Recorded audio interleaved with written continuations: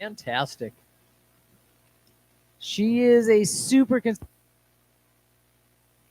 score. She always gets. Her magic score, she is so consistent at 2 of 32 off. Period. I saw her get a 3 at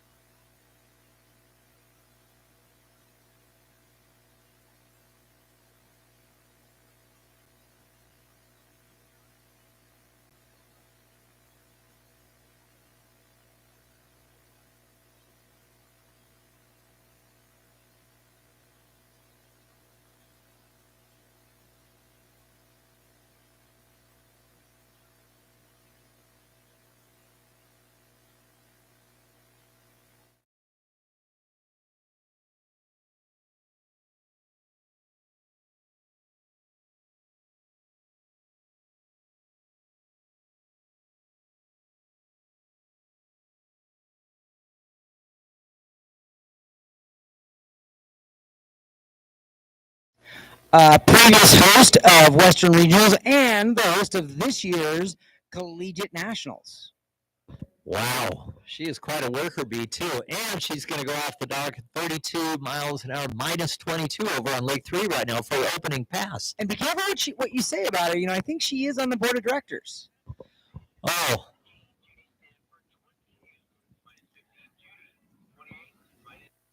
Okay, on Lake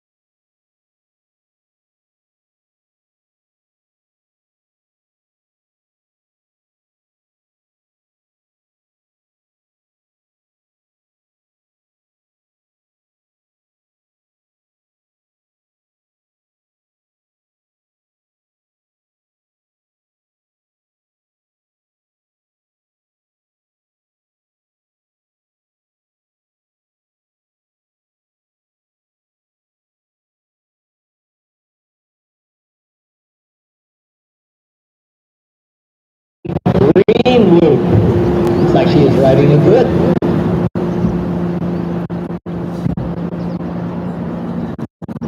She got a little bit pressure coming around one ball, full long twig, turn a 3 ball.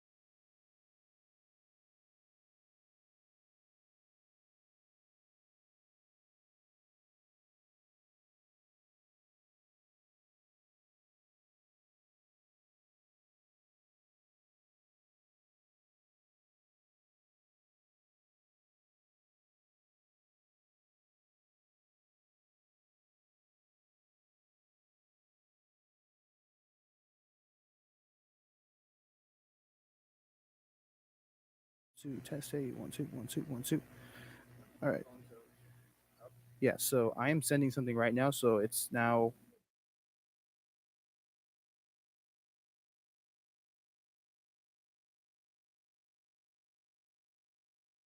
Microphone check.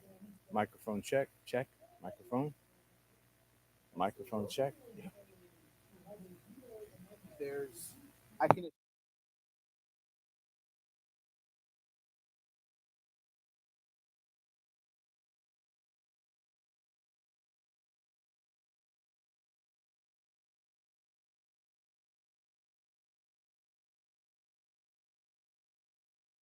One, two, 1, 2. I mean, I could send you a real hot signal right now. So just let me just.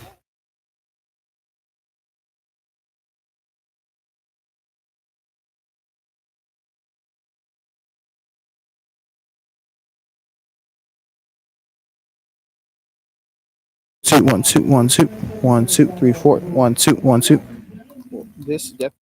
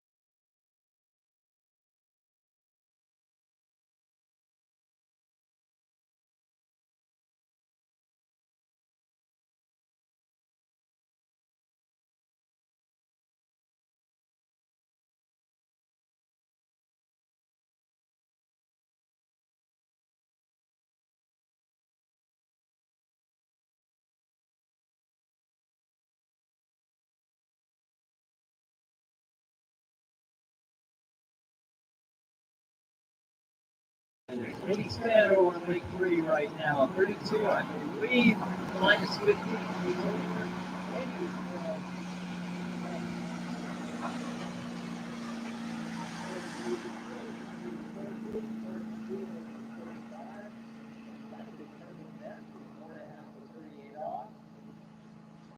Not sure if that's recent or how many years ago that was. State champion. He's got a good fun to hang around with at parties. Do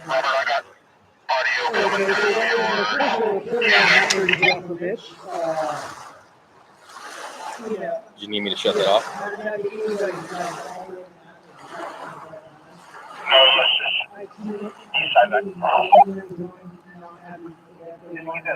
Right now, because I think once we Next thing I'd like to just a moment is Mr. Kevin Hyatt. I'm going to check his bio as if I don't know him here in just a second, and I'll let you know.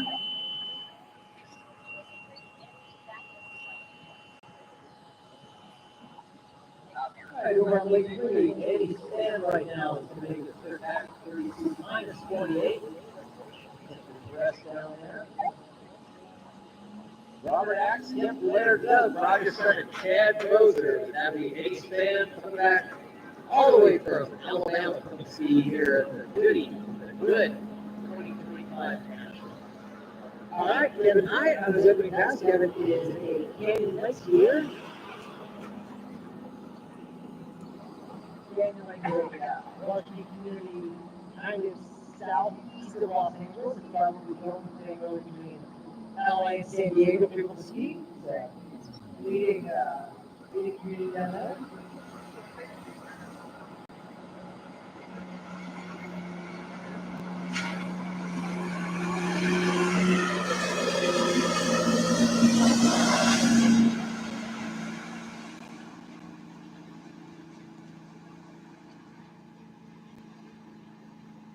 Yeah, Eddie Stan makes easy work right there. 22 off 32 miles an hour. That's considered for pass 3. All the way here from Alabama.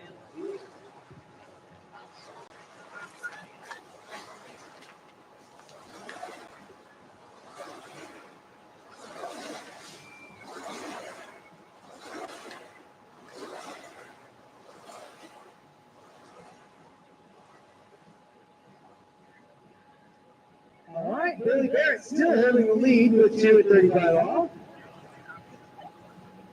I'm going to say that again. Bill Barrett still holding the lead, 2 at 35 off. He's pretty excited about that.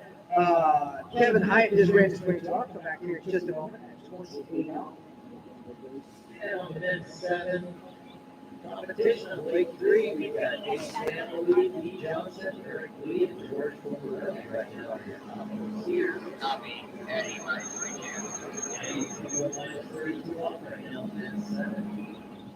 Pass number. Oh, no! I would call that, what is that, like 3.5? 3.5 at 28 off for Kevin Hyatt. All right, next year on the roller is Randy Sturba.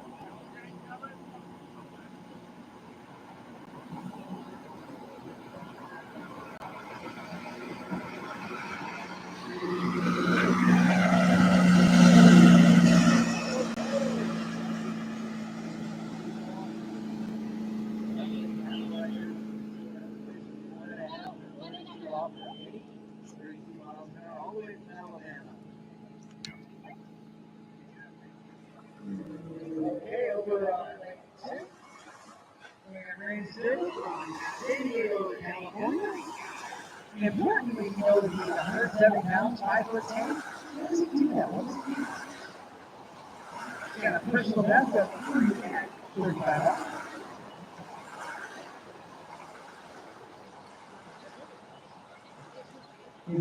His hobby does listed as basketball, running, and wine.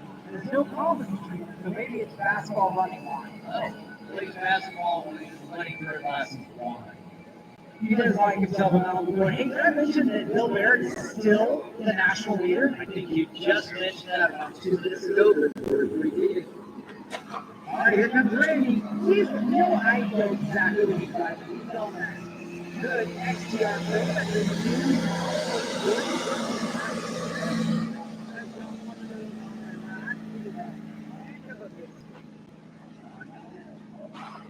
around 6, out the gate, and I'm hoping 5 to 6, then they can catch my mouth. Looks like you got to get a little bit busy there on the good. So, our next skier over here at Lake 3 is going to be Carter Hacks. It's going to be a Kent Leonard, Ed Rogerson, Ted Blue, Dale Black. Right now, the leaderboard, we got Eddie Slalom, Rick Clear. Let's see Michael over here. Our ninth skier off the dock, actually 7th. We had 2 scratches. Out of a total of 35 skiers. All right, minus 2 or 35. You got 4 weeks to go yet over here on that side. That was Kelly Barrett's husband. 2 scratches. Yeah. You're good. You're good.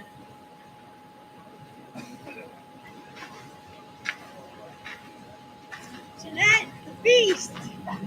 Randy coming back in at 20 off in just a second. So exciting. Woo! It was so exciting.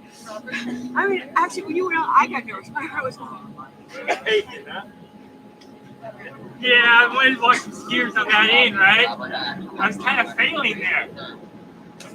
I saw 2. Here it comes. They were actually here.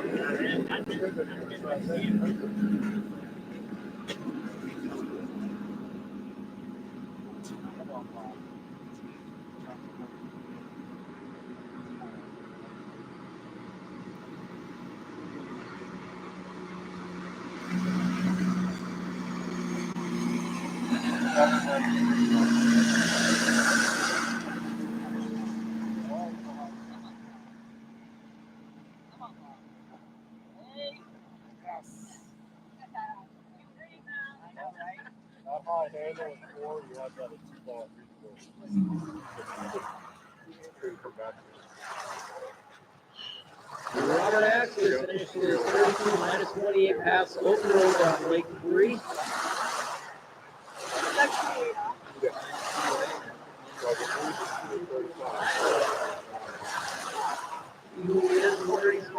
know, right? Yay.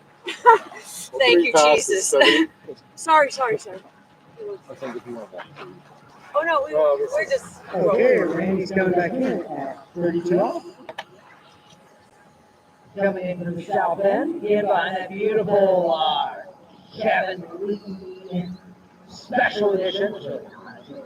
Behind that Faircraft Ski Team 2025. I don't know when Kevin's getting his 2026, but I'm sure he's just like, why did you give me a new 25 when I could have the new? All right, Randy.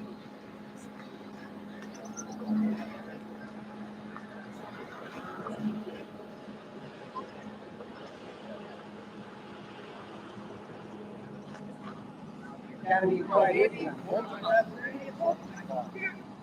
Oh, gosh, I was worried about him in the middle of that pass. I didn't really know how that was going to turn out. That's what I love about that ski. It's just super forgiving. Randy just kind of like put his shoulder down and made that happen. That's great. Again, my second endorsement of that good XTR. Come on.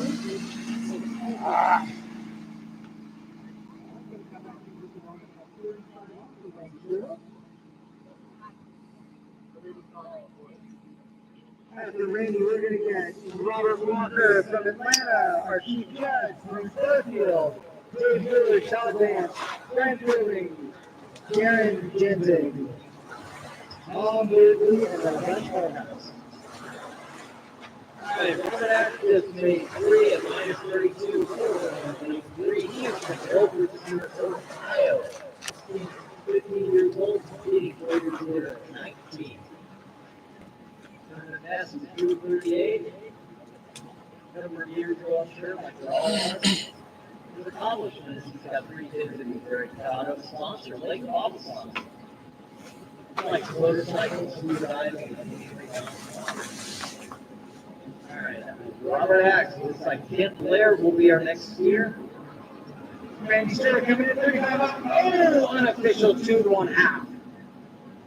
Oh, bad news for Bill Barrett. Bill Barrett has been knocked out of the lead. Randy Sturba is unofficially our new leader in men's 6 slalom. Randy better be ready because that trick event's going to be tough too. Morning. Hi, how are you? So right now, Robert Axe is in the lead with 3:32 off. Eddie Span, second place. Dee Johnson, Eric Lee, and George Bogarelli. You know something, Frank? I just said something silly. Imagine, Randy scored 1.535 off. I think I don't know what I said, but it was wrong. So Bill Barrett is still in the lead. Is he really? Bill Barrett's still in the lead. Bad announcer, bad chief announcer, me. My mistake. I take care of that. So, well, don't leave me alone. Take your penalty. Just don't leave me. Please don't leave me. You're ready to adjust accordingly to Okay, Robert Walker is going to just move it 34 minus 22. 34-22. Robert Walker from Whitestone Lakes in Atlanta. I can't tell you how beautiful this ski site is. There's some property for sale too. Like green. This is Blair. All the way from West.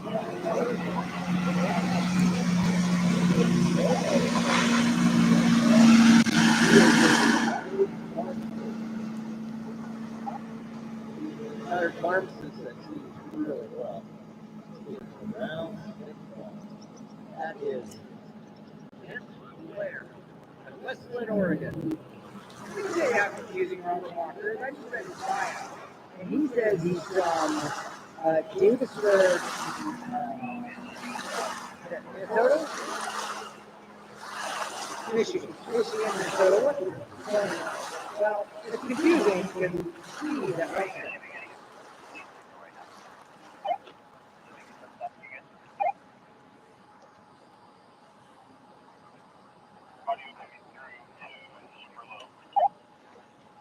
I'll let you know right now once it starts talking again.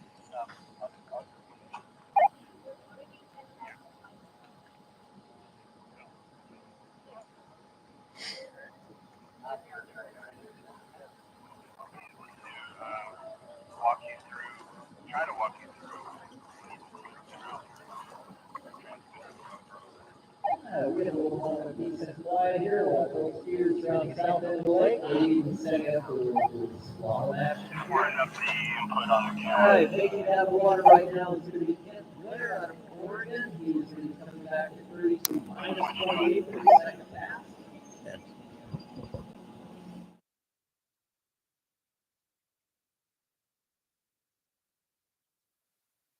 Okay, Robert Walker from, I'm just going to say he's from Whitestone. I know he skis all over the country, but he's a Whitestone skier. That's where I know him from.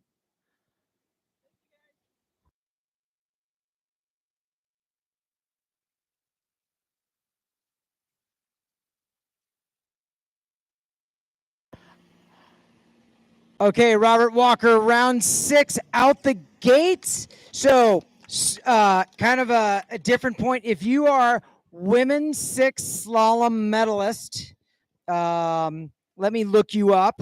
Let me just call out all of your names. Women's 6. If you are, Jeanette, first place. If you are Jeanette, Connie, Heidi Ryan, Kelly Barrett, or Janine Rivers, and you got a medal, we're going to do your award ceremony in about an hour. Did I get that right? In about an hour? You got that right. In about an hour, maybe a little less. We have about 8 skiers, Okay. so about an hour. Okay, so we're gonna say this a number of times because, ladies, we're kind of like gonna take a break in the tournament actually for a second to get you guys your medals. So, women's 6 medalists. The podium is down by the white tents between lakes 2 and 3. Please, please, please be down there. Everybody wants to get their medal and get their picture taken, and that'd be awesome. So it's about 9:03 right now. So probably about 10 to 10. I would definitely make our way down there if you want to get your award, please. The women's 6 competitors. Kent Blair out of Oregon now, 32 off on Lake 3. Okay, Pass number 3. Robert Walker, I believe this is 32 off.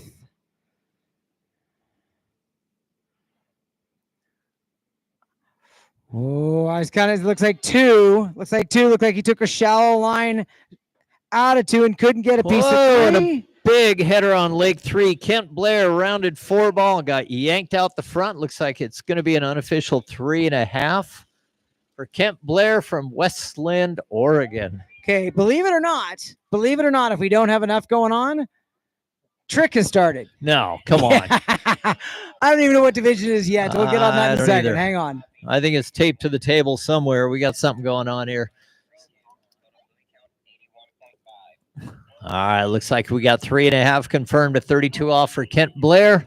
Let's see where that puts him on the leaderboard. Oh, Kent Blair sitting in first place right now with Robert Axe and Eddie Spann.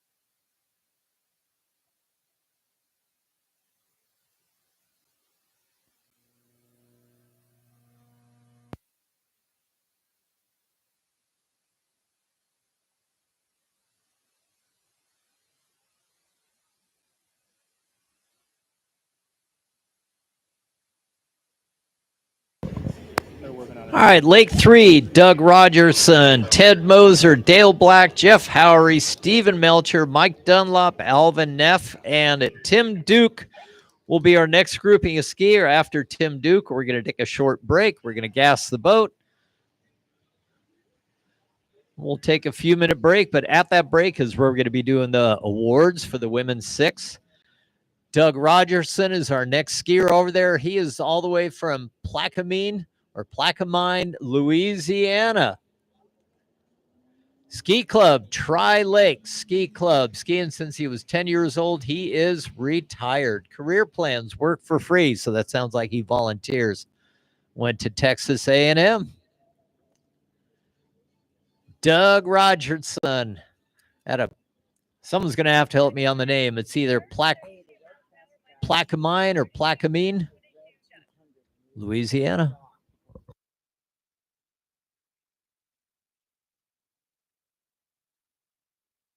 Doug is going to be going off the lake at 32 miles an hour, minus 22 for his opener. So do you have that trick? Trick is right here. Oh, wow.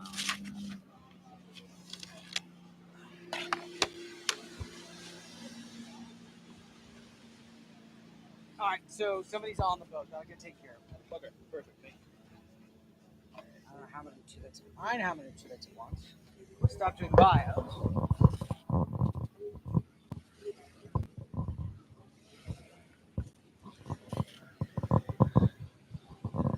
Doug Robertson on his way down the lake, rounding 6 ball at 32 minus 22 for his opener. All the way from Louisiana. Here at the 2025 U.S. National Water Ski Championships at Ski West Village, California.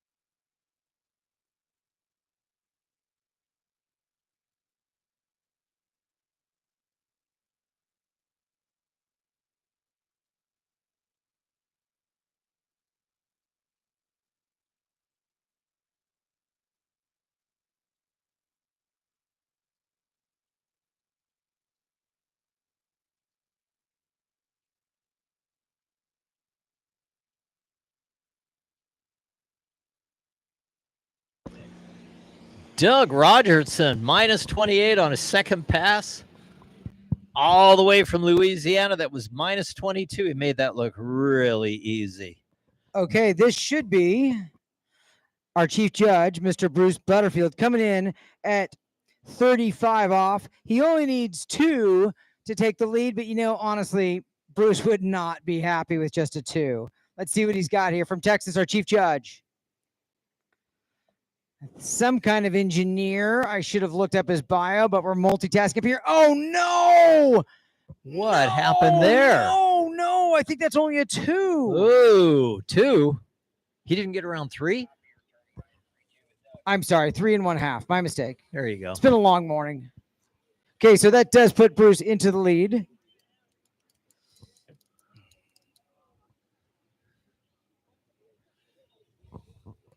Okay, so next here on the water is going to be Dave Miller. Dave Miller here on the Lake 2, Slalom Lake.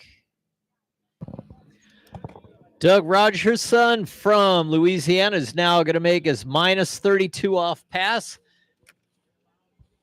So far, top score is 3.5 at 32 off. Kent Blair, Doug Rogerson, all the way from Louisiana here at the U.S. Nationals.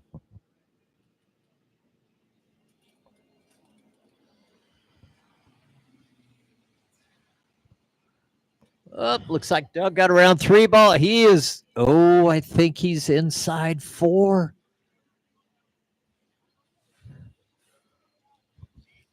We're hearing scores of 3 for Doug Rogerson and minus 32. That's going to put him in a tie with Robert Axe for the time being, but we got a lot of skiers to go, so we don't know if that's going to be a runoff yet or not.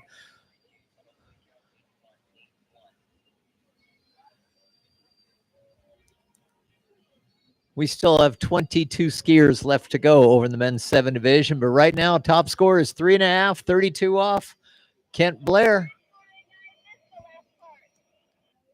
Doug Rogerson right now is tied for second place with Robert Axe. Hey, I'm not hearing any radio traffic at Lake 1. Is that because they're not on the radio? Question mark?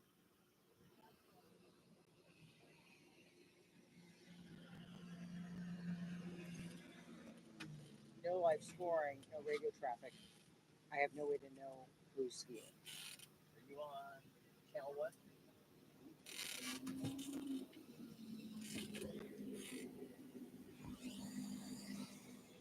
Okay, Dave Miller from Katy, Texas on the water. Not to be confused with Canadian Dave Miller.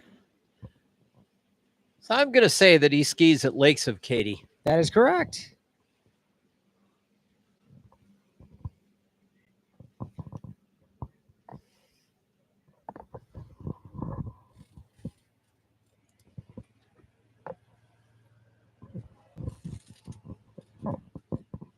Over on Lake 3, we are about to pull Ted Moser. Ted Moser is from Moses Lake, Washington.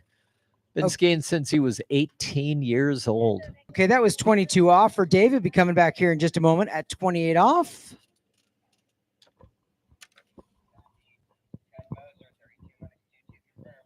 All right, Ted Moser on his opening pass, 32 miles an hour, minus 22 all the way down from Moses Lake, Washington.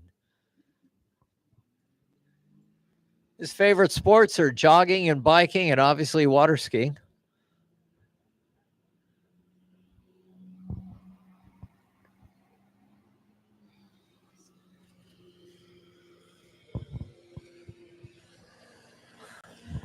Dave Miller coming back in at 20 off.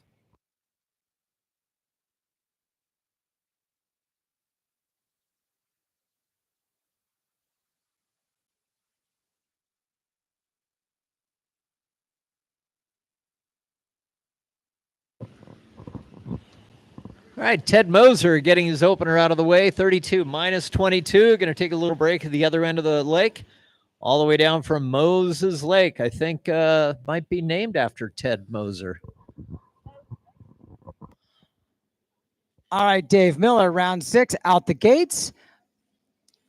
Bruce Butterfield is our current leader, followed by Billy Barrett, Randy Sturba.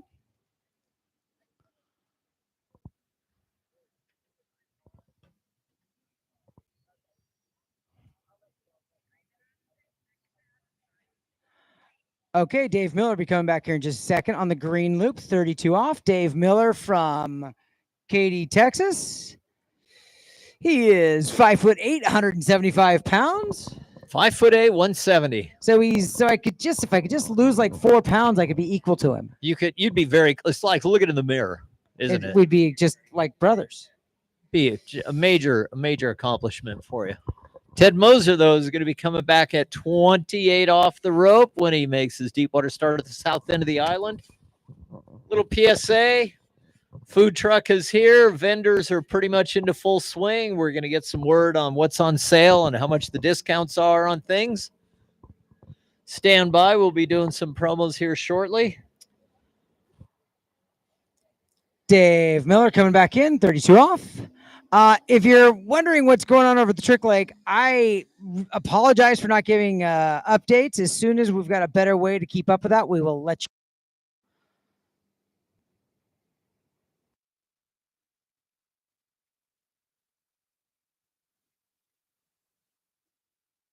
All right, Ted Moser did a nice job there at 28 off. Looks like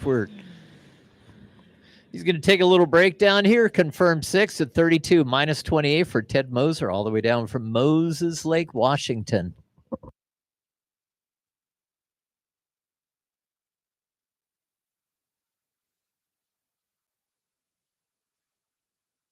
Okay, Dave Miller coming back in here in just a minute at 35 off. He's got to get around 4 and back to the wakes to take the lead from our chief judge, Mr. Bruce Butterfield.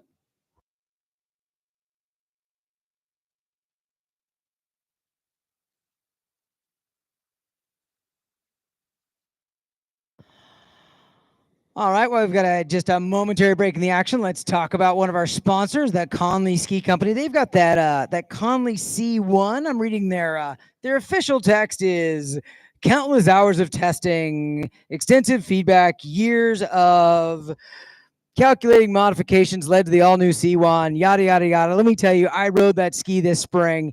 It's great. It's fast. It's really... It kind of disappears under your feet. I really like skiing on that C1. So Conley is one of our sponsors here for USA Water Ski Internationals. They're handcrafted here in the United States, and they have a 58-year legacy of building skis in Seattle. All right, Lake 3 looks like Ted Moser had a little glitch coming off 1 ball, got pulled over the front kind of hard, could not quite make it over to 2 ball. I think he's going to be scored like at 1 at 32 off. Looks like an unofficial 3 for Dave Miller there. Going to put him into the lead momentarily. Dave Miller with 3 at 35 off. 35 off, okay. Next skier on the water is Todd Vance, a California boy. Lake 3, Ted Moser is going to be credited with 2 at 32 off. We still have a tie at 3 at 32 off between Robert Axe and Doug Rogerson. That's going to bring up Dale Black, Jeff Howry from Northern California, Stephen Melcher, Mike Dunlop, Alvin Neff, and Tim Duke before we take a short break to gas up the boat. And it sounds like the women's 6 awards ceremony will be during that break down at the awards podium down by the food truck at the north end of the lake. Okay, next skier on the water is Todd Vance, 34 miles an hour, 28 off, 190 pounds, 6'2", self-employed. That's all I got. San Mateo, California. Todd Vance. Doesn't say where he skis, huh? Right?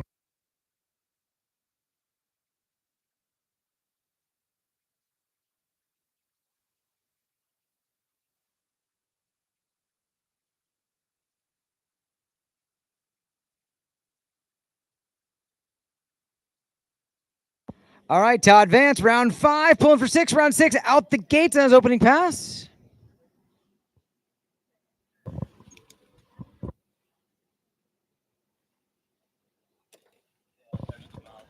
Over on Lake 3, this is Dale Black all the way from Westminster, South Carolina.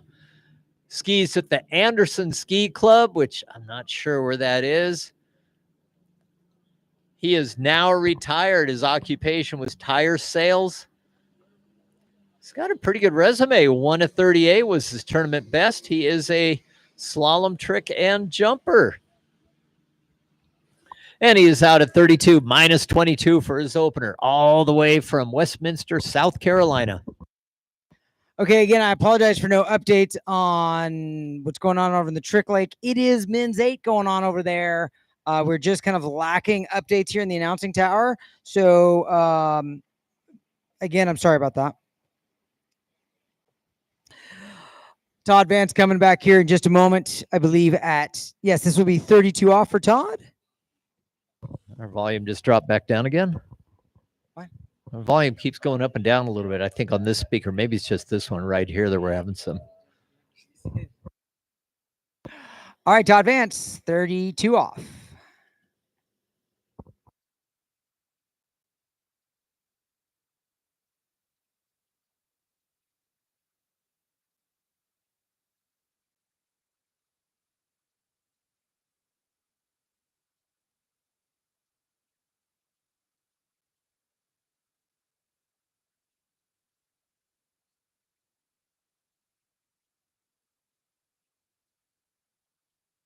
All right, that's 6 buoys for Todd. Come back here in just a moment, I believe at 35 off. 35 off already. Man, you turn around and don't pay attention. We're starting to get into the money passes for a lot of these guys now over in the men's 6 side. Big field. All right, Dale Black all the way from Westminster, South Carolina, 28 off his second pass, coming from the south end of the lake right now. Find that beautiful Malibu. Eric Yamasaki walking past the announcer stand all the way from Truckee, California.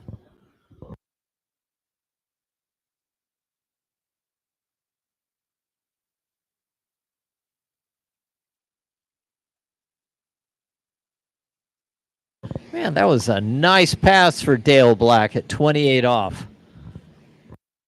I think he is on a Denali. All right, Todd Vance coming back in at 35 off. Todd skis at Berkeley.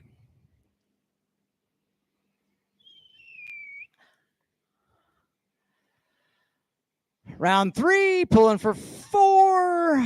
Oh, yeah. 4 at 35 off, which is unofficially maybe going to put him into the lead. Maybe. Let's find out what the leaderboard says. Big handle dip there at 4 ball. Lake 3, Dale Black is going to be a 32 off. We got a pretty good cluster of people 32 off right now. Got a 1.5, got a 2, a couple 3s, and a 3.5. Okay, officially on Lake 2, Todd Vance takes the lead with 4 at 35 off. So, Bill Barrett, you're in 4th. Sorry, buddy.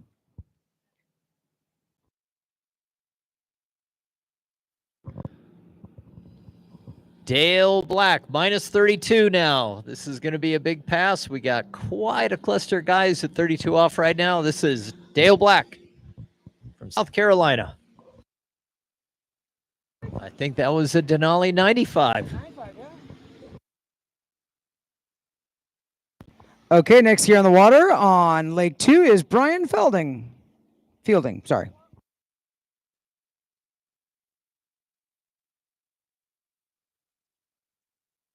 All right, looks like we have our first completed pass at 32 off over on Lake 3 for men's 7.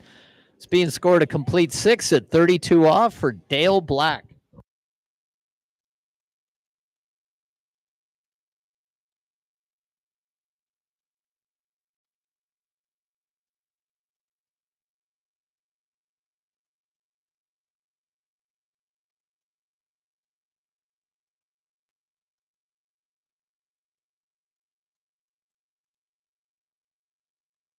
Okay, Brian coming out at 34 miles an hour, 22 feet off the line. Just a minute.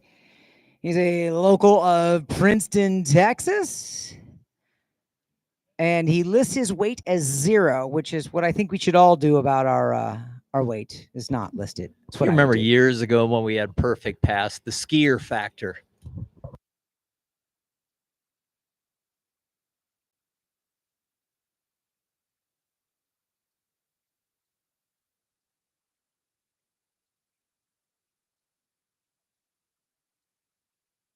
All right, Dale Black now on Lake 3.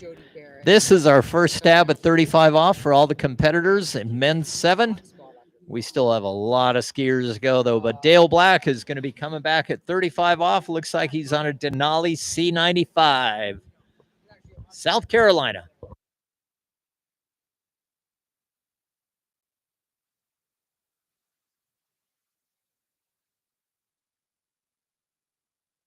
Oh, looks like we could not hang on to that. It looks like it's going to be a 2.5 at 35 off to take the lead. For men's 7, we still have a lot of skiers left to go. So we're being scored 2.5, 35 off for Dale Black, unofficially putting him in the lead for the time being.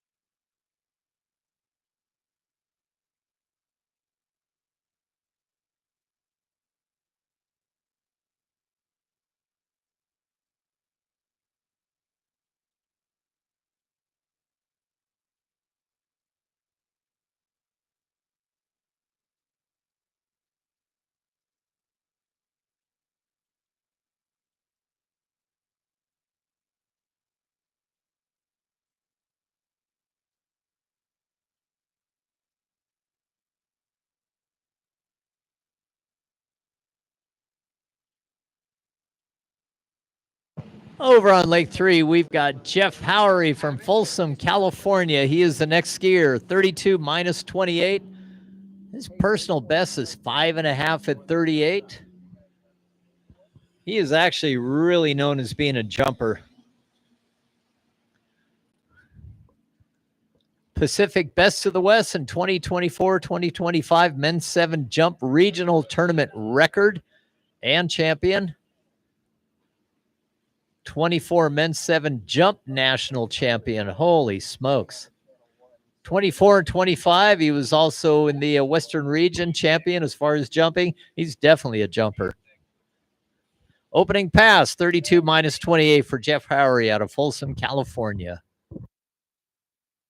Okay, Brian Fielding coming in at 32 off. Again, Brian, a resident of Princeton, Texas. South Central Region, one of our 42 South Central Region skiers at this Nationals. Where are you guys, South Central? Come on, you're What killing happened me. to South Central?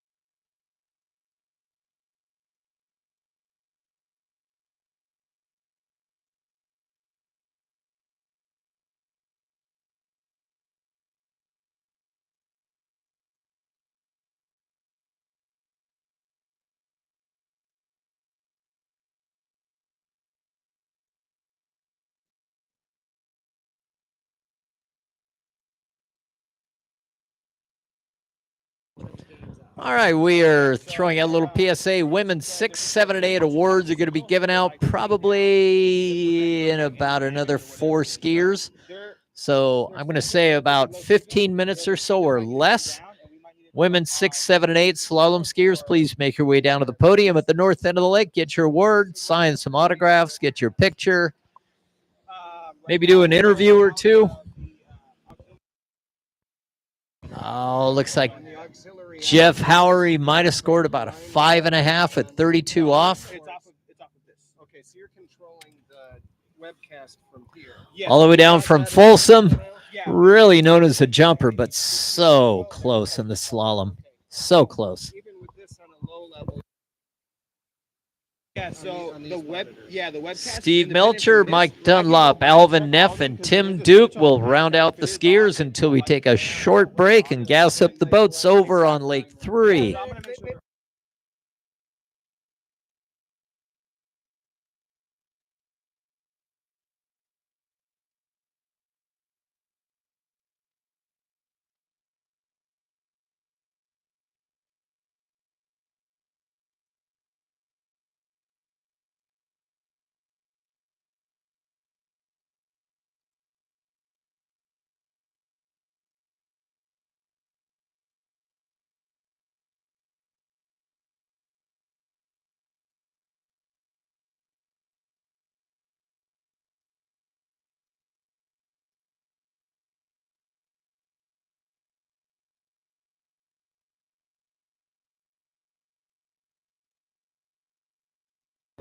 All right, Lake 3. This is Steven Melcher, all the way from Eagan, Minnesota. Been skiing since he was 14 years old. He started competing when he was 49 years old.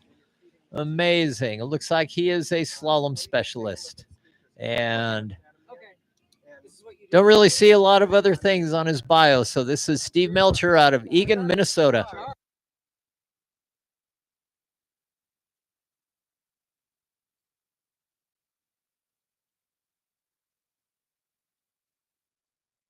All right, looks like Steven had to struggle a little bit, kind of a late 5-ball, got around 6-ball, it looks like, out the gates.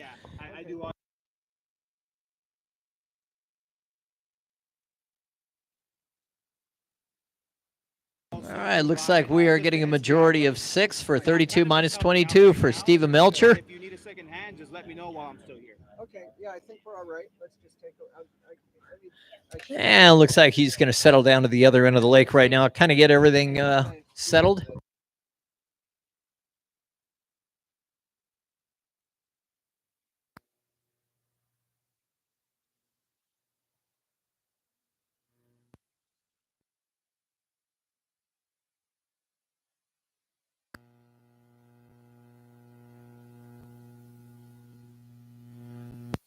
Okay, coming back at 32 off on Lake 2 in just a moment.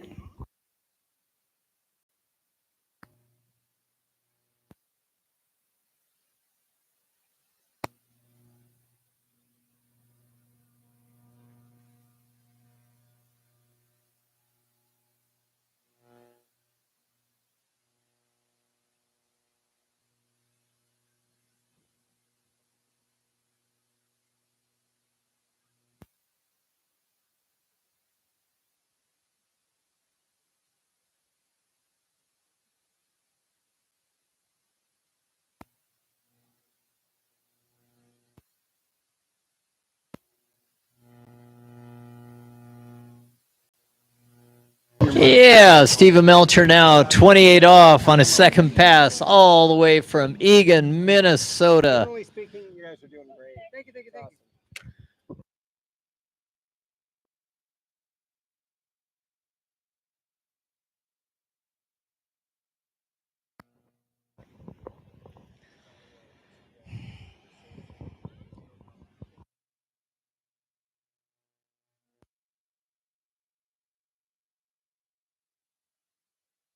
All right, round 6 out the gates.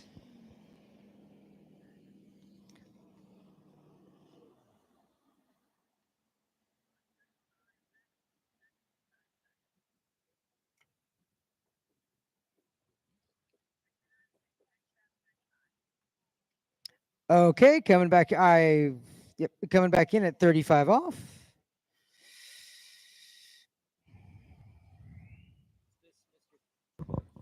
Is this Mr. Fielding?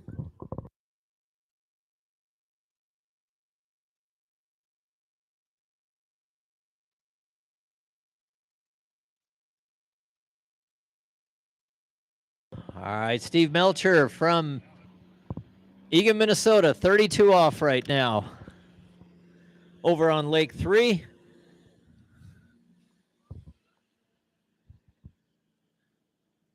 I'm seeing a lot of goods out there.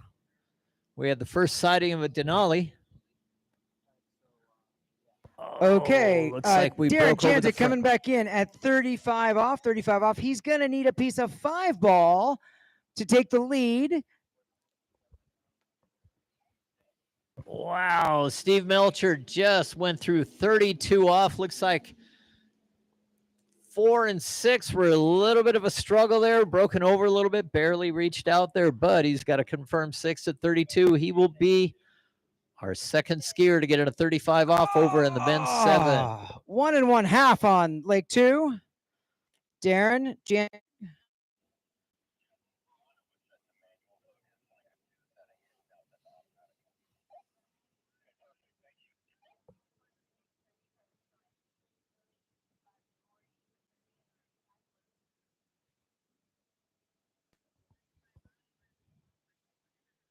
Okay, so Todd Vance is still in the lead with 4 at 35 off, followed by Bruce Butterfield, our chief judge, 3 1/2 at 35 off, and then Brian Fielding at 3 at 35 off. Dave Miller also 3 at 35 off. If we were closer to the pointy end of the stick, I would think we were going to get a runoff, but I don't think so.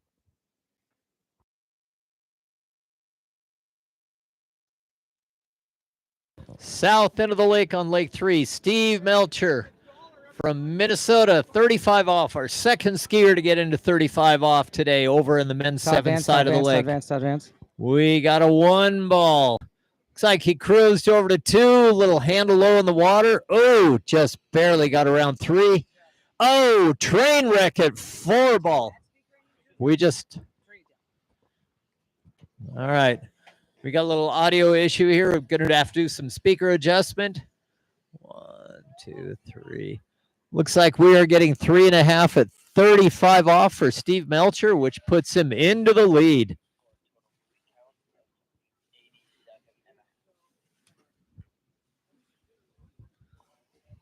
All right.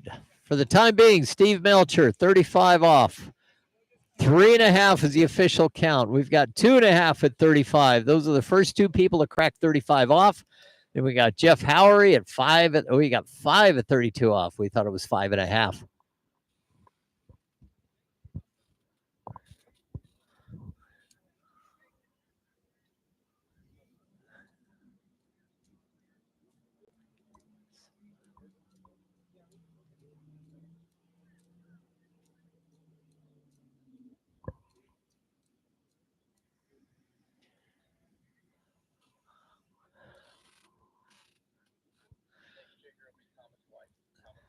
Thomas White. Over on the Trick Lake, we've got Thomas White is going to be the next trick skier.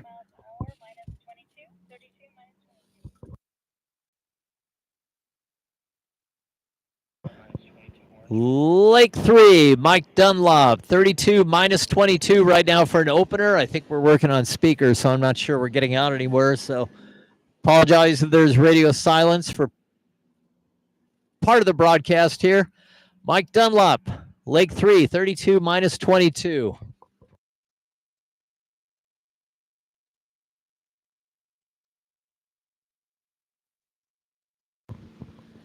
So just to acknowledge, I think we are on the interwebs. We have something like 200 plus viewers right now. So thank you everybody for joining. Waiting to see what happened over on Lake 3 with Mike Dunlop.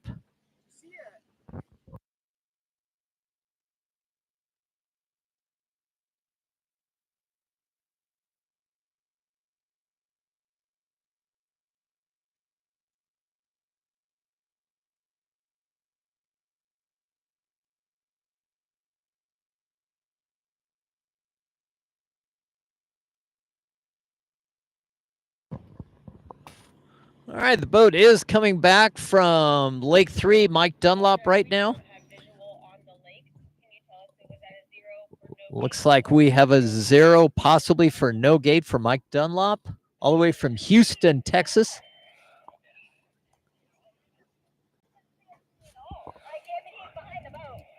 So Mike just kind of made a pass down through the lake behind the boat. He might have misjudged where the gates were. There's no telling. So a short day for Mike Dunlop all the way from Houston, Texas. Wow.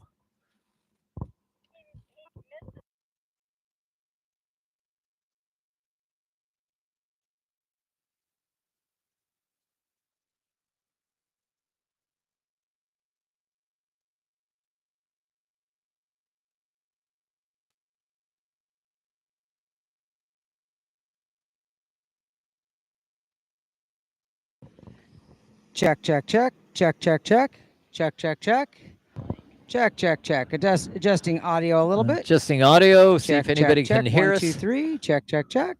So for those of you on the Jim web, Powell, that was check, check, Tom check. Is that Beardsley. I know guy Tom doing- very well. He's here in Northern California. Opener was 28 off. That was his 32 off pass. My dog has fleas. Checking audio. I We've got think on Lake 3 right now, Alvin Neff is going to be our next skier.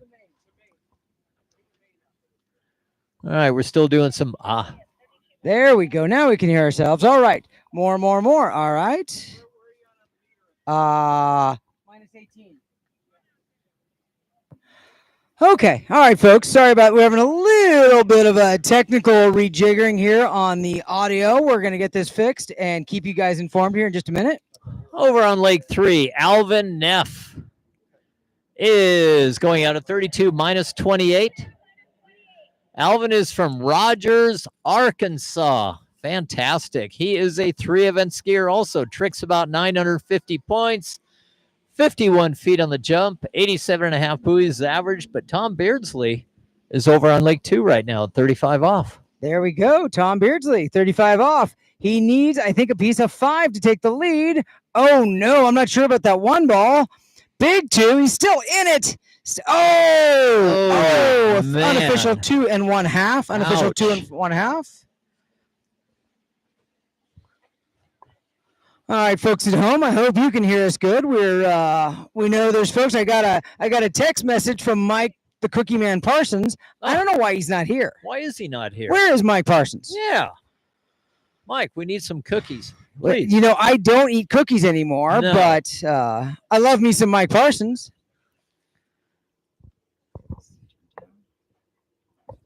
All right. So we got the interweb people watching. We got Alvin Neff over on Lake 3 right now. He's going to be coming back at 32 off. Unfortunately, Tom Beardsley kind of took an early dive at 35. It's well below his average right now. Alvin Neff is going to be coming back at 32 when he makes his deep water start at the far end of the lake. Like I said, from Rogers, Arizona. Home region, South Central. 3-event skier. Okay. All right. So next skier on the water, I believe, is going to be Rich Foster. We'll confirm that with scoring in just a moment here. Rich Foster.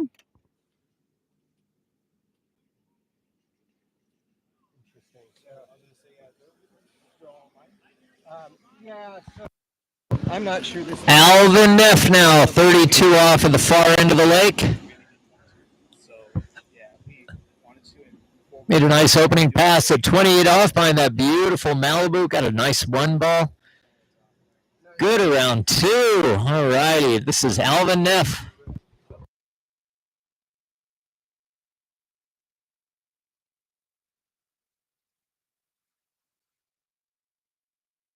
And Alvin slides around 6 ball with a 32 off pass. From this one and see if it makes any difference. Let me do that real quick. Yes, I know. But And Alvin is getting confirmation all the way around. 6 balls, 32 off. Our 15th men's 7 competitor out of 33. Big class today.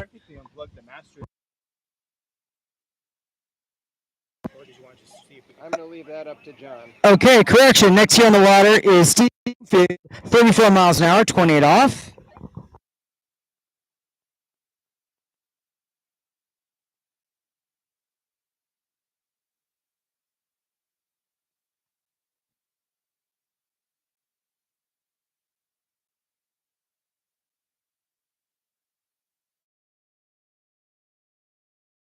Now, He is going to be making a stab at 35 off here. He is going to be our third skier into 35 off today. We've got Steve Melcher and Dale Black having a 3.5 and a 2.5 and 35, and this is how 5 off. On leg 2 here, you've got Steve Bloomfield from Kearns, Texas.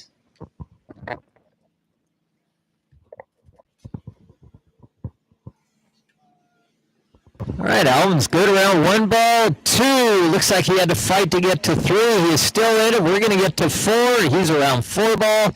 I think he played it safe. That is going to be a 4 at 35 off, which for the time being is going to put Alvin in the lead by half a buoy over Steve Melcher. All right, we have one. We take a short break to gas the boat, maybe get the driver and the safety a drink of water. If you are getting an award, if you are women 6, 7, and 8, make your way down to the, please pick up your awards, get some pictures. All right, Steve Bloomfield coming back here in just a moment at 32 off.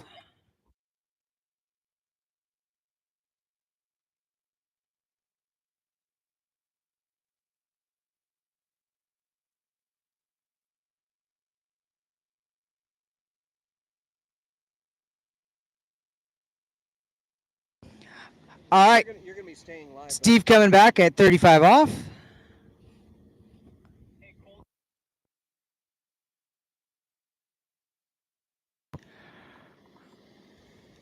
Well, gosh, that looked easy. That looked really easy over there if that was 35 off. That was amazing.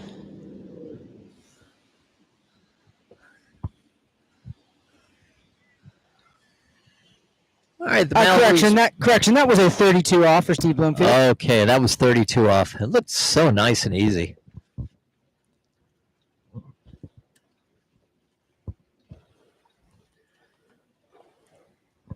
All right, Tim Duke will be our next skier. We're going to be taking a short break after Tim gassed the boat. So we have a celebrity sighting on site. We have a celebrity sighting. Who could it be? I just saw Dave Buckley. No, Dave Yeah, Buckley? you can imagine that. Whoa. If anybody wants an autograph, he's right down here in the slalom tents.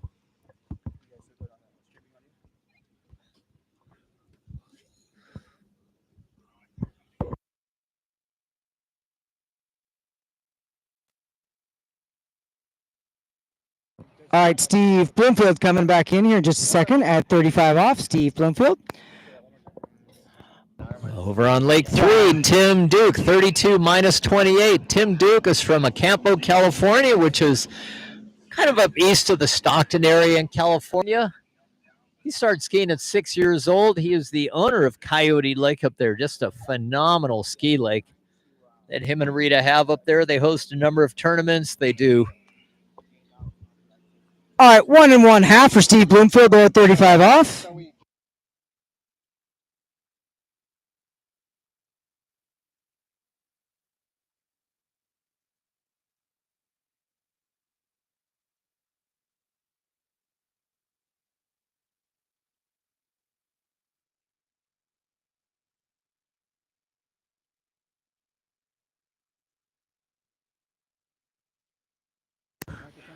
Tim Duke makes his 28 off passes opener all the way down from Acampo, California. It's about a 3+ hour drive from here up north.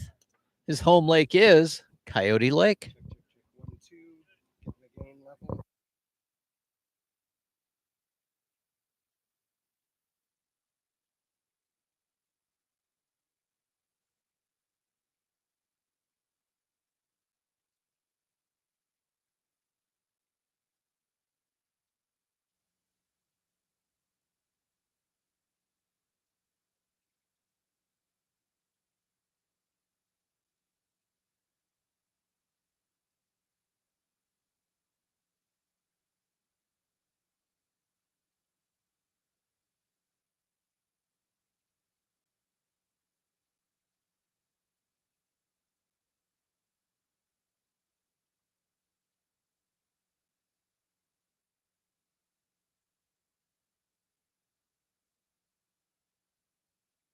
Okay, good. All righty, back on the live stream. Tim Duke right now at the south end of the lake. He just completed his 28 off pass. He is now coming back at 32 off. Tim's all the way down from Coyote Lake, which he's the owner of up in Campbell, California. Tim's got his trademark bandana on, his do-rag. His nickname is Boots because whenever you see him at the ski lake or at a tournament, he's got his work boots on. Long pull over to 5 ball. Tim leans back hard to get around 6 ball. Tim is out the gates, 32 off.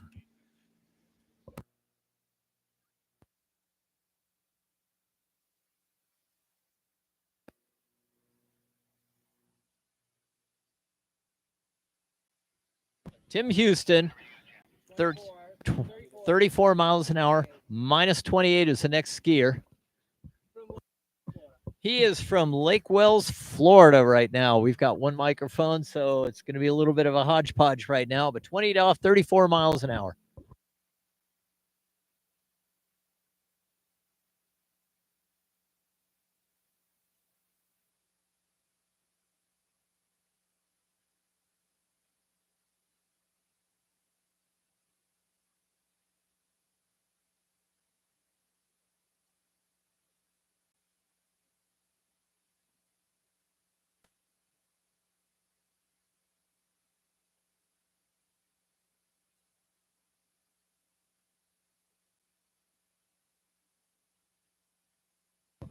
Tim Houston just ran his 28 off pass here on Lake 2. If we look over at Lake 3, that's going to be Tim Duke at minus 35. Okay. Yeah, I think that might be better. Hello. Now, the only thing is, I don't know if So Tim Duke right now, we've got 3 skiers that are broken the 35 off barrier. This is Tim at 35 off. We'll see how far down course Tim can march. Took a nice, oh man, pushed his feet out way too fast in front of him at 2. That gives him a 1.5. And there is no runoff possible yet because the next best score is 2.5.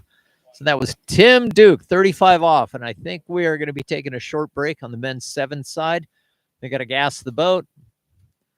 Probably get a drink for the drivers and all that. What's going on over at Lake 3? Or Lake 2. I'm going to turn around and see what's what. Tim Houston now coming back at 32 off.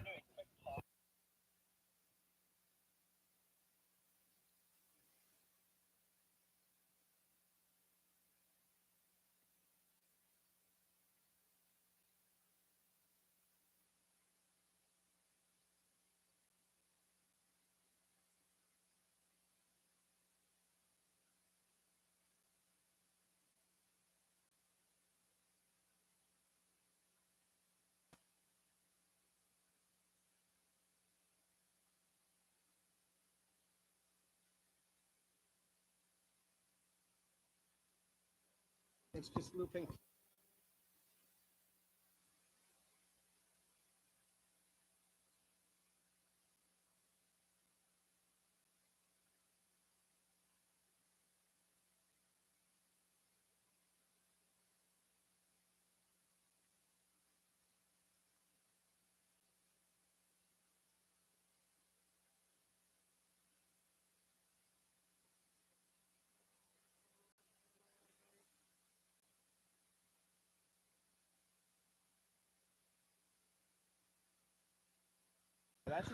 All right, we got some little pause right here. We're trying to get the Lake 2 announcing up again, but it looks like our next skier over on Lake 2 right now, I believe it was Tim Welser from Texas. This is his 35 off pass right now.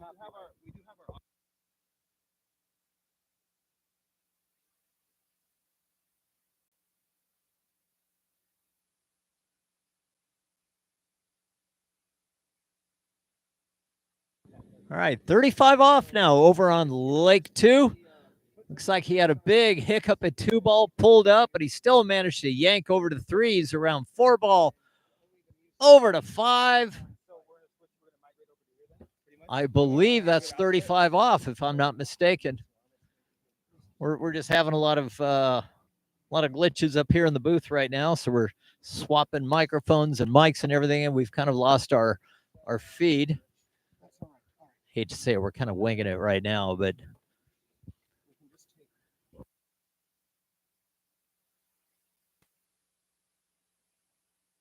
all right, so we got to confirm 6 at 35 off for. You got the sheet. Tim Houston. Oh, okay, that's Tim Houston. It will be the third channel, and we'll turn that aux all the way off. Right. And then, yes. Then feed the two mics. New lead, Tim Houston, full pass at 35 off right now. He has set a number.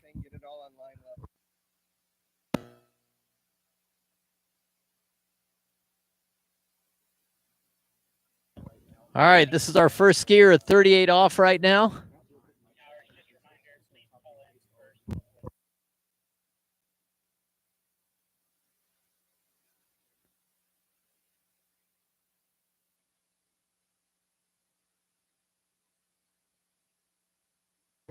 All right, 38 off. Tim's pulled out for his gates right now. He is over to 1 ball, 38 off. Had a nice one right there. Over to 2. Picked up the boat late. Oh, S turns over 3. And it looks like he's going to make it back to the boat guide. So that's going to be an unofficial 3 at 38. Holy smokes.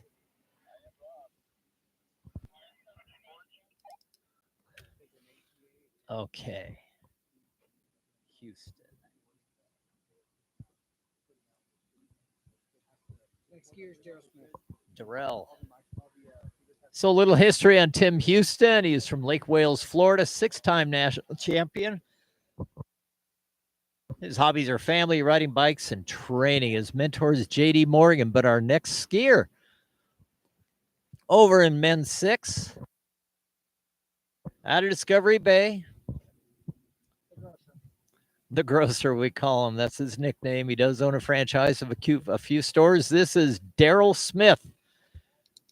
Kind of skis at Short Line and Berkeley Water Ski. He's an owner of a grocery outlet. He started skiing at 16, and at 20 years old, he decided it was time to start competing. His tournament best was 2 at 39. Going off 28.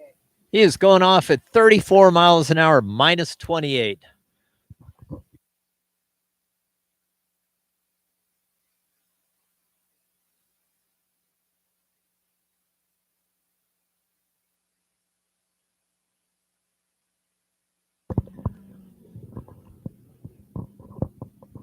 All right, this is Daryl Smith now on Lake 2.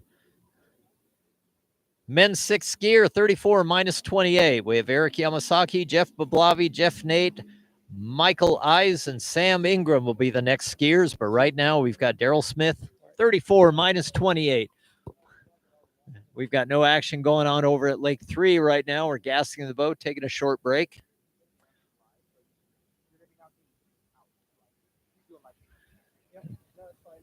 Daryl Smith marching down the lake, 28 off. Behind Kevin Lee's Nautique. That was a nice pass. Until this skier gets done. Yes. And then we'll swap. All righty, it looks like we've got awards happening down on the podium for the women's 6, 7, and 8 slalom, and I believe 9 also. So Daryl Smith is down at Discovery Bay. His career plans are to retire. Yes.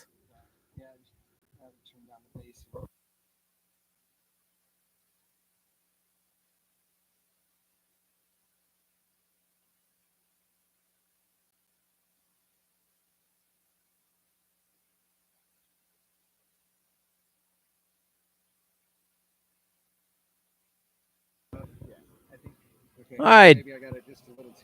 Daryl Smith will be coming back at 32 off. He ran his 28 opener.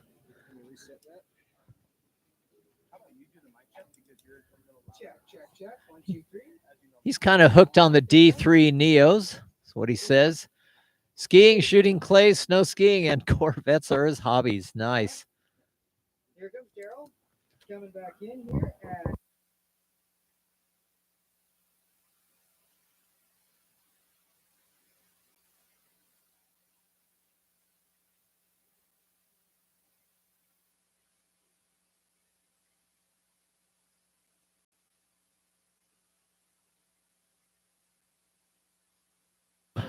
Nice, nice.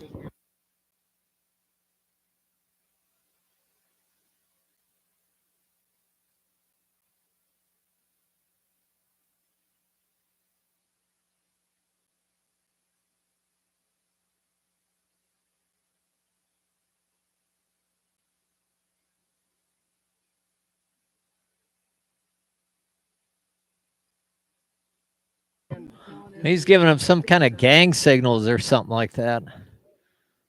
Will Bishop is the designer and This brains meter is behind actually all not the, doing all the skis anything, but at it's D3. coming out. Correct. Integral part of Mastercraft boats, too.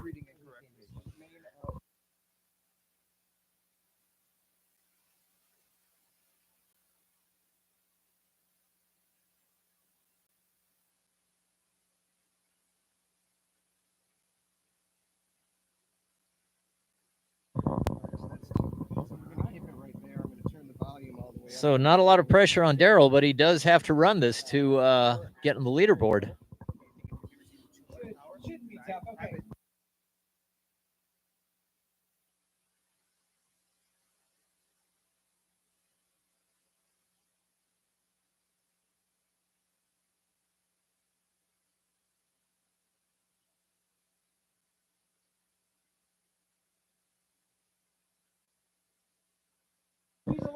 Oh, no.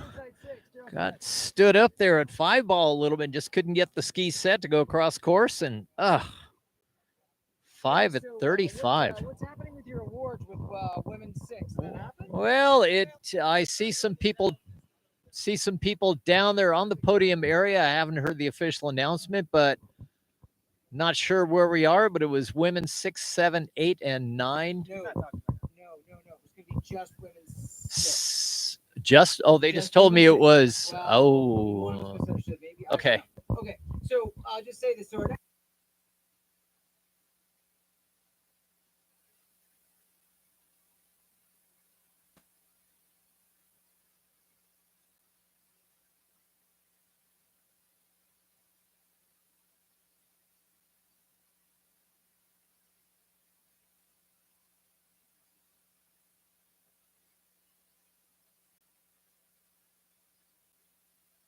Craig Kornick out of Arizona. Mike Dillinger and we're getting pretty good level there.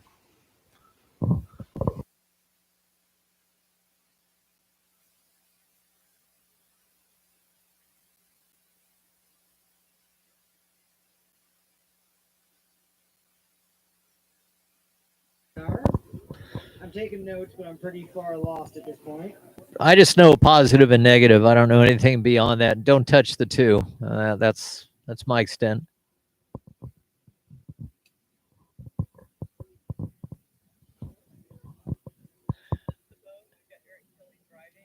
All right, so our podium over here in the men's 6, just for the moment, is Dave Miller and Brian Fielding with 3 at 35. And then Bruce Butterfield with 3.5 at 35. Todd Vance.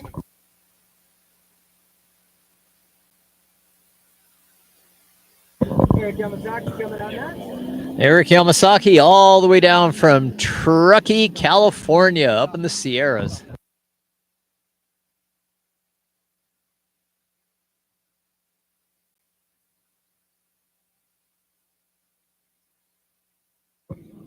You always sound good. Eric riding a kind of a classic good. It's an older ski that he just lost. I think it's power.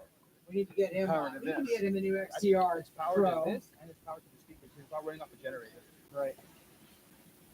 I'm almost certain we're getting Eric skis at Sierra Springs over on the Nevada side. Over by up there, south of Reno, almost Gardnerville area, right off.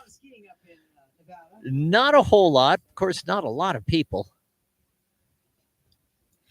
Started skiing at 10 years old, competing at 25. Ask Eric about the famous tractor races.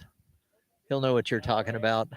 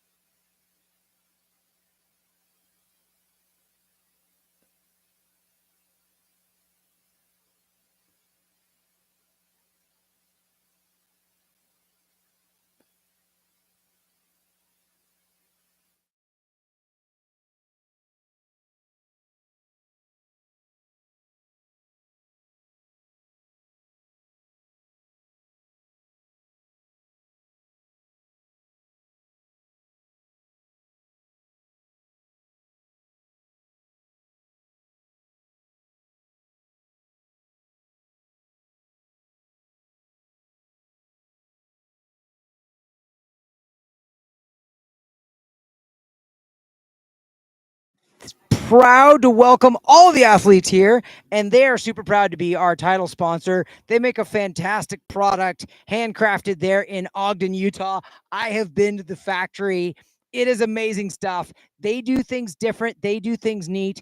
And again, everybody talks about GOODE for their slalom skis like the 9970 and the XTR Pro.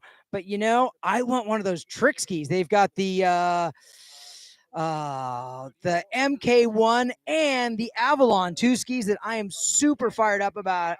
I don't think maybe it would fit my skiing, but I would love to have one of those 54-inch GOODE trick skis. They look like so much fun.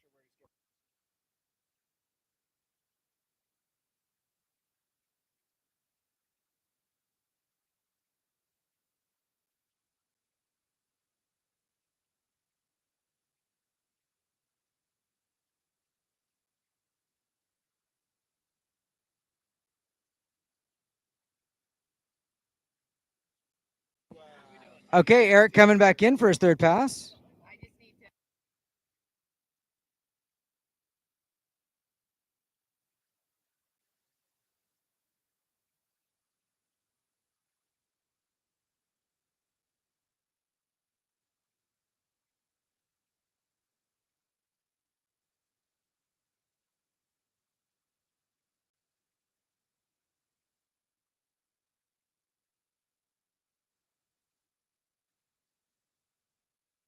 All right, so that was Eric Yamasaki running 6 at 35 off. Where is that going to put him?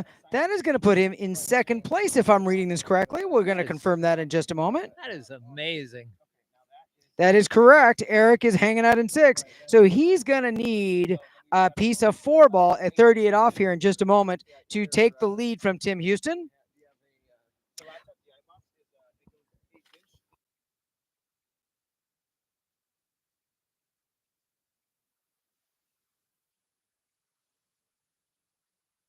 All right, over on Lake 3 side, looks like we've done our sim passes over there.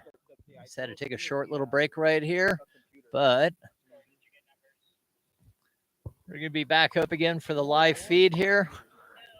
Thank you, everybody out in the interweb, for joining us today. We're still kind of working through some glitches and things like that on the feed. Yeah, it's a long story, but no.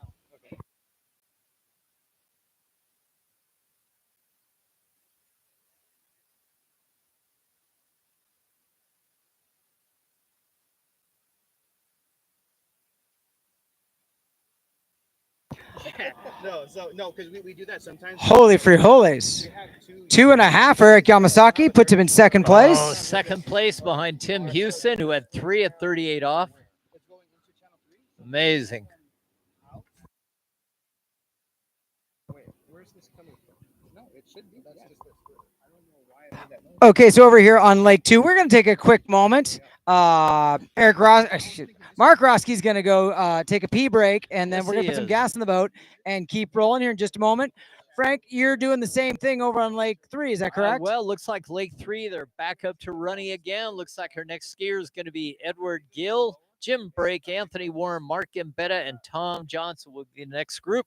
We've had about a 10-minute break over there. They gassed the boat. The driver had a chance to go take care of some business. And we'll hear what Edward Gil is going to be coming out on here in a moment.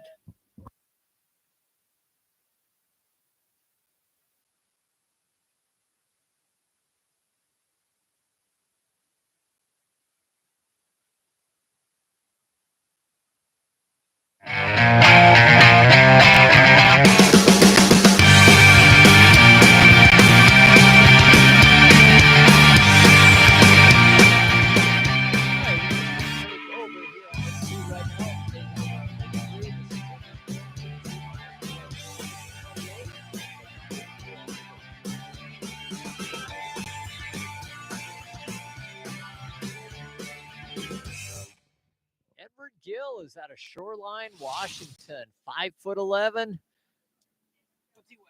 Well, he weighs 190, but he skis at Laku and Hilltop in Washington. Oh, Edward Gil is our academic cardiologist. Fantastic. Looks like he is on his 33rd year as a cardiologist. Wow. It's amazing. Looks like his personal best is 2 at 38 off. On his bio says he likes the Syndicate Pro 67. He also jumps. Tournament best was 111 feet.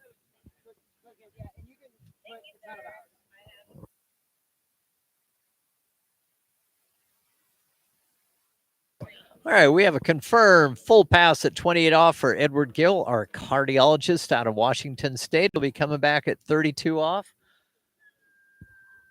John, is it time for a PSA? I've been told that over at the food truck, the trailer where they sell barbecue meats and sandwiches, they are now selling iced coffees. So if you need a coffee fix, I don't see a coffee vendor there. We've got iced coffee available if somebody needs to kind of get a little quick pick-me-up. So, Frank, I know you were here with me 2 weeks ago and you ate some lunches at that same food truck. Yes. Tell me, I mean, I have to tell people to be careful of the jalapenos because they will burn your face. But Yes. Tell me what you ate off the food truck. So I had the chicken sandwich. Twice I had the pastrami burger, which was just a massive meal in itself. I highly recommend it. If you're hungry, get the pastrami burger. The chicken was excellent too. They'll offer some drinks. I think they have soft drinks. You get chips, but absolutely pretty much anything on the menus. Well worth eating. And over on Lake 3 right now, while we're chatting about food, is Edward Gil. That was 32 off. The cardiologist out of Washington State. Okay, so I have a big announcement over here. Frank, give me a second. So again, I apologize to the folks at home and everybody on shore for lack of announcing about tricks. We just had a little bit of a tech glitch here, but I do have some results if you're not watching. So starting from the bottom of the list, working our way up, Bradley Boyd, 170 points. Dennis Weezer, apologize if I mispronounced that, 510 points. Pat Combs, 650. Russ Seltzer, 660. Bradley Hartwell, 910. Rob the Coach Vieira, 980 points. Douglas Kaiser, 1,200. And your 2025 Good Water Ski National Champion for men's 8 is John Abel, 1,390 points. That's a nice score. It's not bad. No. It's not bad. Oh, hey, and let's talk about men's 9 while we're at it. Is that all of men's 9? That is in third place. Don Butcher in second place. Thomas White. And in third place, the famous Dennis Longo with 1,380 points.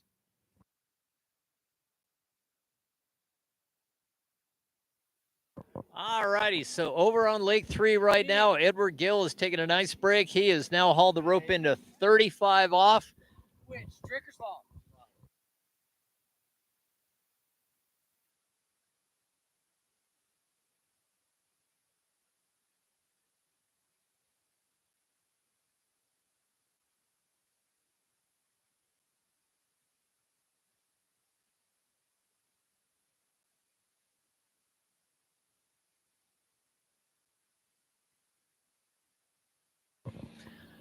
Edward Gil right now, 35 off for those of you at the webcast at home.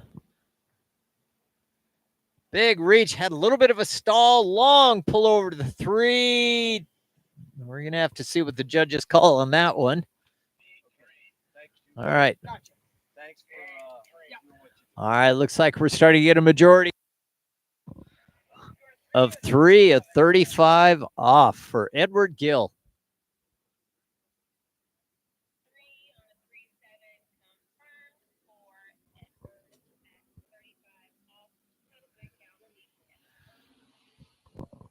So for right now, that puts Edward in third place on the podium with Steve Melcher at 3.5 at 35. Alvin Neff has 4 at 35 off. What's going on over on Lake 2? I think we're about to get started. I think our next gear on the water should be Jeff Bavlavi. I got to stick my my Lake 2 walkie-talkie back in my ear, and we'll get you some updates.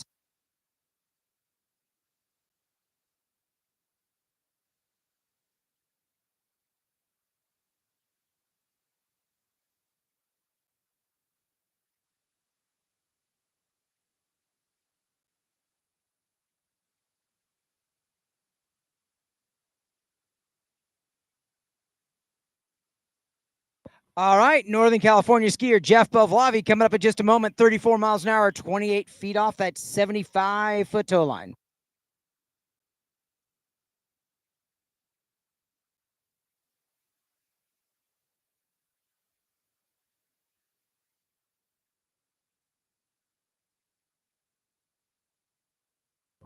All right, Jeff Boblavi on his opener, 34 minus 28. I've been skiing with Jeff for probably close to 20 years between various lakes.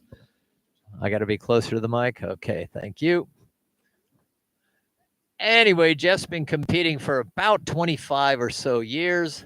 Right now, skiing at Liquid Zone.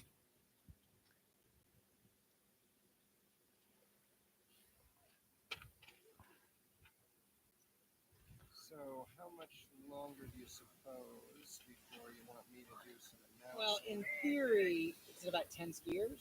But if you need to go, I mean, it's plus or minus. No, I was going to wander over because you're still not getting the trick lake. All right, Lake 2. Jeff has a personal best at 4 at 39. I think that was down at Shortline Lake. He is on a good 99.70. He's been a good skier for, gosh, probably about 15, 18 years now. So he's got quite a collection of them. So anyway, Jeff will take a little break. He's going to come back at 32 off, but over on Lake 3, Jim Brake is going to be our next skier. Jim Brake is a regular up at Lake 1 at Bell Aqua in Sacramento.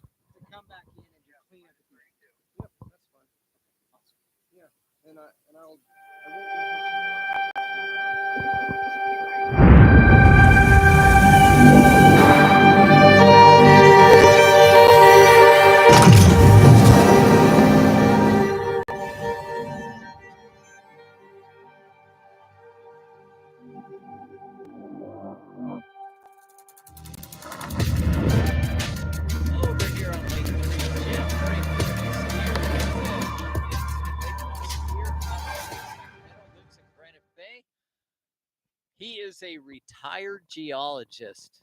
Sounds like it was a great career. His career plans are obviously ski more, both water and snow. All right. So Bovlavi looks like he turned 4 ball and lost by the wicks. I'm going to call that an unofficial 3.5.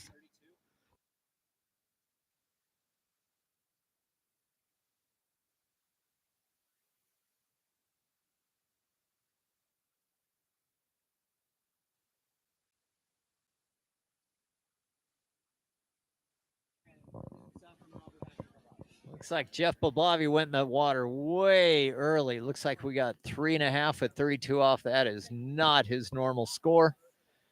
Jim Brake over on Lake 3, men's 7, 32 miles an hour, 28 off. His personal best, 4 at 38 off at 34 miles an hour. He's on a Radar Vapor Pro build, according to his bio.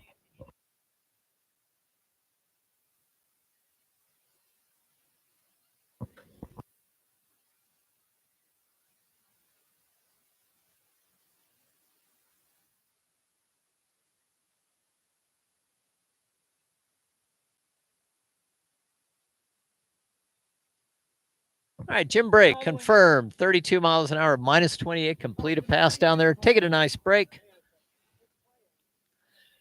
Anthony Warren, Mark Gambetta, Tom Johnson, Joe Bester, and Michael Tilton will be your next 5 skiers. But we're going to watch Jim Brake for a little while yet. He'll be coming back at 32 off. Once the Malibu picks up speed, comes around the island.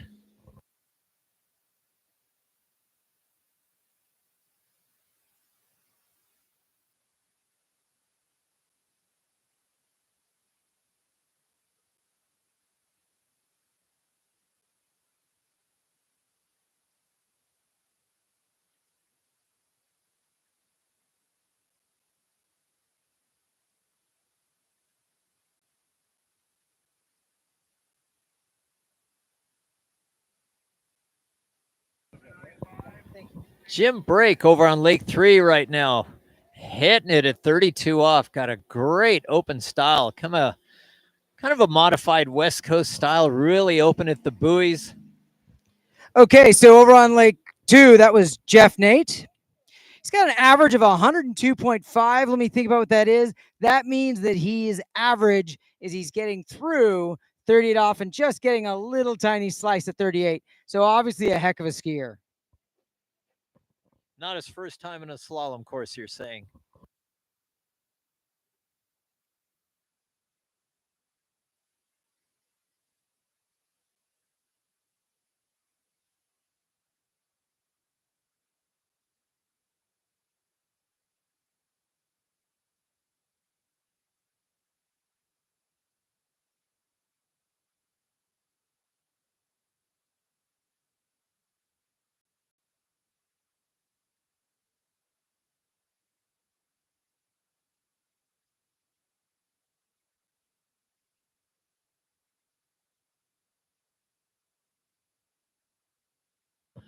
Jim break now. This is a 35 off pass for Jim. We've got 1, 2, 3, 4, 5 skiers into 35 off already.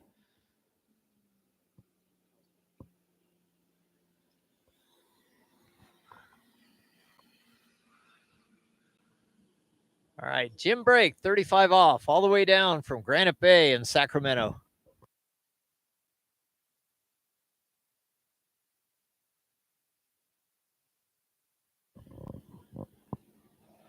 All right, looks like we had a little bit of a glitch there at 3 ball 35. I don't think he had the handle in his hand when he got back to the wake. We're still waiting for the radio to tell us what the score is going to be. If it's, we got 2.5 coming in from the boat right now. All right, Jeff Nate coming back here in just a moment at 35 off. Jeff Nate coming back in, 35 off. Again, he's got an average into 39 off, so this 35 off pass should not even be a challenge. Jim break, men's 7, 2.5, 35 off, confirmed.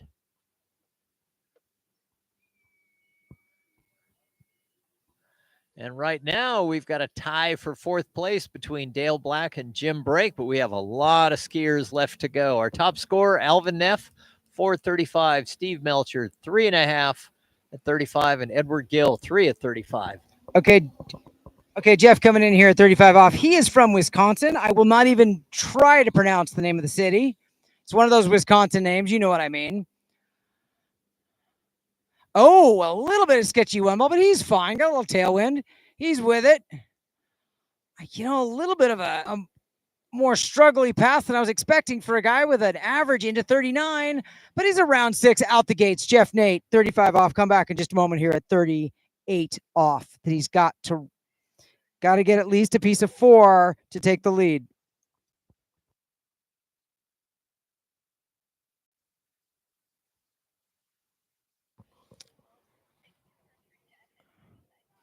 I tell you what, I was just looking at his bio. He's got a personal best of 5 at 39. Holy cow, he's legit. He's a contender. You know, I mean, I don't know if we're going to see 39 go down today. It's possible. Our top seed, Super Greg, he can certainly run 39. Absolutely. After Jeff, we've got Mike Isles, Sam Ingram, Craig Koenig, Mike Robinson, Dillinger, and Super Greg. Jeff on the water right now, coming back in at 38 off. This is going to be 38 off from the south end of the island on Lake 2. Lake 3 right now, we've got Anthony Warren about to take the water. He is a local skier out of Arvin, California. Yeah, you're on your own. Probably stick your face on it. You got like.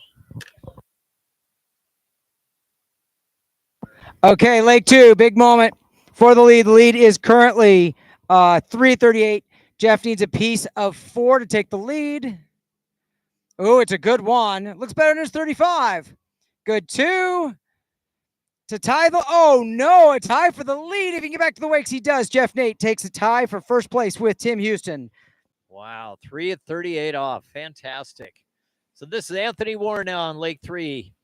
32 miles an hour, minus 28. Anthony is out of Arvin, California. His hobbies are traveling, swimming, and obviously skiing.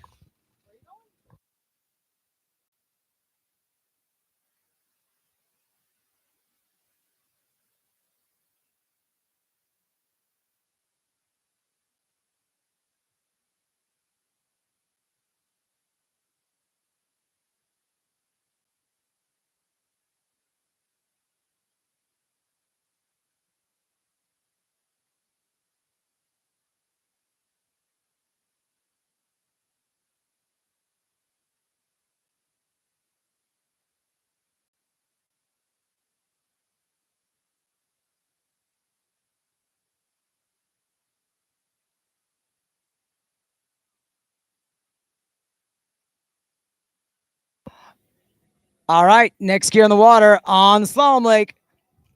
Michael Isle. I hope I'm pronouncing that right. Is it Guile or Gile? No, I'm saying it wrong. It's spelled I-S-E. How would you say it? I-S-E. Isa? I don't know. Is? And I've met Mike. We've skied together in tournaments, and Okay. I'm sorry. I'm screwing that up. Somebody on shore is probably going to yell at me in a minute and straighten me back out. 32 off. Oh, wait, maybe I heard that through your radio. You heard that through my radio. That Oh, was gosh.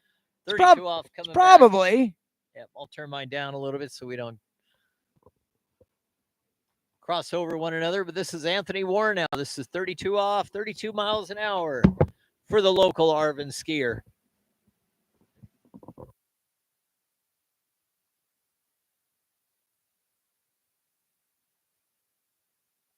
Massive 3-ball turn, and it looks like we are going to call it 2.5 at 32 off for Anthony Warren.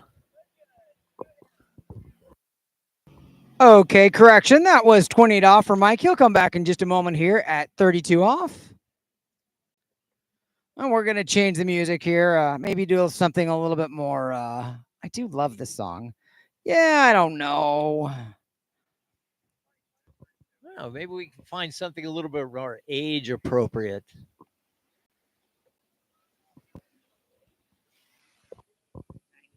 I don't think Britney Spears is going to cut it for this group.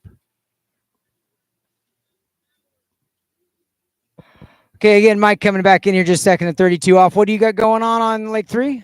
Well, Lake 3, I've got Mark Gambetta is going to be our next skier. I believe he is a local here. He is a local. He's a dear friend of mine. I love the Gambo. You know, the Gambo actually rode Supercross in the Coliseum in the late 80s. Yes, he did. Yeah, he's an amazing guy. Love me some Mark Gambetta. Yeah. All right, and back here on Lake 2, we got Mike, 32 off.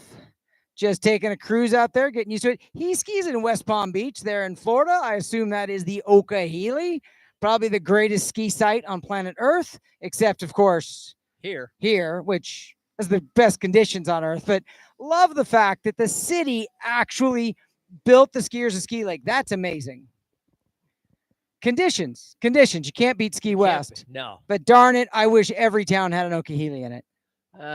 This is California. We can't have that stuff here, you know. Mark Gambetta around the island right now. He is a plumbing contractor.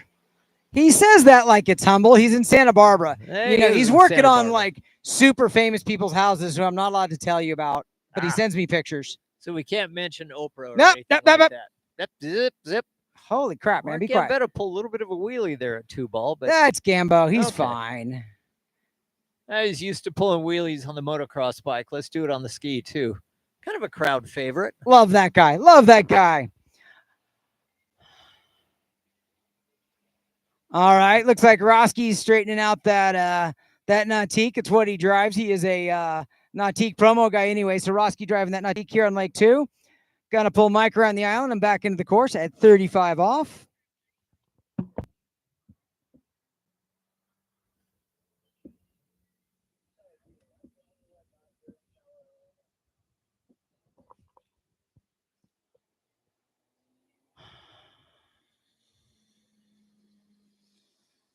All right, Mike needs to run this to get any sniff of the lead. It's like he's riding an older good. That looks like, I don't know what that is.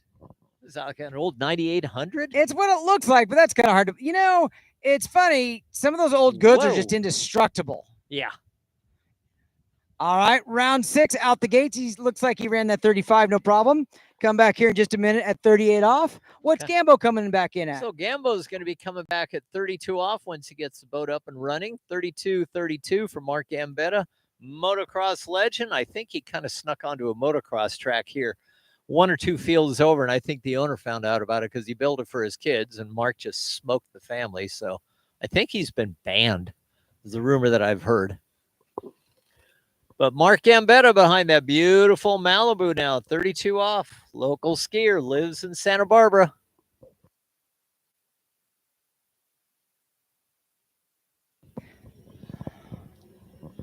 Yeah, there's a handful of people I miss skiing with since I left this part of the world, and that man on the water on Lake 3 is definitely one of them I miss skiing with. Come on, man. All right, Man, he had to round dig 5, deep round there to get 6. to 5 ball. He got around 6 ball. Good for Mark. Gambo! Man. You know, when I briefly speed skied back in the 70s, early 80s up in Clear Lake, we had the hands out front class, not Aussie wrap. Looks like Mark likes that hands out front style. All right, Mike coming back in here in just a second at 38 off. He's got to get a piece of 4 for the lead. A piece of 3 is the current lead. Oh, that's a calm 1 ball. I don't know if that was slow. No, that's good. Oh, he's in it. A little bit big 2. Scared me there. Oh, no. Ooh, 2 1/2. Big 2 turned into a big 3. So that is going to put him tied for 3rd for the moment. We've got 2 scores of 3 at 38 with Tim Houston and Jeff Nate. And then we have 2 scores of 2 1/2, Eric Yamasaki and Mike. Next gear on the water is a for real rocket scientist. For real rocket For scientist. real rocket scientist. He's not kidding around. And if you sit in the boat and you watch him ski, he closes his eyes through the wakes. Sam Ingram. He's got an average score of 103.2, which means he gets into 39 all the time. Okay, I'll let you take Gambo. Amazing. I've got Gambo right now, 35 off over on Lake 3. Completed his 28 off, 32. This is 35. We've got 6 skiers into 35 off right now. We want to see Gambo march his way down a little bit further in that. Big 2 ball. Whoop, kind of skied over to 3, a little bit narrow. He is around 4. Big 4 ball turn. Yowza. Did we get 5? Whew. Whew. That could be our first 35 off pass. All the friends of Gambo just took a big sigh of relief. Oh, gosh. He was so bummed about his regionals ride. He fell in the middle of the lake and just walked. He walked all the way. He felt he was here at Lake 2, and he just walked to the end of the lake and walked all the way home. He just walked home. The sand all the way home. Oh, I love this guy, Didn't Mark look Gambetta. left, didn't look right. Went home. Don't know if he closed all the windows and turned his phone off, but yeah. Yeah, he was pretty sad, but that's going to make him happier. All right, Sam Ingram coming in here on Lake 2. Sam, I should look him up. He's from somewhere in the East Coast. I'll look him up in a second. I'll tell you where he's from. Give me a second. Let's watch his opening pass.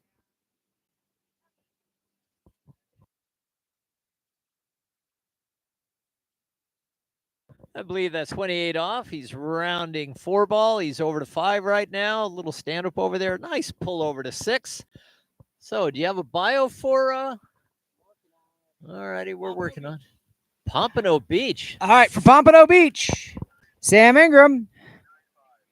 He says he loves long walks in the rain and that's not true. Wait a minute. Strength training and keto advocate, and he loves him some snow skiing. Wow. All right. So, Florida, of all Frank, places. it's your lake. I'm going to give it to you, but everybody watch Gambo at 38. This is Gambo at 38 after kind of a challenging 35 off, but 38 for Mark Gambetta. Yeah, little narrow 1, but he yanked over to 2. He's around 2 with a handle dip. Oh! I'm going to call that 2. I'm giving him 2 for that. 2. I think he got ripped out of the binding at the weight. And that's pretty much how he dismounts on every ride. That's pretty normal. You know, he's a motorcycle guy. Towers. We got 2 from the boat. What's going on here? Hello, hello. I'm still up. Trying to get this bad boy set up. Is that right? Yeah, can. All right. Let's see what we can do here. Oh, we have a confirmed 2 at 38 off for Mark Gambetta. That puts him firmly in the lead by 4 buoys. Alvin Nef is 4 at 35 off. Steve Melcher, 3.5 at 35. Edward Gill, 3 at 35, and 2.5 for Jim Brake. But Mark Gambetta, 2 at 38 off to take the lead. Tom Johnson, Joe Bester, Michael Tilton, Scott Sorowski, and Steve Binkley will be your next group of skiers on men's 7.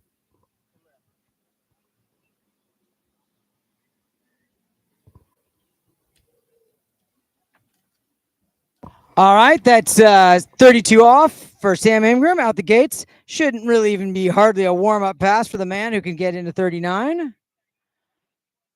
Going to come back here in just a moment here on Lake 2 at 35 off. Sam Ingram from, what did I say, Pompano Beach? Yes, you did. He is a aerospace engineer, studied at University of Utah. Really? Utah to Florida. Wow. You know, I kind of think he had a detour kind of in the Midwest. He does defense contracting kind of stuff. Alrighty. I'm not saying he does top secret work, but he might. We can't talk about that. I mean, right. he's not even allowed in the same room with Charlie Gaharon. Tom Johnson, our next skier over on Lake 3, men's 7. All right, Sam Ingram coming back in at 35 off. Minus 28. Tom is all the way here from Milton, Florida. Started skiing at 11 years old. At 18, he decided he wanted to start competing.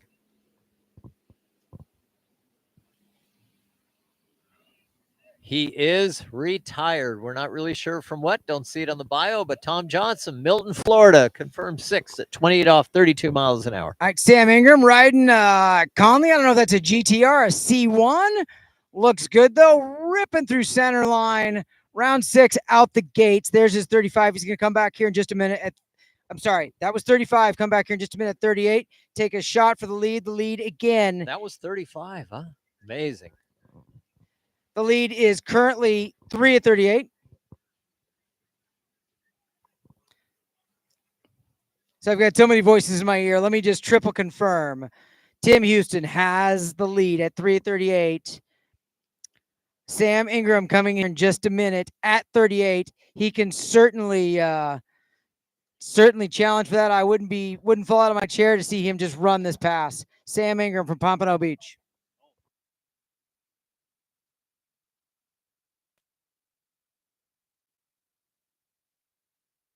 Looks like we have a tie right now between Tim Houston and Jeff Nada, 3 at 38 of men's 6.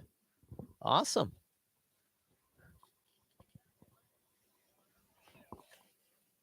All right, Tom Johnson now is going to be coming back at 32 off on Lake 3, men's 7 skier.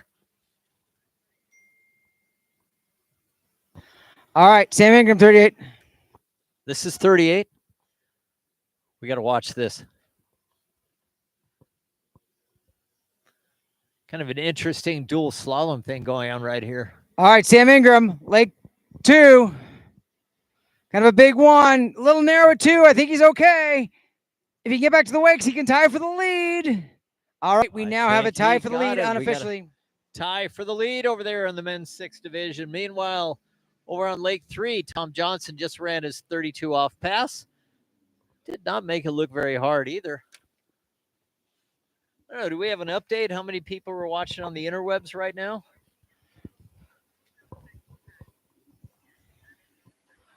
Okay, so we absolutely are going to have a runoff for some place. We get to see what's going to happen. Currently in first, Tim Houston. Hang on, let me update that. That's wrong. There we go. We have Tim Houston with 3:38. We have Sam Ingram there, and we have 1, 2, 4 to go. So worst case, these guys are going to be running off for 5th. We shall see. We got some heavy hitters coming up yet. Craig Cornick coming back in, 34 miles an hour, 22. Did I hear that right? I don't think so. 32. That makes more sense. 34 miles an hour, 32 off. I thought I heard 22. That couldn't be right. You should turn the volume up on that, or no, maybe on your hearing aids.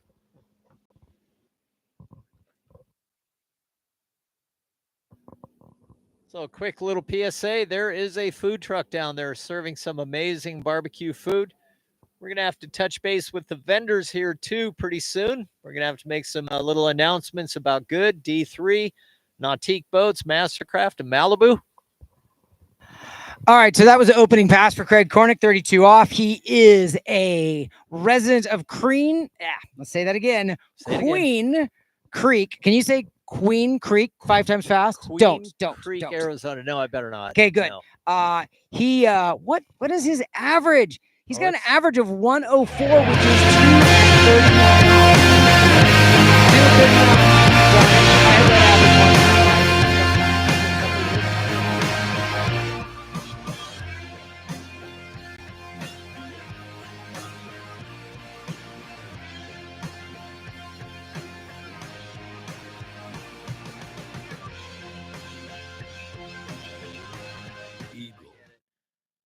got 6 people into 35 off, maybe 7. We got the leaderboard at 2 at 38. Oh, looks like Tom Johnson had a he's working 35. He's over to 6. Oh, I'm not sure. We're a little far away. A little bit far away to see what happened at 6 ball. Looks like the boat is going to take him around the island. Sounds like we're probably going to give him a 5 at 35 off, which could put him into second place in front of Alvin Neff.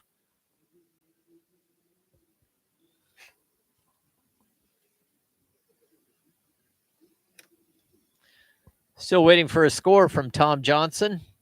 I'm going to say 5.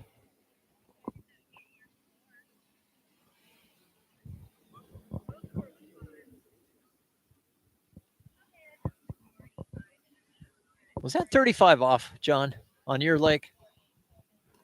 Yeah, as Craig Koenig ran 35 off.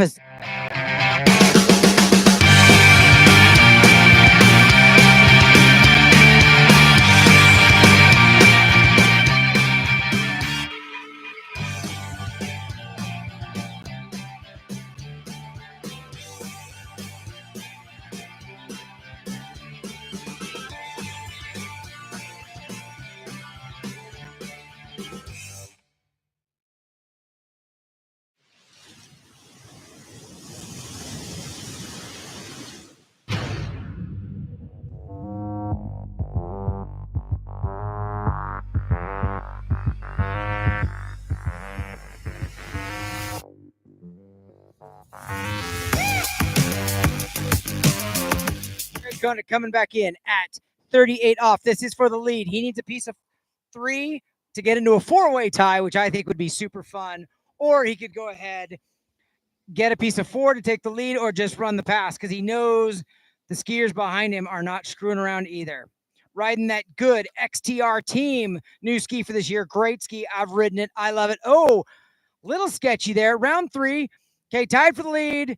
Got the lead. Trying to get a piece of 5. Wow. No, 4 at 38. Whoa. 4 at 38. So he's got 1 ball ahead of the previous lead. He is the leader. And he's guaranteed no worse than 3rd at this 2025 GOODE Water Ski National Championships. You're getting a little tired. You're starting to slur your words a little bit. We've only been up here 3 hours. All righty. So over on Lake 3 right now, I'm just searching up the bio, is Joe Bester. All right, we're getting confirmed 6. It sounds like he may have gone out at 28 off. Joe's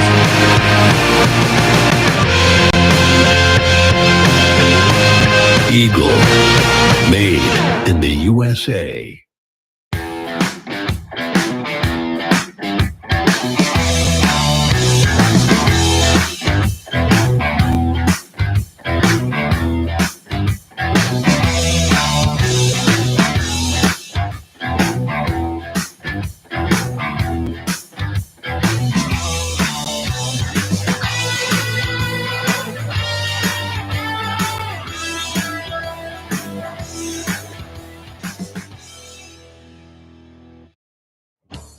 USC Gamecocks. Huh. Is that that's USC Gamecocks? The Gamecocks must be the mascot, but USC would no, be... that's the Trojans. Oh, it is? I don't know. I'm lost. Okay. No, USC would be no, that's Southern. I don't think he went to school in Southern California. It's Was South it- Carolina. Oh, that makes University. so Remember, much he more lives sense. in South Carolina.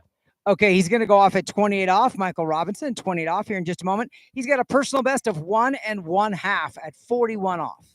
Wow. Got Joe Bester now making his 35 off pass over on Lake 3 right now, 32 miles an hour. All the way down from Shoreview, Minnesota, all 6 foot 2 inches of him. What happened at 1 ball? Wow. Then you turn around for a moment, look at the bio, and you miss what's going on. Oh, that is certainly not a score he was looking for. So 1 at 35 off for Joe Bester.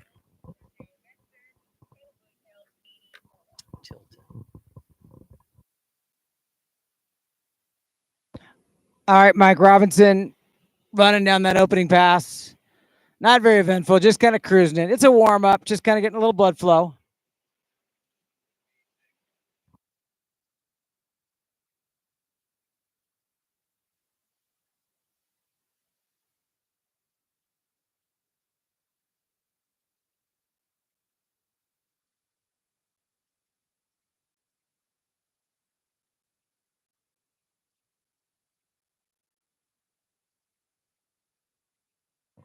All right, Mike Robinson coming back here in just a moment at 32 off. Again, we're just kind of getting these warm-up passes out of the way, getting a feel for the lake. What do you got going on in Lake 3? Well, Lake 3, we just saw Joe Bester only get 1 at 35 off. Certainly disappointing for Joe. Michael Tilton, Scott Sorosky, Steve Binkley, John Sheely, Kelly Bonder, the next group.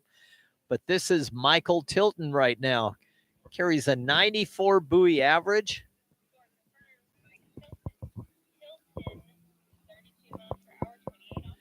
So Michael is going to be going out at 32 miles an hour as all the men's 7 skiers, and he's going to go out on the yellow loop, minus 28. All right, Mike Robinson coming back in just a second, 32 off. Here on Lake 2. Lake 3, Michael Tilton right now, 28 off pass. He is from Natick, Maine, I believe. Ski Club, 3-season ski club.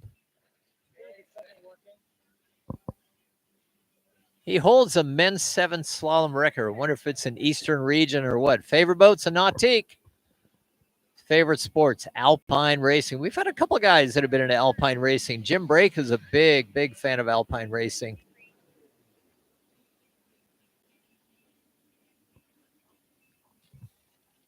Oh, you guys look serious. Oh, we got some techie guys coming up in the booth. Things are going to go haywire here.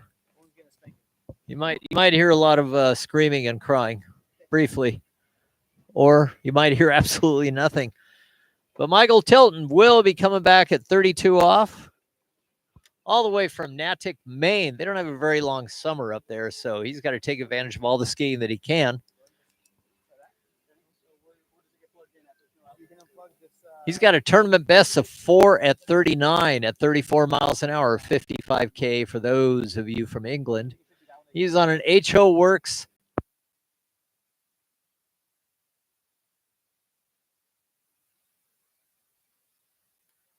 Full, I got to say, Kevin Lee, special edition. Kevin Lee Nautique.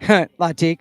By the way, there is no special Kevin Lee edition. No. Actually, Kevin chose the colors, presumably, so maybe it does make that a Kevin Lee edition boat. It does make it kind of special. It does make it special. I really like the way they laid out the colors on that boat. I think it's a good looking nautique. Yeah. All right, 35 off, Mike Robinson. He's going to run this easy peasy, and then we're going to get serious at 38 in just a moment.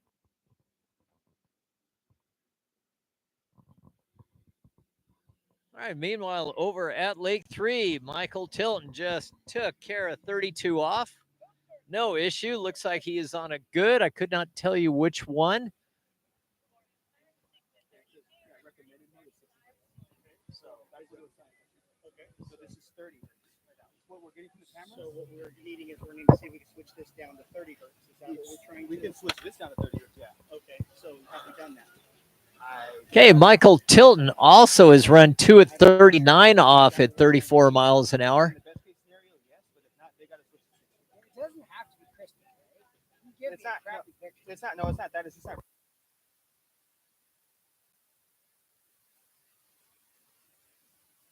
All right, so folks, things are about to get serious over on the Slalom Lake.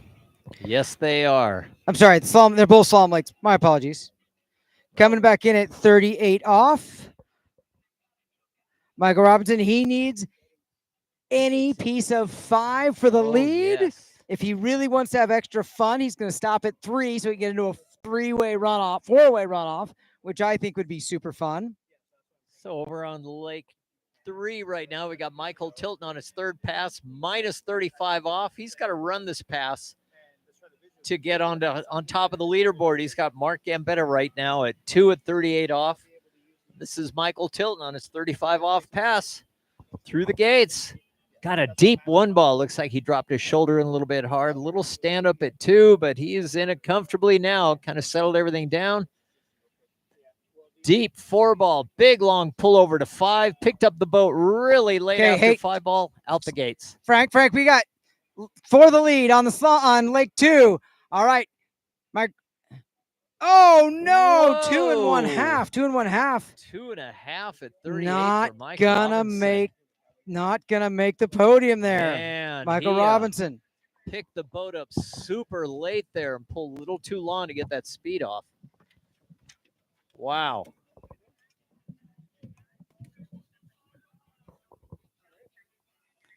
Okay, next skier over here on Lake 2 is going to be Mike Dillinger. I could make up a bio about Mike Dillinger, but I'm actually going to look it up. Well, on Lake 3, I've got Scott Sorowski's going to be, well, wait a minute. D-E-H. We have something. So out of 2, we're going to get Mike Dillinger. And I've been told that Dillinger is the wrong pronunciation, but I've chosen to stick with it because it's really not how it's spelled. But he skis in Orlando, Florida. I think he's a magnate in the insurance industry. He's got a personal best of 2 1/4 at 41 off, which that's quite a score. That's impressive. If he turned 2 and he got a piece of 3, that is enormous. So, Massive. So Mike, I'm gonna keep saying Dillinger. I think he calls himself Liquid D. Liquid D. Well, we need to look at Lake 3 right now because Michael Tilton just ran 35. This is going to take a crack at Mark Gambetta at 38. Gamba's in the lead. He's, get back to the... 1. Looks like he knew he didn't get 2 balls, so that's going to put Mike Tilton into second place right now. We've got about...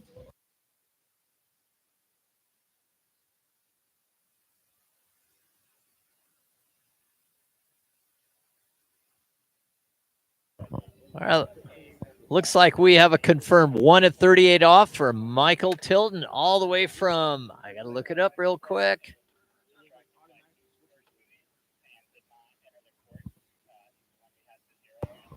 Okay, Mike Dillinger's going to come back here in just a moment at 35 off. I think he's probably thinking, he's only got to get 2/3 of the way down the pass to get in the medals. This is like easy peasy at the moment. We shall see.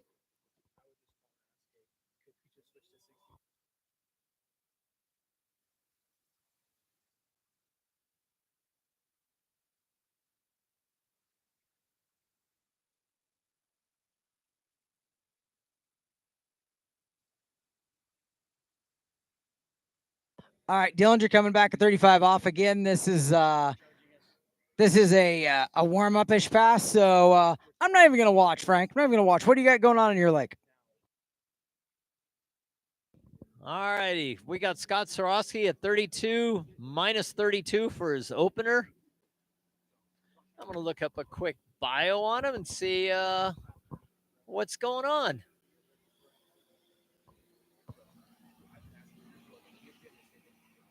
Oh, no! Oh, no! What happened? I turned around for a minute. Oh, no! What? Dillinger runs 5 at 35. That's a huge upset. Huge upset for the skier from Florida. Huge upset. Okay, so last skier on the water is a past California native, but he left us for Florida. Oh, yes. So let's kind of review where we're at. So Craig Koenig is holding down the lead with 4:38. Tim Houston, Sam Ingram, and Jeff Nate are all tied for 3. So there's definitely going to be a runoff. That's so much fun. I'm such a fan. And then for the moment, holding down 5th place is Mike Isle. All right, while we were looking at Lake 2, over on Lake 3, Scott Sorowski just did a 32, minus 32 pass for his opener. First pass down the lake. He'll be coming back at 35. Scott is all the way here from Brewster, New York, 6'2", skis at High Point Water Ski Club. He is an insurance broker. Obviously, his plans are to retire. Went to Paul Smith's college. He has had a score of 4 at 39.5 off, and he is riding a Vapor Pro. He's got some Eastern Regional titles.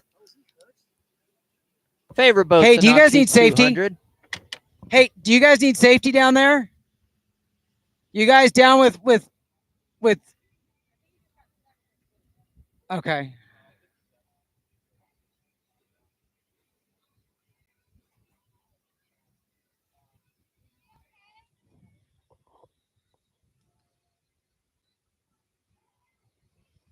Mike, do you need safety?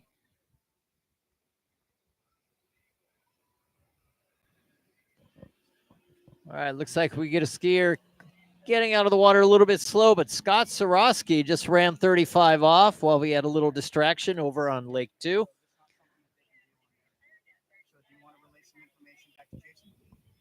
Scott is into snow skiing, mountain biking, hiking, and my favorite hobby, splitting firewood. Favorite sports, snow ski, racing, football.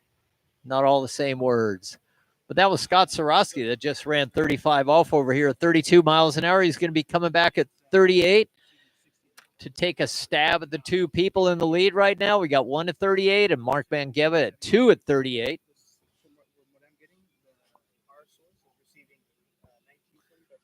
All right, Lake 2, what's going on over there, John? The man we just call Super Greg's coming back here in a moment at 35 off. He's got an average of 107.5. I don't even know what that is. That's like 62 off, right around there? It's 47 off. 47 off. Okay. Metric, right? If 102 is 2 at 39, then 107 is more than that. It's more than that. It's more than like that. 5 more. Yeah, so I do not do math on Mike. It's 7 at 39, or is it 8 at 39? I don't know. I do not do math on Mike. It's beyond.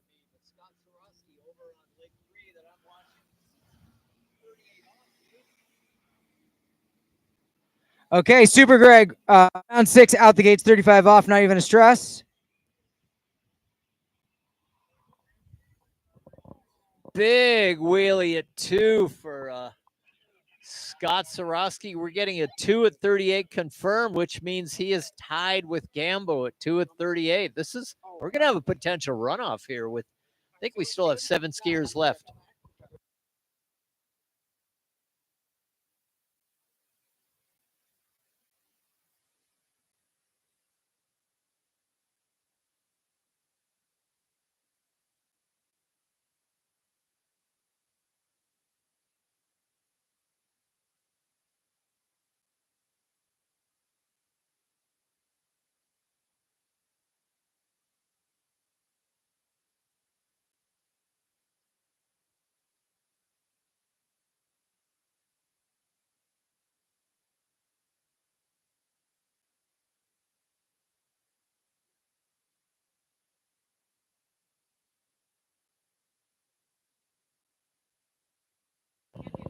All right, now, is this Super Greg at 38? Super Greg at 38 off on Lake 2 right now. Find a familiar brand. He's got a good 1 ball 38. Big reach over to 2.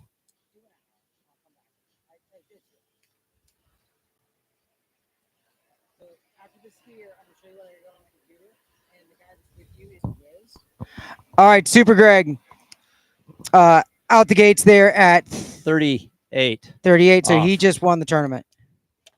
Greg just took the Nationals. Like it was nothing. Let's double check that. Is that right?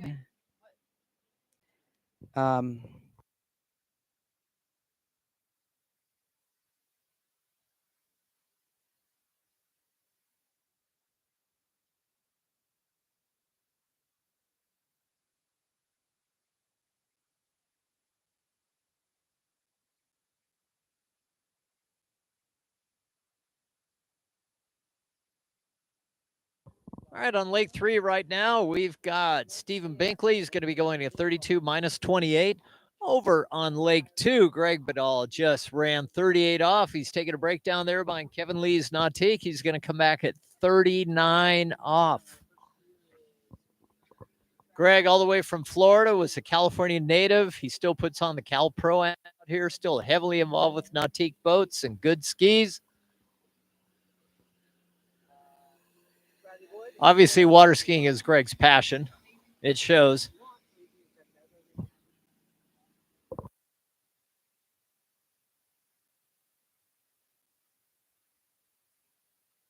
All right. Oh, no. All right. Looks like 1 1/2 at 39 for Greg. He is still our national champion. Still the national champion. Even he really should be in men's masters. I don't know what he's doing down here slumming in his age group. But even more fun is in just a minute. We're going to get that 3-way runoff. Oh, that's going to be fun. It's going to be super fun. I'm going to stick this microphone, this walkie-talkie in my ear and let the scoring tell me how this is going to roll. All righty. In the meantime, I am going to announce that Steve Binkley just went out of 32 minus 28 at the far end of the lake. Steve is here all the way from Mansfield, Texas. He is also 6'2". That helps when you're reaching at 38 off. Started skiing when he was 6 years old. Occupation, he is a contractor. Career plans, none, probably retirement or play.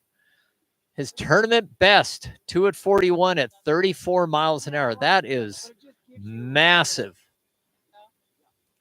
2002 men's 4 national champion and the 2005 men's 4 national champion. So he's got some trophies under his belt. Favorite boat, Nautique 200. Dirt biking and swimming are his hobbies.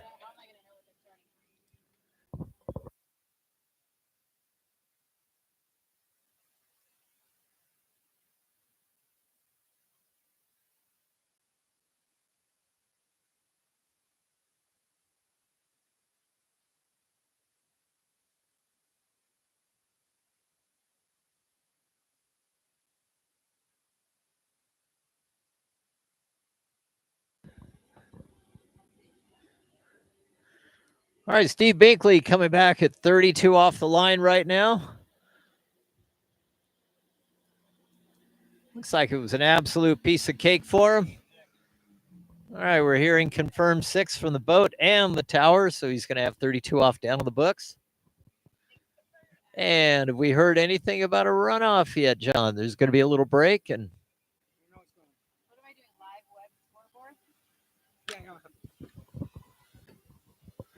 all right, for those of you on the interweb, we are going to have a 3-way runoff here between some of the skiers because we've got a tie right now in the men's 6 division. Is that correct, John? Okay, it's going to be Sam. It's going to be Sam, and then... Oh, I'm sorry, guys. I missed it. Who is Sam? Sam, Tim, Jeff, all going off the dock at 35 off. Sam, Tim, Jeff, all going off in that order, 35 off.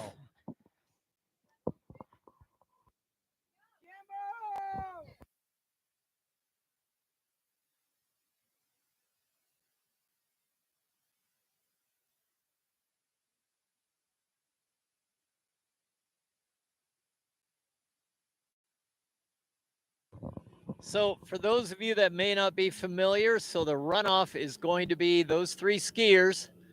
Tim Houston, Sam Ingram, Jeff Nate are all going to go out at their last completed pass. That will be their opener. And then we'll see where everybody places from there on out. So over on Lake 3, Steve Binkley is now at 35 off. Wow, looks like he got a little bit busy there, got out the gates. And I think we've heard a 6 already from the boat. And we got a confirmed 6 at 35 off for Stephen Binkley. All the way from Mansfield, Texas.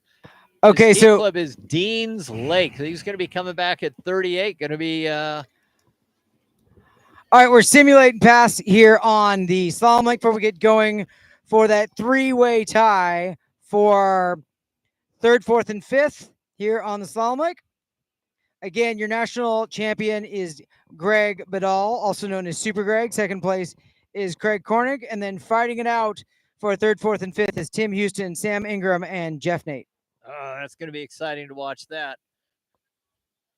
Over on Lake 3 in the men's 7 side, we're going to have Steve Binkley come back at 38 off. Mansfield, Texas. He's got a lot of titles behind his name. 2002 and 2005 men's national slalom champion. He's got some real street creds right now.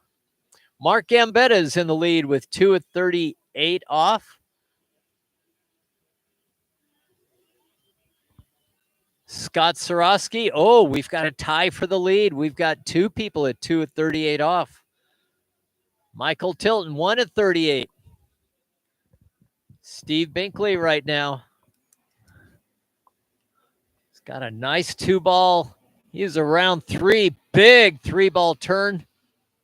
Wow. Big 4-ball. Looks like he just got. Oh, man, he needed to hang on to that. We're hearing 4.5 from the boat. Oh, we're hearing a majority of 4.5.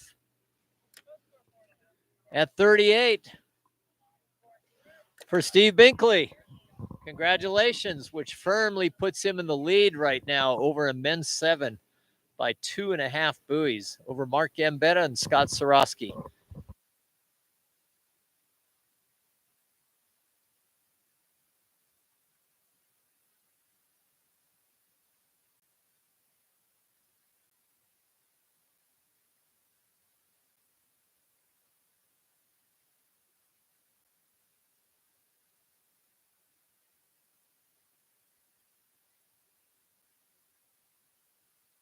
Okay, folks, this is fun.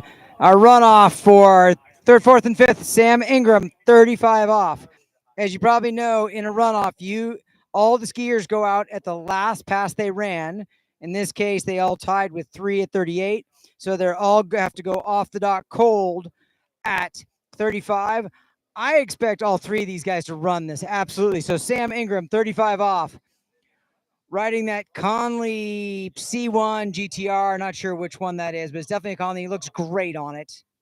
Sam Ingram, great skier. Super powerful through center line.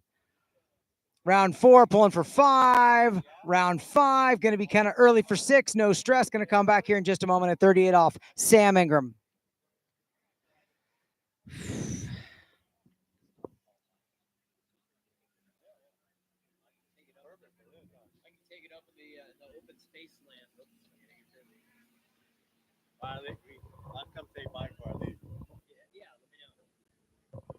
All right, over on Lake 3 right now. This should be John Sheely is our next skier. I am going to assume it's 34 minus 28. Get a little biography here.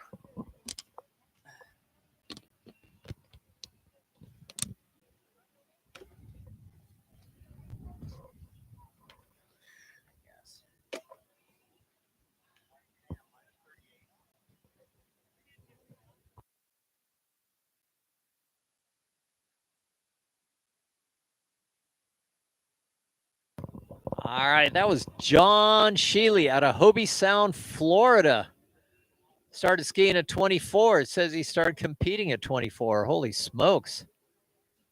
All right, so for a medal, Sam Ingram on the water coming back in at 38 off. He ran 3 in the first go. I wouldn't be surprised, would not be surprised with a little bit lower level of stress if he doesn't just crush this thing. Nice 1-ball. Looks good at 2. Okay, round 3, and it can't get a piece of 4, so he's done the same. 3 at 38, 2 rounds in a row for Sam Ingram. Big wave to the crowd at 3-ball, too. All right, so Jody's going to spell you. I'll see you back at 2. And she's going to finish out. Nah, she's going to do play.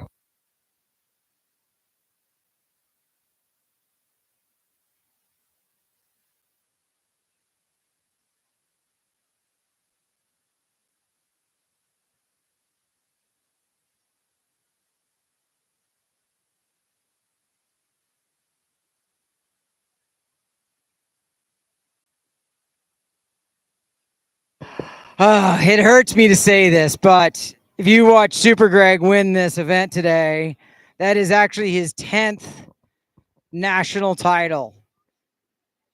And his first one was here after a runoff with our dear friend Chad Scott. Oh, So congratulations to Mr. Badal. way to go, Greg.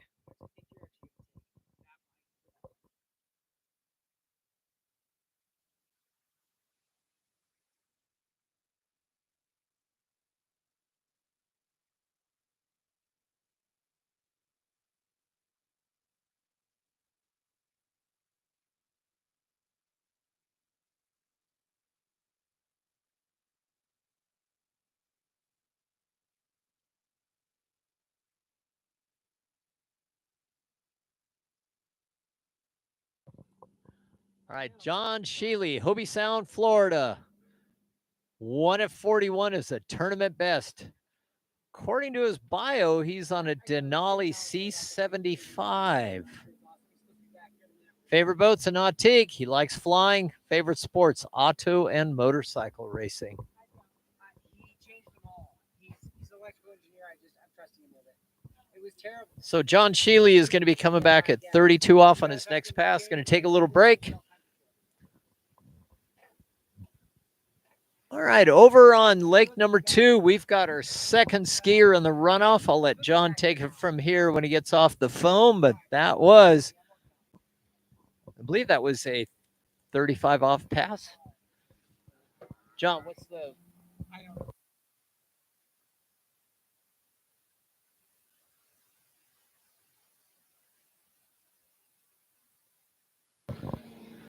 John Sheely, Lake 3, 35 off pass. Looks like he hooked a little bit of a wheelie right there. Got deep into 2-ball. Looks like he's back in it, though. Pulling long and hard to the balls. Got over to 5. Really dropped his shoulder in. Oh, over to 6-ball. That was 35 off for John Sheely. Okay. Hobie Sound, Florida. Tim Houston coming back here in just a second. He's just ran 35 off the dock. He's coming back at 38. He ran 3 in his original score. He's got to get 3 or more to secure him third. And then Jeff Nate will come out last and do cleanup. All right, 38 off for a medal. Well, he's got a medal. It just depends on which one he gets. Which spot on the podium he's going to be. Correct. Ooh, he's got a nice 1-ball. That looked calm. I don't know if that's what. Yep. That looks good. Come on. No. Oh, looks like we got a little complacent at 2. Two. Saw 3-ball going away.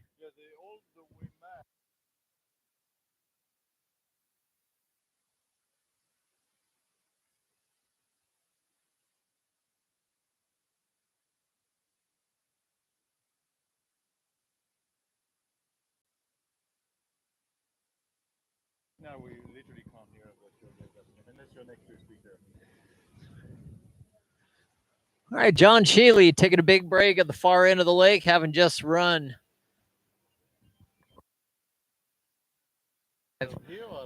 35 off. He's going to be coming back at 38 off. He's going to be challenging for the lead. We've got a 2-way tie at 2 at 38.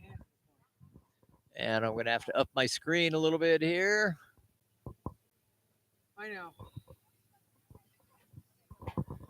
Steve Binkley, 4.5 at 38. Mark Gambetta tied with Scott Chorosky at 2 at 38.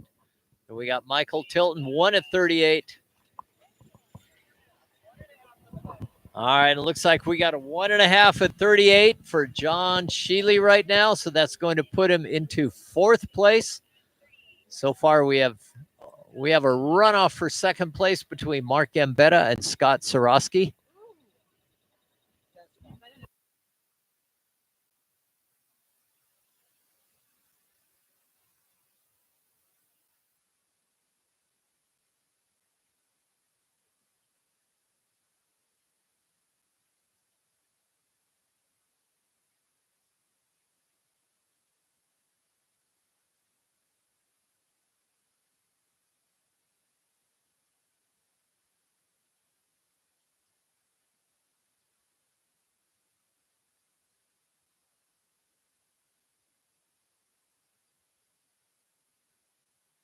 Okay, this should be Jeff Nate.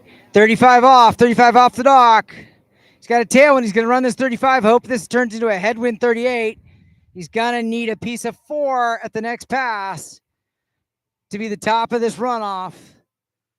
Can't say it enough. I think runoffs are super fun. The wind is playing to him. He runs that 35. That big headwind at 38 could be a real advantage.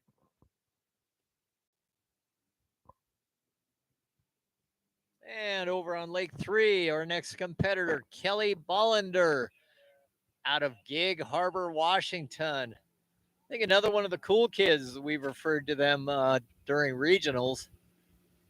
Rainier Ski Lake Club. He is retired. Congratulations. His favorite boat is whichever one's towing him that day. So this is Kelly Bollender going out at 32, believe minus 28 for his opener.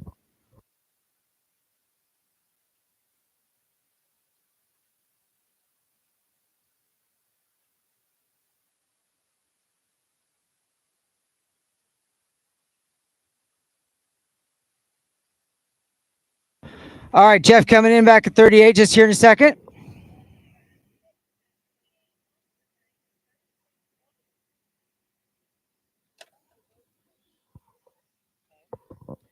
Over on Lake 3, Kelly's personal best in a tournament was 2 at 39. He is on a D3 Ion. Of course, that's what it says on his bio.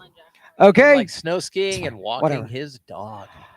Kelly Bollender, Gig Harbor, Washington. Oh, and it looks like a full 3. Are we gonna have a second runoff? Oh, we there may it get goes. we may get a runoff on a runoff. Double runoff would be fun.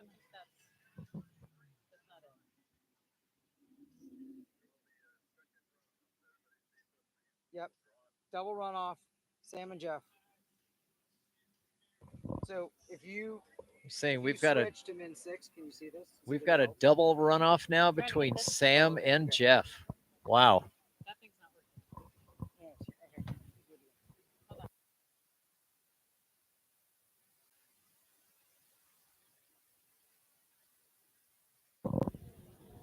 All right, on Lake 3 right now, Kelly Bollender, minus 32, 32 miles an hour, coming back for a second pass. Make a nice, easy work of 32 off right now. Big reach over a 3-ball. Round 4, round 5, and there is 6-ball. That was Kelly Bollender, Gig Harbor, Washington. Rainier Lake Ski Club.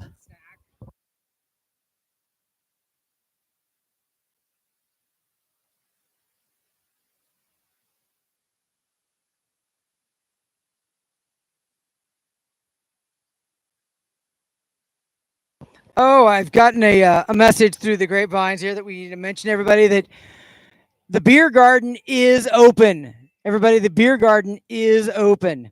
Hey, and while I'm up here, I was talking about if you are, have you heard that HO has these 2 skis, the Works 1 and the Works 2? Personally, I'm on the 2. If you're interested, head over to the HO Syndicate booth and they will talk to you about that ski. And if you want to just check them out on their Instagram, it is just at HO Skis. Find them on Facebook and TikTok and whatever. So make sure you go over and check out HO Skis there under the big white tent.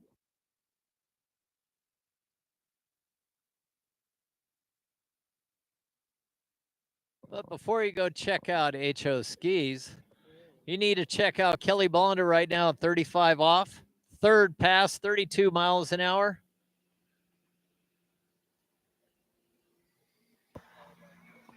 Okay, how much fun is this? These guys have to go off the dock at 38 off, cold. First is going to be Sam Ingram, and then it's going to be Jeff. So cold, off the dock, 38 off. Sam Ingram, they are battling for 3rd and 4th. I'm so jealous. This is so much fun. This is. I wish I was in this. I mean, it's not my division, but I still wish I was in it, right? Well, you will be soon. All right, Kelly Bollender just went through 35 off right now over on Lake 3. All right, Sam Ingram in the double runoff, 38 off. Round 1. Oh, it's a good start. Oh no! Two off the dock. 2 off the dock, cold turn. I think we just. So I'm getting reports. Yeah. All right, Kelly Bollinger's running 5 off. He's got 1, 2, 3, 4, 5, 6 skiers ahead of him that have gotten into 38. If he wants to take the lead, he's got to get a piece of this spot because we got a lead at 4.5 at 38 off, and we got 2 a tie at 2 at 38 off, 1.5 at 38, and 1 at 38. So Kelly has got a task ahead of him. So he's coming around the island. The rope has been hiked into the purple loop at 38 off. This is Kelly Bollinger.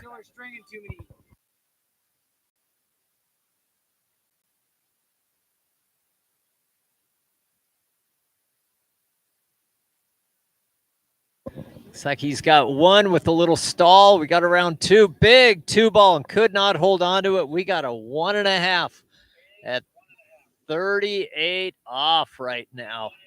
That is also going to be a potential runoff if nobody else bests that score.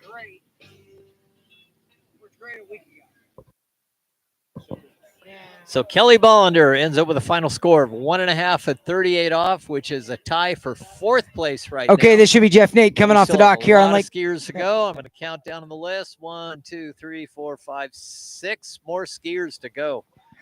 It's going to get exciting over here on Lake 3 in the men's 7 division. All right, so back on Lake 2, we should have Jeff Nate coming off the dock, cold at 38 off for the runoff for 3rd and 4th. Just needs to get a piece of, I think he needs to get a hole 2. Let me double check that.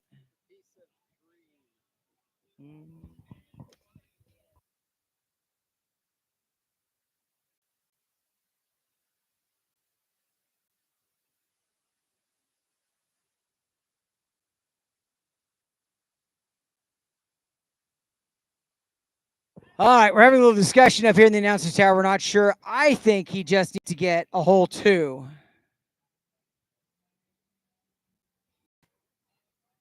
Didn't Sam get 1.5?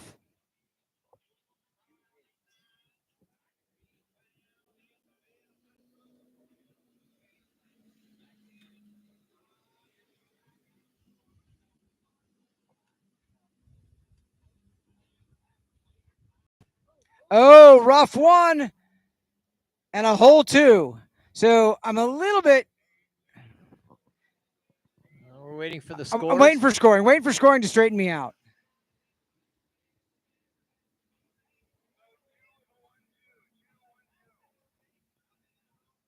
Did Sam get 2? Is that what happened? I don't know. I think that is right. I think we have another runoff. Another runoff? I think so. I'm not sure. I'm waiting for scoring. Okay. In the meantime, over at Lake 3, we've got Bob Ratimer from Huntington, New York. Another 6'2" skier. Started skiing at 11 years old. He went out at 32 minus 28. Got a confirmed 6 buoys. Let's see what else we know about Bob. He was 4th at the 2019 Nationals. Wow. 439, a tournament best for Bob Ratimer, Huntington, New York. Going to take a little break down at the other end and come back at 32 off. What is the news over here on Lake 2? Is there another runoff? Are we at 2 again, or do we know?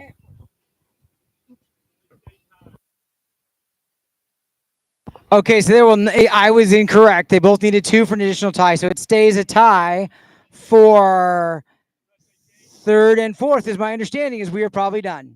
So we're going to get started here in just a moment with men's 8. I'm going to hand the microphone over to the lovely Jody Barrett, and then I'll be back to talk to you guys later this afternoon. Thank you, John.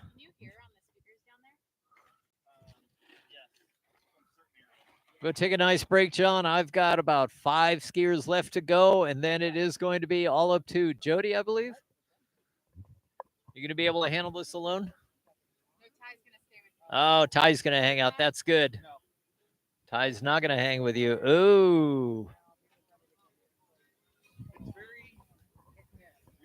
Okay. Bob Ratimer now is coming back at 32 off, 32 miles an hour, coming from the south end of the lake right now. And he's around 5 ball comfortably. Over to 6. All right. Bob Ratimer, Huntington, New York. Personal best of 4 at 39. So we got a couple more passes to go for Bob.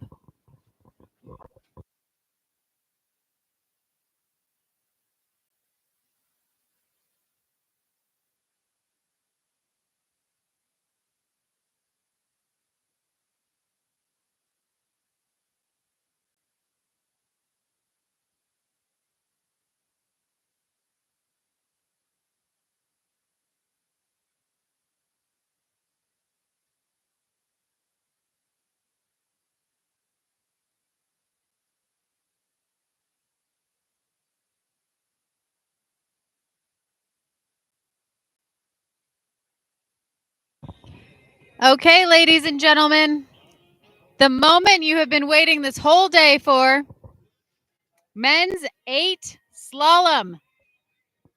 Men's 8 slalom. Bradley Boyd is going to be our first skier off the dock, followed by Russ Seltzer. Looks like they're prepping down there on the dock.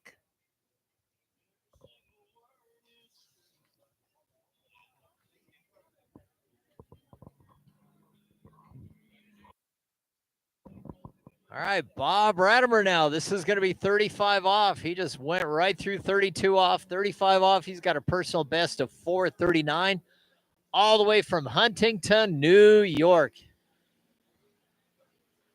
Bob Radner is also retired. Congratulations. So this is 35 off for Bob Ratimer.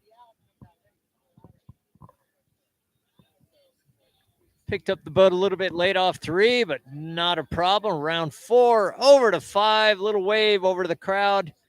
All right, that was 35 off for Bob Ratimer, Huntington, New York. Going to set up to take a stab at 38 off. We got quite a logjam of skiers at 38 off this afternoon.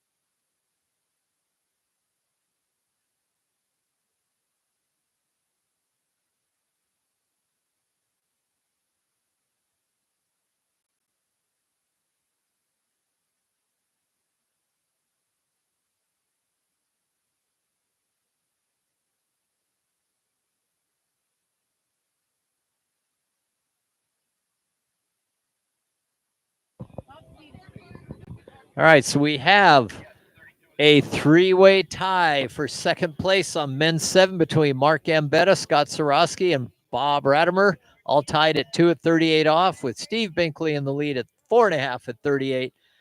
John Sheely right now sitting in 5th place, 1.5 at 38 off. But we've got George Canepa, Mark Hagewald, Greg Tate, Steve Ware, and Mark Brandt is going to round out the men's 7 competition. We've got George Canepa out in the lake right now, all the way down from Elk Grove, California at Short Line Lake. Looks like he is out at, I believe, 32 off.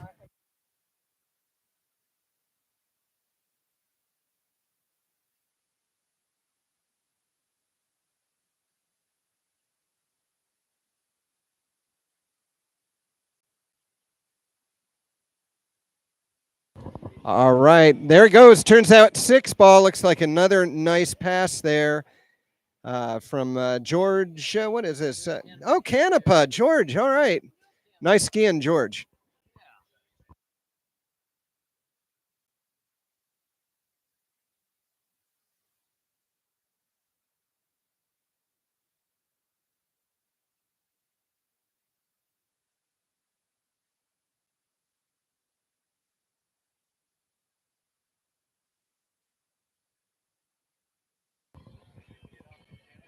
All right, well, we're having a good time.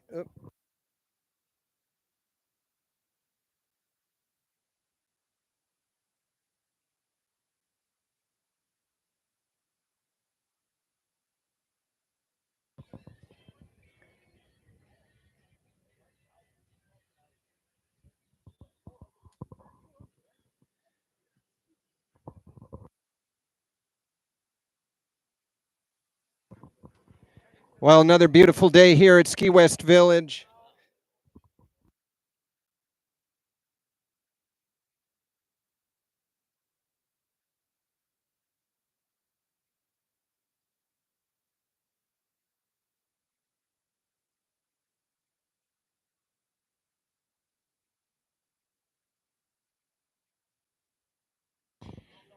All right, everybody. We have Bradley Boyd coming out 26 miles an hour, 15 off. He came out to Bakersfield all the way from Arkansas. Keep your eyes on the water for Bradley Boyd. All right, and over here on the other ski lake, we've got Mr. Canepa getting around all 6 one more time.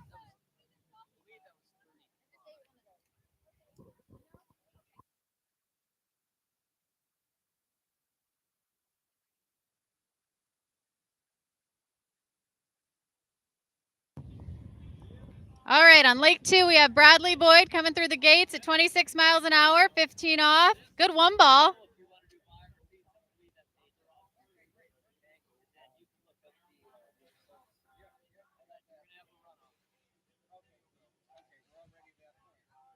Coming into 5, just missing 5 ball. It's hard to say if he got around it. Let's see.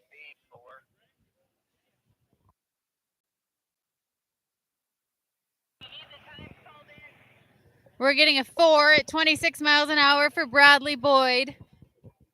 First skier of men's 8. Up next, we've got Russ Seltzer. No pressure, Russ.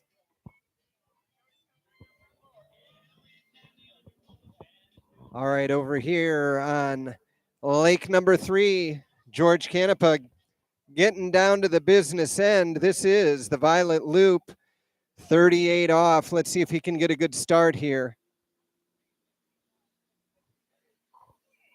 Nice one-handed pull out as he goes through the gate. Good looking one ball. He's in this as he turns 2.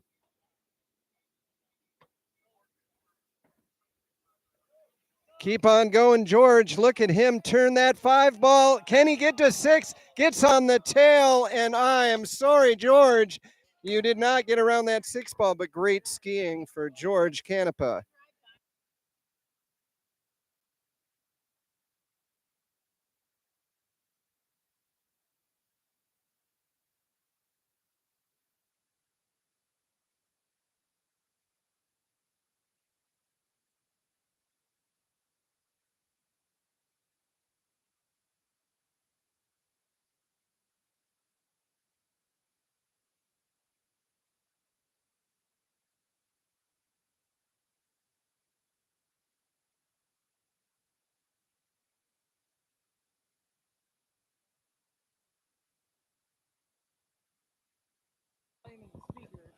All right, well, let's give it up for George Canepa as he comes back down the lake.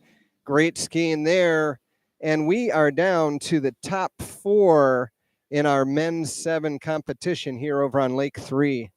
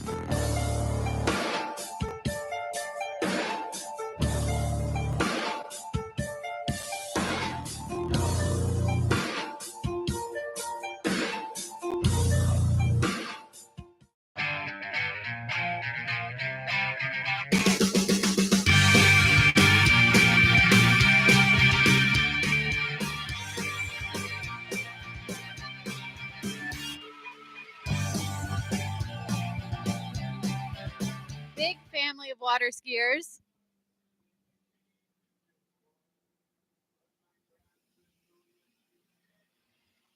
All right, and over on Lake 3, Mark Hedgewall coming in for his first pass.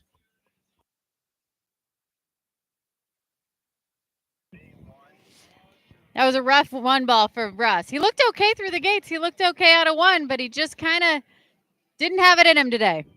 But still, good skiing, Russ.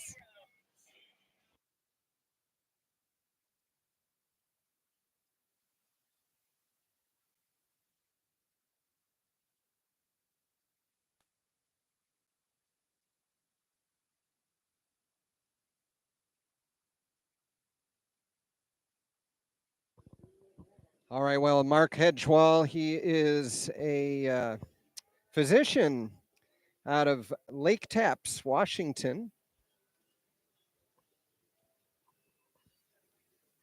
His career plans are to ski more and stay healthy. I think that should be just about everybody's career plans.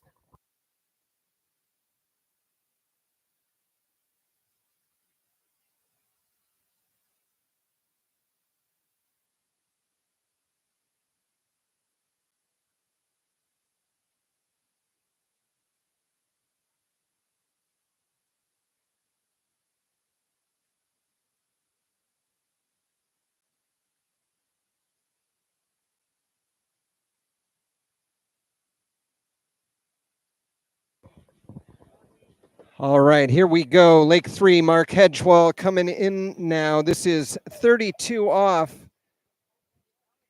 Mean green, and he's coming on into the course here behind that beautiful towboat. Pulled by the Masterline tow rope, thanks to Masterline. Always a great sponsor here at the GOODE Water Ski Nationals. Beauty of a turn there at 5 ball as he turns 6, and that'll be a complete pass for Greg Tate.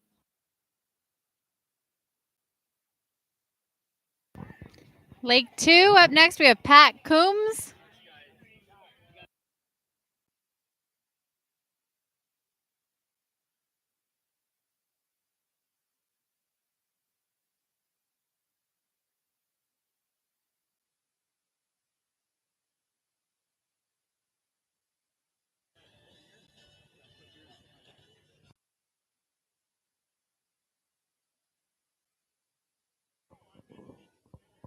Well, I'll tell you what, OJ props are designed and built propellers that specifically fit your application, whether it's tournament skiing, performance wakeboarding, or hardcore recreational. If you want to be sure you have the best, look no further than OJ props.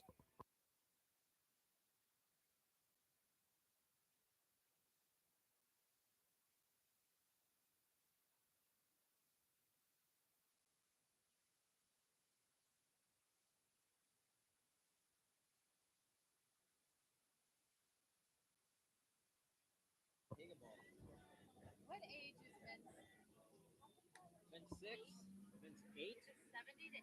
70 to 74. Yep. All right, Mark Hedgewell, here we go. 35 off.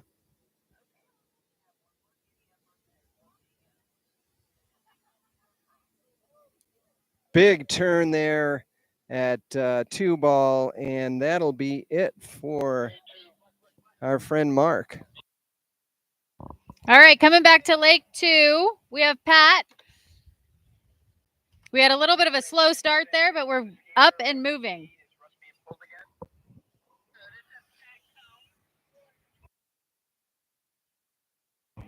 Pat's coming down on his opener, 28 miles an hour. Looking strong. Pat's here from Kentucky. Southern skier. Strong opener. Getting around 5 ball. And 6, and out the gates he goes. We've got an opening pass here, ladies and gentlemen. And a very excited wife on the dock.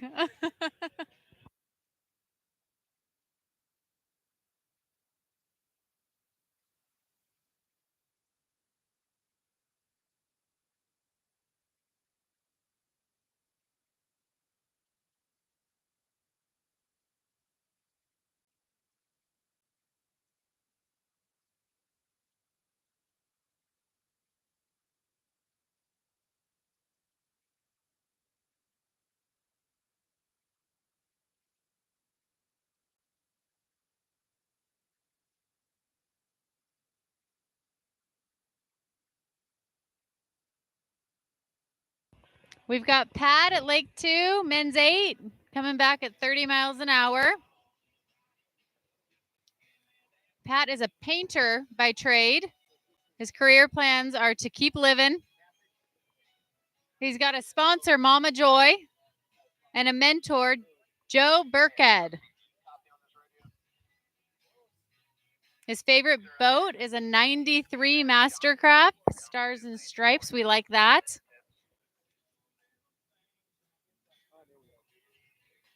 Here we go, Pat, coming back with a nice 1 ball. Good 2. Staying strong out of 3. Little late at 4. See what he can do with it. 4 buoys for Pat, 30 miles an hour.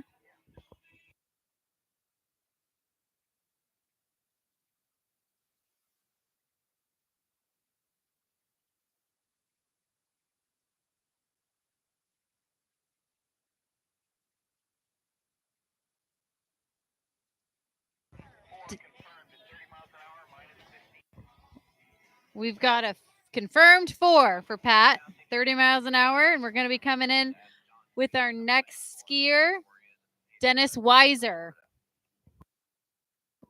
All right, and over here on Lake 3, we've got Greg Tate getting ready to come in on the yellow loop, 28 off, top speed 32 miles per hour.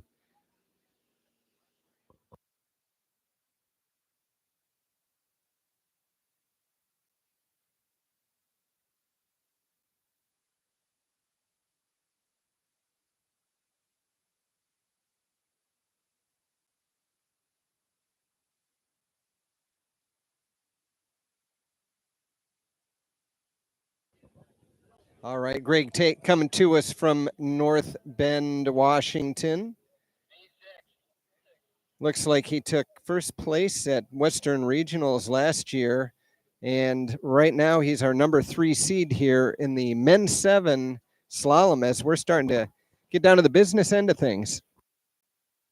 And on Lake 2, men's 8 slalom, we've got Dennis Weiser coming down at 32 miles an hour.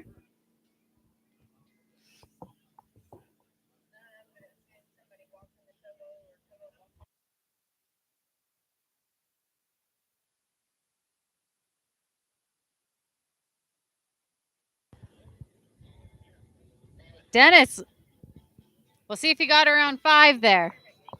He was fighting for that pass.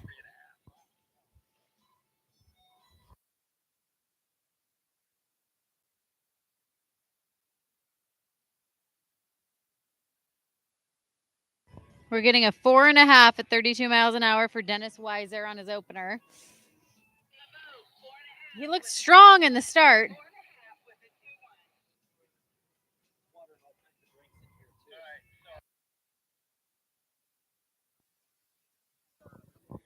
All right, let's watch now as here comes Greg Tate. This should be 32 off, 13 meters. Looking nice and smooth as he turns that 3 ball. He's out around 4. Little chatter around 4, but okay as he turns 5. And there you go, a complete pass at 32 off for Mr. Greg Tate.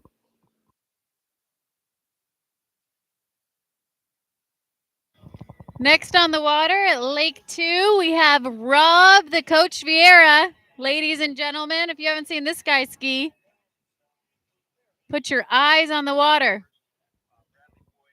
Let's have some fun out there, Coach.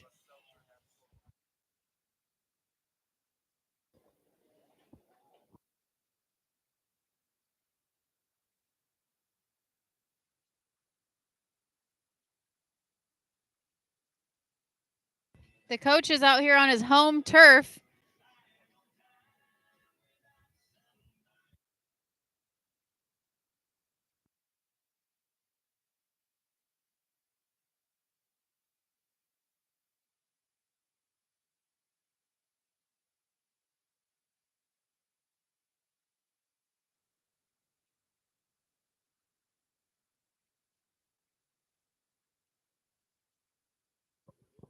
And over here on Lake 3, checking out our number 3 seed, Greg Tate. Ran that 32 off, no problem. Now we'll come back at minus 35. Our current lead is at the 38 off length, so he'll need to get through this pass and see what he can do on the next one. Let's see how he does. 35 off. In Lake 2, we have the coach coming down 30 miles an hour. Opening pass.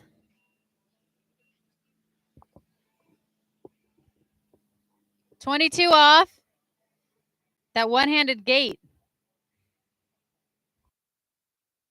All right, looking good. Lake 3, Greg Tate getting all 6 at minus 35. Our current lead is 5 at 38. So he knows what he needs to do to get to the top of that board. Let's see if he can execute. We'll take a little break down here. And what's happening on Lake 2? Lake 2, we have Coach fighting for his life, but getting out the gates on that first opening pass. 30 miles an hour, 22 off. He'll be pleased with that, but he's going to want to get a little bit more coming back, 32 miles an hour.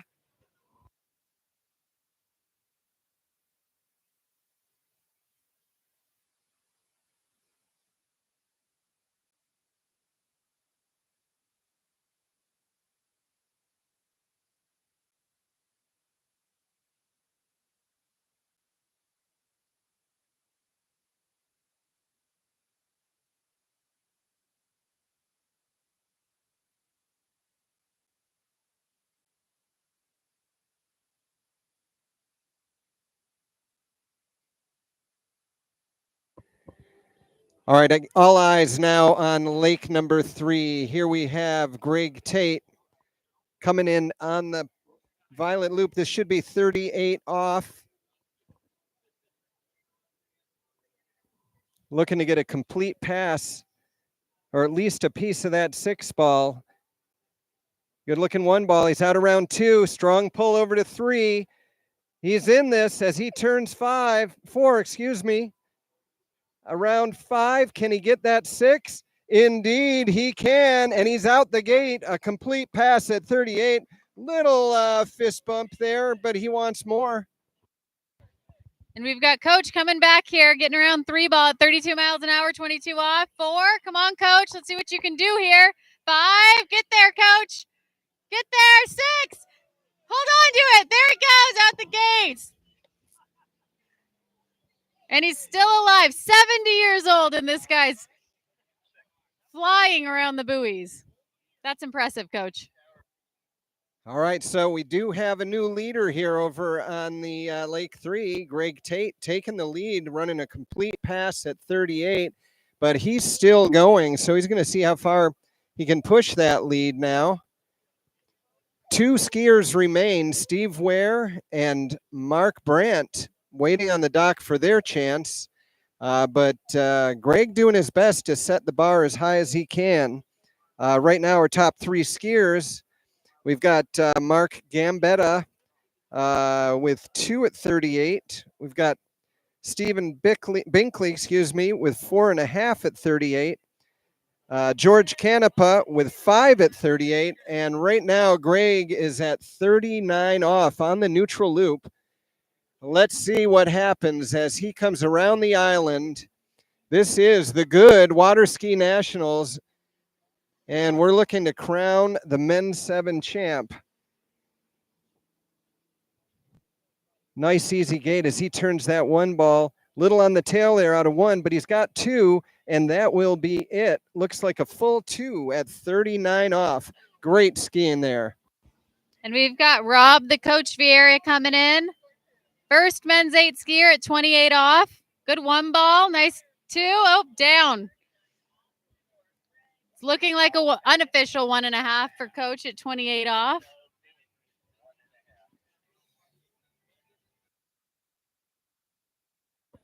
Okay, Greg Tate there with a total buoy of 98. That 2 at 39 off, pretty much matching his average.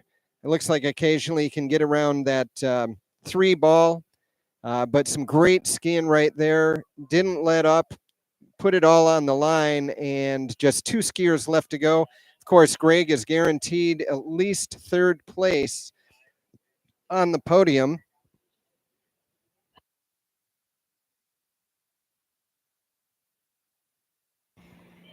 And over here with our men's 8, we've got Coach stepping into the lead with his 1.5 at 28 off, followed by Pat, Dennis, Bradley, and then Russ. That is our podium as of right now, ladies and gentlemen. Then up next, we've got Douglas Kaiser coming in out of Texas.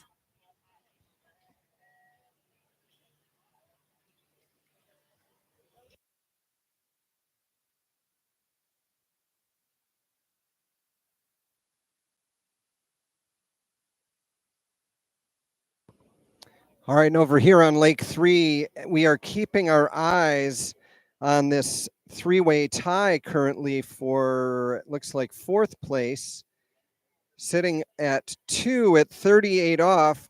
We've got Scott Sorosky set that score first, then Bob Radimer matched it, followed by Mark Gambetta. So all 3 of those guys sitting at 2 at 38 off. Could be a runoff, but we do have 2 skiers to go. These 2 next skiers are looking to at least get beyond that 2 at 38 to clear those guys out. But we'll see what happens, as here we have Steve Ware coming out for his first pass. And over here on Lake 2, I've got Douglas Kaiser.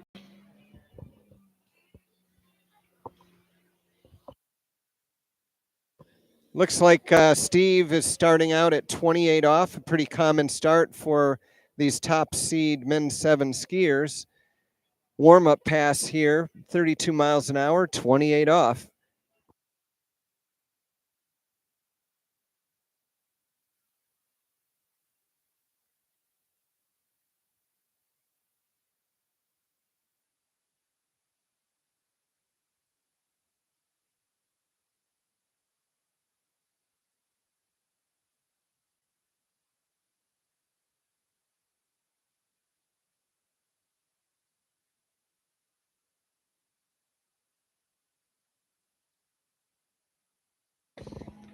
Okay, we've got Doug over here, 32-22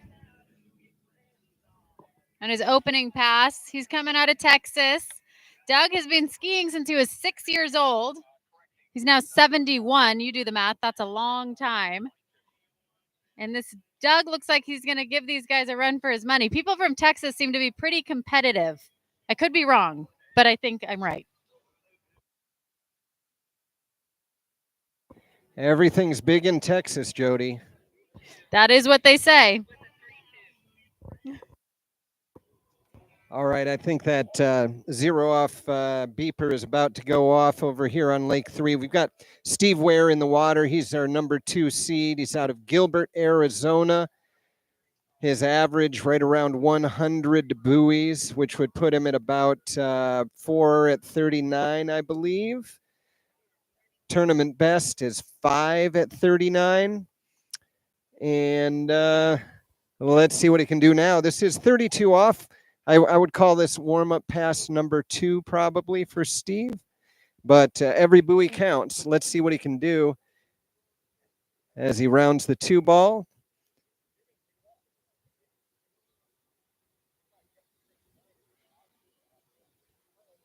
Yeah, looks like just another day at the office. All 6 buoys at 32 off for Steve Ware.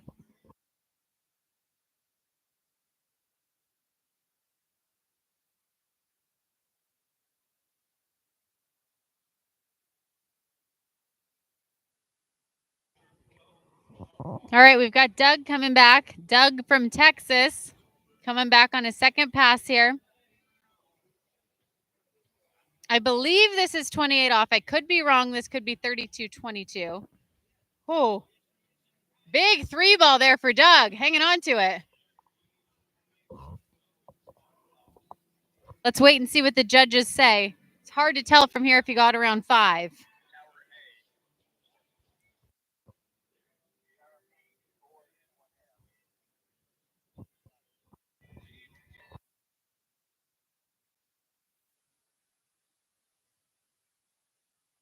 And I'm getting a 4 for Doug.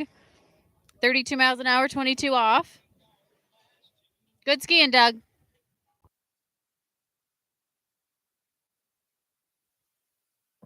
All right, beautiful conditions here at Ski West, the host site of this GOODE Water Ski National Championships, the 2025 edition. We've got men's 7 slalom going on. Steve Ware on the water, 35 off as he comes in. This is a must run to get on the podium for sure. But I know he has his sights set much higher.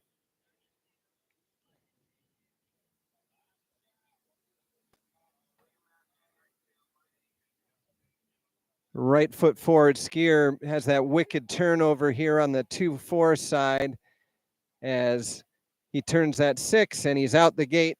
Another complete pass there, 38 coming up. And I've got William Massey over here on Lake 2, men's 8 slalom, coming down at 32 miles an hour, 22 off. He's here out of Florida. Been skiing since he was 8 years old.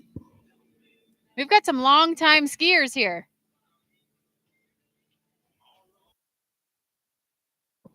That's a really nice way of putting that age division.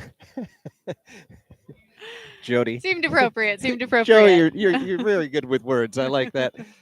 Hey, did you know the most respected ski boat in the world will continue to be available for amateur and competitive skiers alike? The Response TXI Open Edition brings 3-event water ski performance like nothing else on the water today.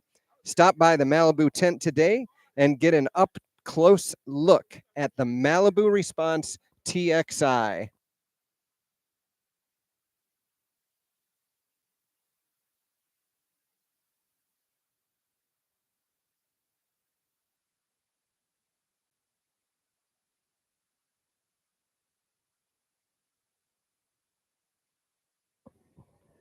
All right, here we go. We got a 3-way tie for 4th right now at this exact line length on Lake 3. Here he comes. Steve Ware, 38 off on the violet loop. Needs to get beyond 2 ball to bust up that bottle up. He's got a big old 1 ball there. He turns 2. Strong pull over to 3. He's around 3 ball. And big tip rise out of 4, but he gets around 5, and that'll be, and a little bit too much out of that 6 ball. And that will be it. 5.5 at 38, a bit of an upset there for Steve Ware.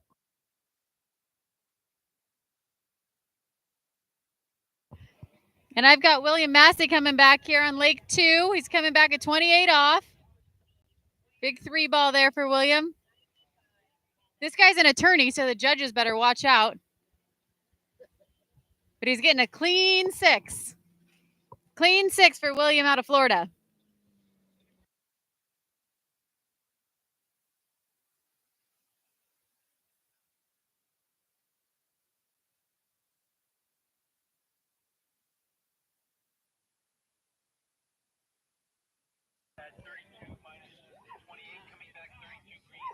We're going to have our first men's 8 skier coming back at 32 off. This is pretty impressive, guys.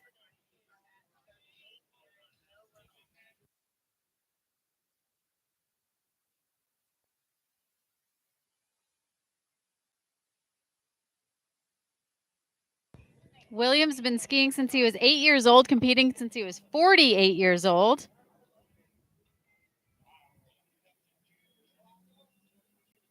All right, over here on Lake 3, our top seed, Mark Brandt, coming onto the water now. He'll start off, looks like on the blue loop here. So coming in at 35 off for pass number 1, Mark Brandt.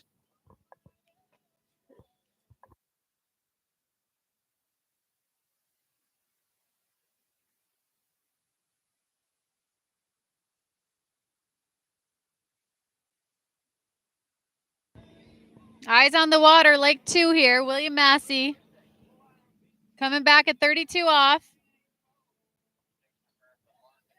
It's looking like a 2 to me. We'll see what the judges have to say.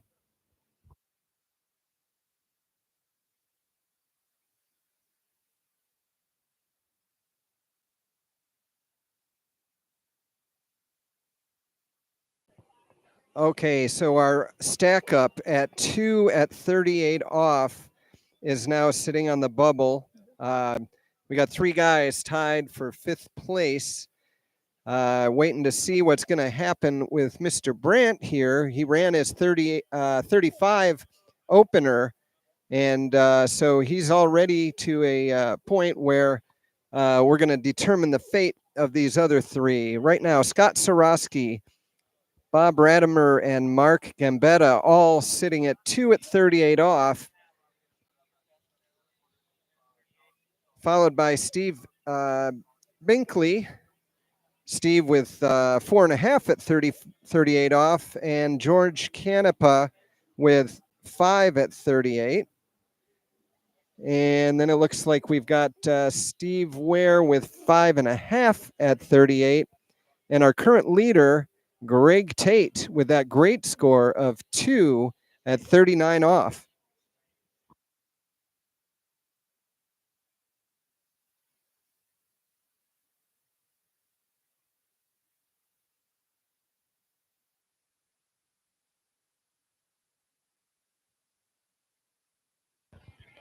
Up next on Lake 2, men's 8, we've got John Abel. John Abel is a 3-event skier out of Texas.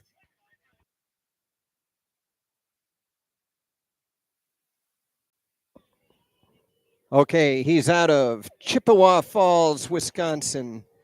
Pass number 2 here, already on the purple loop, 38 off. Let's see what happens as Mark Brandt comes into the course.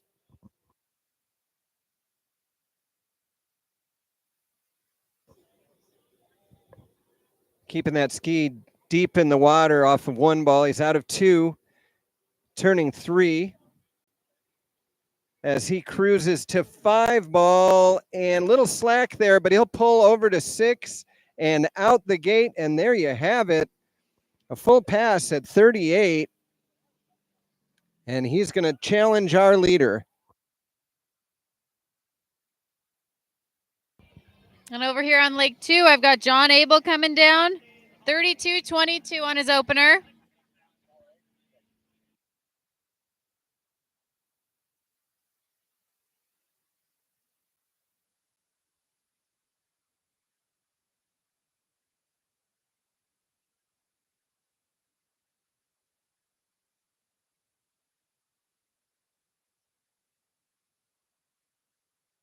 All right, John out the gates, looking like 6 buoys on his opener, 22 off.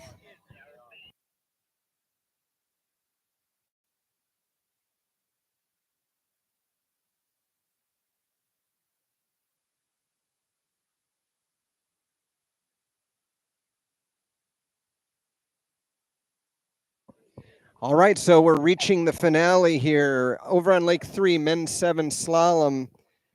Our leaderboard is set, and it's up to Mr. Mark Brandt right now to determine our champ. Score of 2 set by Greg Tate just a few moments ago. Let's see if Mark can get a piece of that 3 ball. Come on, Mark, let's see what you got.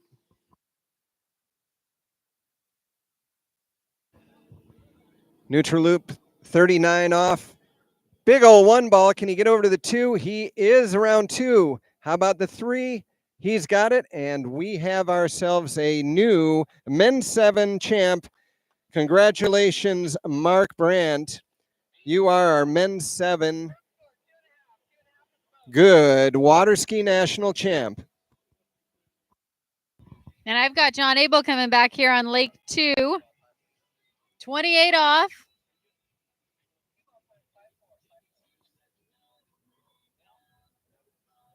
I got to see John trick this morning.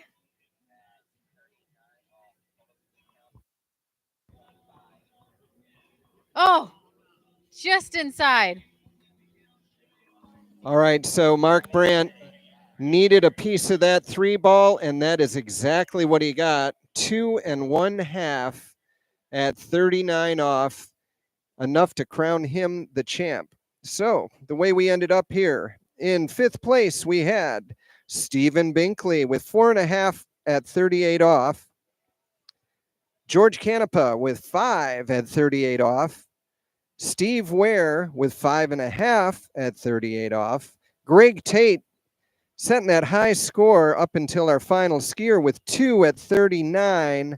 And our 2025 GOODE water ski national champion for men's 7 slalom, Mark Brandt.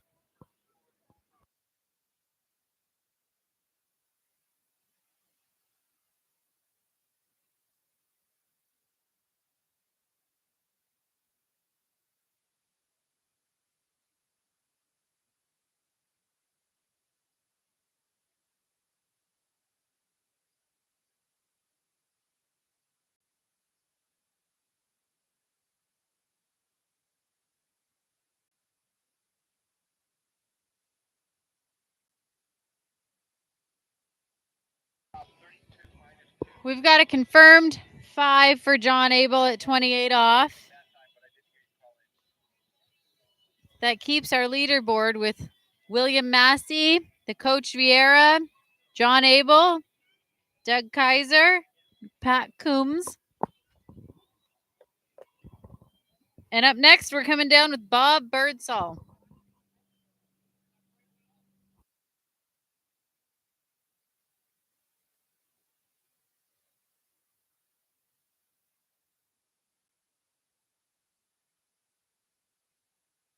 Bob's coming in on his opener at 22 off. Let's see if he can give this men's 8 class a run for their money. Looking pretty strong into 3 ball.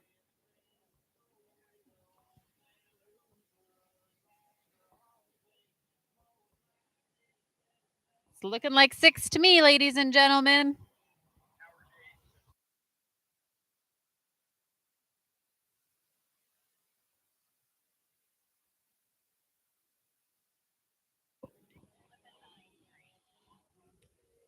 Hey, Jody, did you know that there are 554 freshwater lakes in Central Florida? I did not know that. Yeah, so there's never an excuse not to be out on the water when you visit Central Florida. From water skiing to kayaking, paddleboards to cable parks, the waters of Central Florida are a perfect vacation destination. Come find out why. We are the water ski capital of the world. Visit www.visitcentralflorida.com for more information to learn why we call Polk County Florida's sweetest spot. There we go. Florida keeping the sport alive. I like it.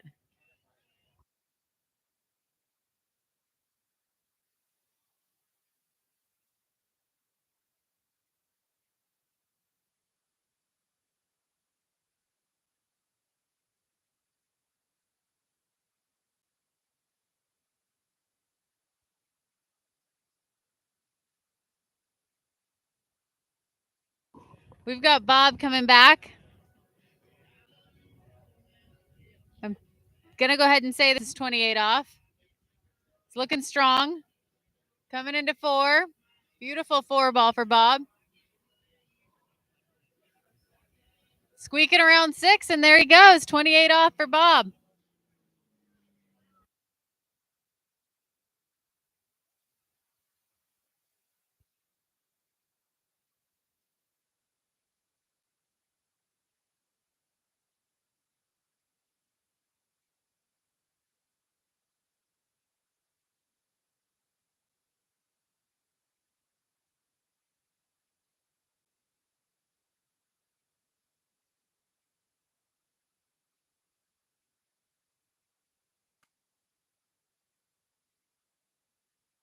We've got Bob coming back, 32 off. Bob started skiing when he was 50 years old. Unlike the rest of these guys that started when they were little. I mean, 50 is still not old necessarily, but it's older. It says on his bio that Bob has been competing since he was 73. That would put Bob at his first nationals. I am unsure if that is certain. I would like confirmation from one of Bob's family members. But if it is, that is really cool. He is a slalom specialist, and he's retired. Let's see what Bob can do at 32 off.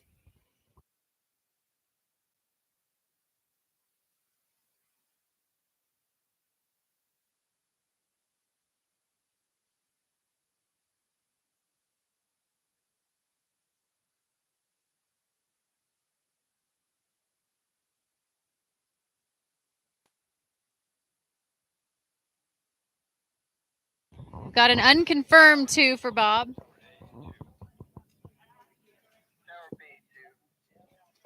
We're looking like 2 for Bob at 32 off.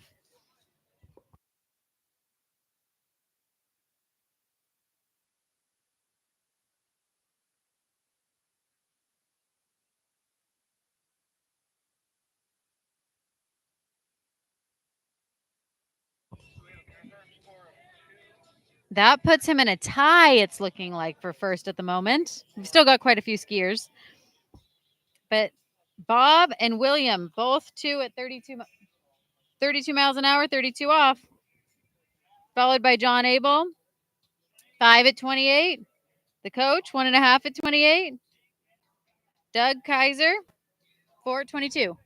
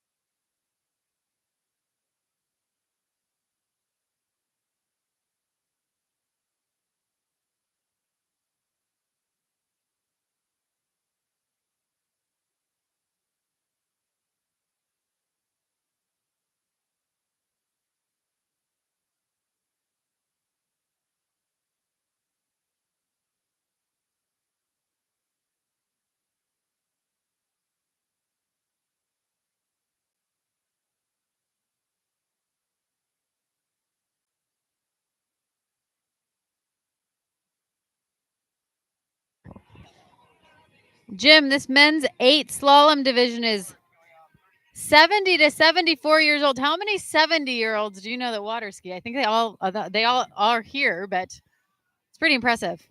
Yeah, and when you talk about 70-year-old water skiers, this guy is a fixture in the water ski scene, this next skier. George Levine, taken to the water now. I ski with him down at the Greater Miami Water Ski Club. I guess I don't have to say water ski club, ski club. They don't do much snow skiing in Miami. But George, this is his 40th national championships.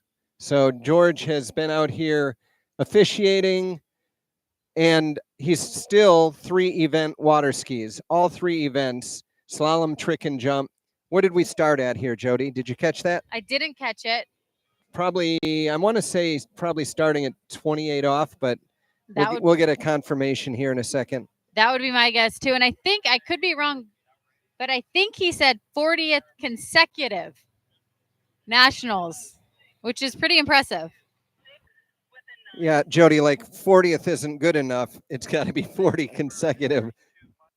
Exactly. It's different if it's all been in a row. Okay, indeed. I did get confirmation. That was 28 off on that opening pass. Got all 6 there. And we'll wait, let the timer go off. And in the meantime, let's talk about this 2026 Radar Vapor designed by Matt Reaney and handcrafted at Radar Lake. The new 2026 Radar Vapor channels water with precision from tip to tail, transforming subtle hydrodynamic forces into power and control you can feel. Thoughtfully designed and built with pride in the northwest corner of the USA. Built in USA. Isn't that amazing? Amazing. I think most water skis are, but good for Radar, right? That is good for Radar and good for the USA.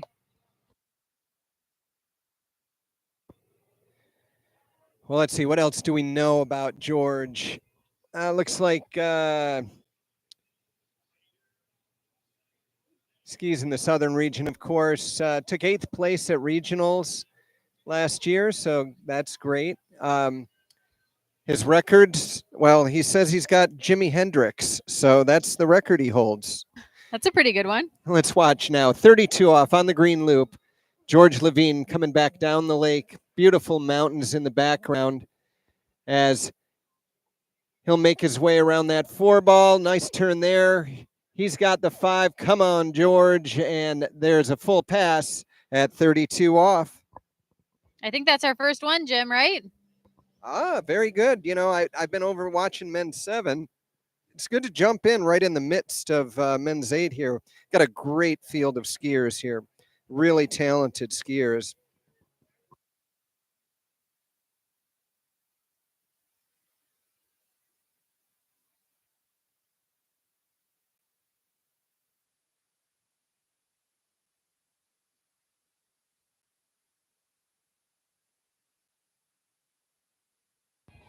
That'll throw George into the lead. And we're going to have our first 35 off pass for men's 8 here. But likely not the last. We have some really good skiers coming up.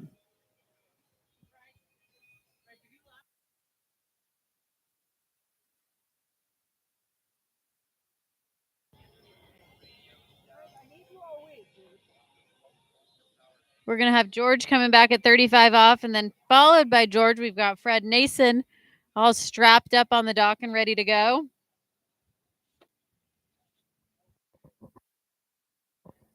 All right, so let's see. 3 at 39 is his tournament best. That might have been a few days ago, but let's see what he can do here. We're at 35 off, so we won't get ahead of ourselves.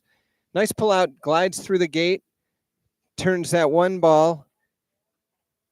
Nice turn at 2, except he got the ski a little behind him there and couldn't continue. So that'll be 2 at 35 off for George Levine, but that will put him in first place at this very moment.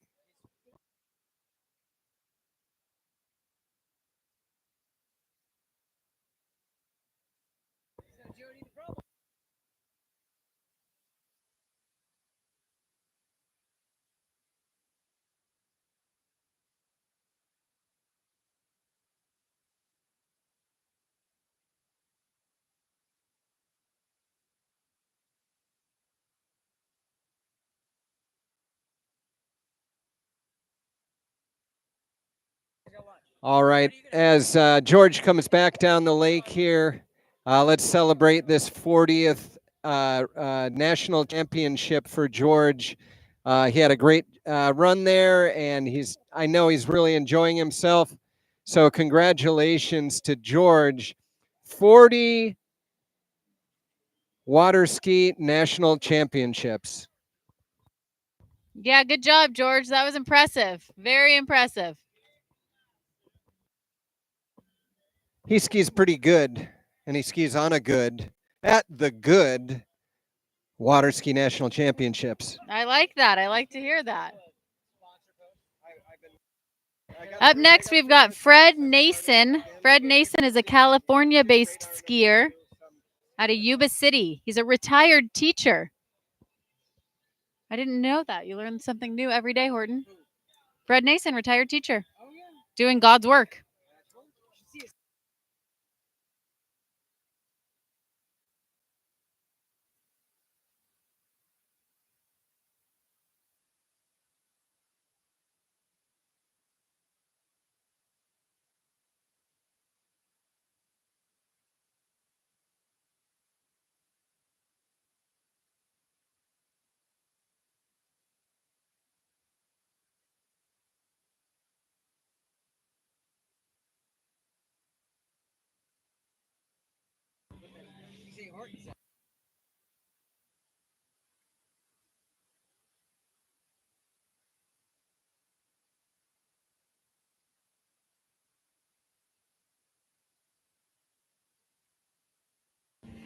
Okay, we've got Fred coming down on his opener, 22 off for Fred Nason. See how he does here. Horton is talking nonstop about Fred's 1990 rebuilt ski nautique boat. Yeah, he says it's a bitchin' boat. Yeah. A bonkers boat. Okay. It's a bonkers boat. And I did actually hear Horton say that he loves to trick behind that boat. Horton talking about tricking. Got a nice trick wake for it. That's your top seed this year in men's 5 trick. Is that right? Yeah. I think I'm the number 2 seed, so you better not slip up. He's on your tail, Horton. All right, tell you what, the C1, the wait is over. Countless hours of athlete testing, extensive feedback, and years of calculating modifications have led to the all-new Conley C1. Advanced geometry paired with tested technology like VTEC and Versatile upholds Conley's 58-year legacy of handcrafted innovation, built in the Conley factory in the Pacific Northwest. That sounds amazing, doesn't it, Jody? It does sound amazing. Makes I you ski wanna, on a Conley. Go get a test ride on that Conley. So find your Conley Yes. rep and get a test ride on that. Check out that Versatile. If you're not on a Conley, you should be. I'm on a Conley. My dad's on a Conley. Conleys are the... 28, right? If you're not going to ski on a Conley, go to the beer garden and drown your sorrows. The beer garden is open.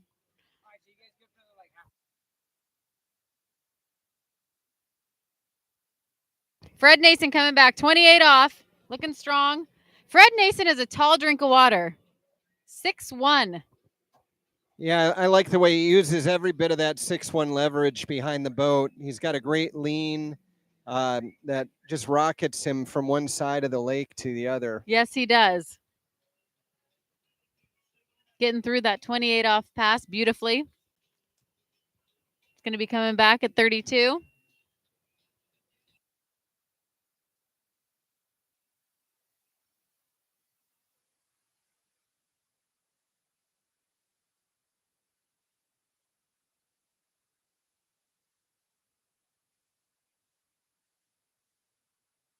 All right, Jody, I'm getting kind of excited. Over here behind us on Lake 3, it looks like they're doing some final prep on the jump ramp.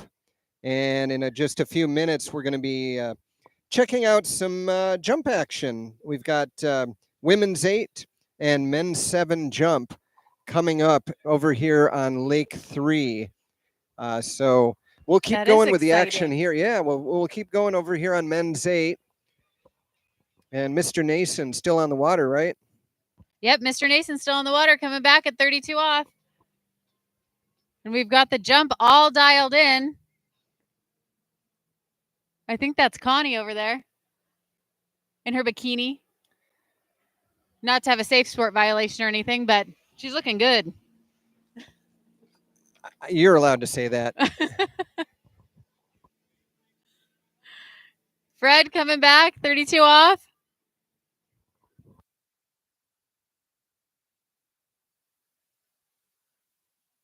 Yeah, unless he opted up, but I think that does look like 32. And a little slack out the gate there, but nothing that he cannot handle. 6 is 6, Jim. 6 is 6. Got that right. 6 in the gate. That's what we all strive for.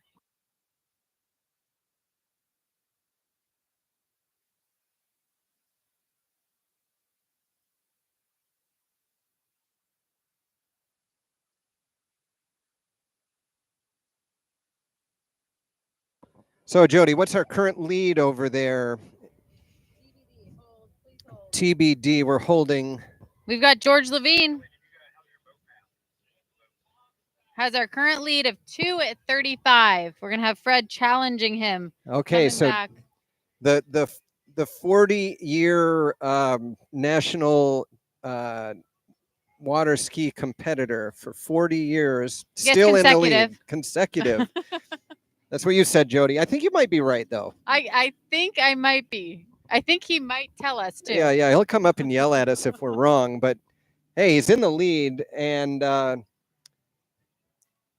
lead with what, 2? Is that what you 2. said? Yeah. Okay. Yep. So we're looking for a piece of 3 at least to take the lead as he comes up out of the water around that turn island. We got just a little bit of a crosswind. It'll be blowing him through the gate and towards that one ball. Pretty minor though. Yeah, let's see what Fred can do here at 35. A little bit of a out of the tail, out of one ball, pulls hard, gets to 2. He's got 3, strong. and that will be it. But let's give it up for him as he comes down the lake. 3 at 35 will be our new lead. Yeah. Yep, that's what it's looking like. Fred Nason, 3 at 35 off. Nice work, Fred.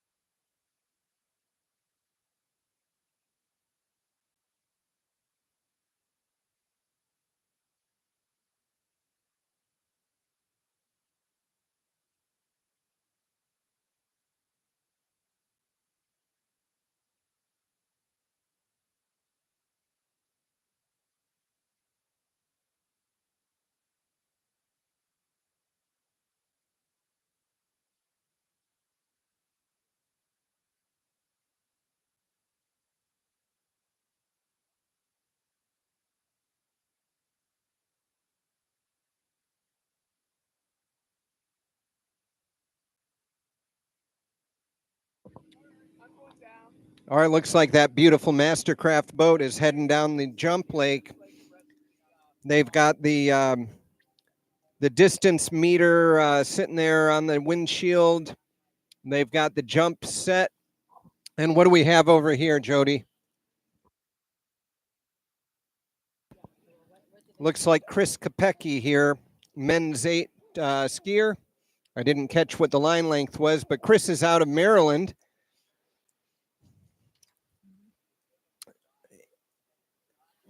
And there you go. All 6 buoys, opening pass. Get that important opening pass out of the way.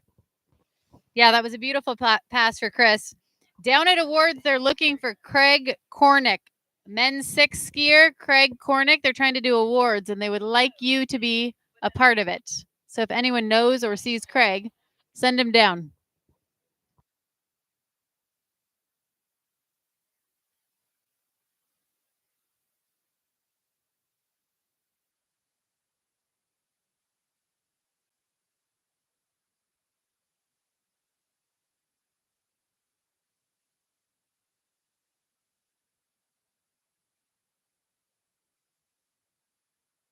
We're going to have Chris coming back at 32 off. That was a nice opening pass for him at 28. Let's see what he can do here.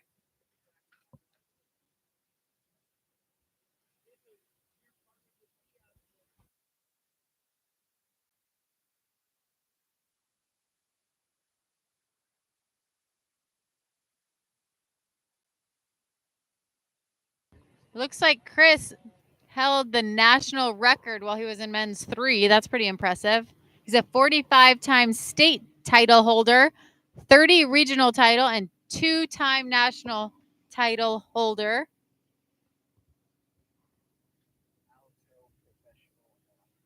Let's see how he does here. 32 off, coming back.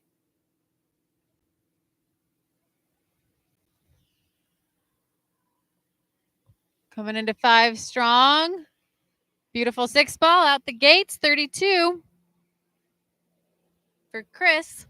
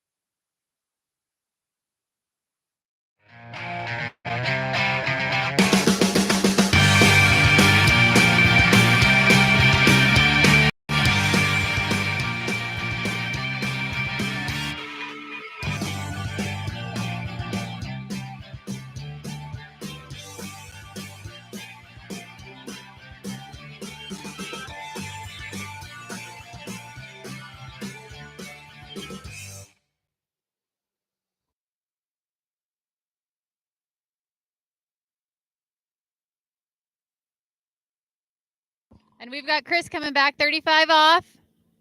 See how he does. Big 1 ball. Nice 2. He's going to be challenging our leader here. 3. The guy looks like he's in some control here, Jim. Out of 5 ball. Beautiful 6. There he goes. Yeah, he's got great control. I love his style of skiing. Seen him ski very well up at the Eastern Regionals and punch his ticket to get here at the GOODE Water Ski National Championships. And he's going to make everything he can of it while he's here.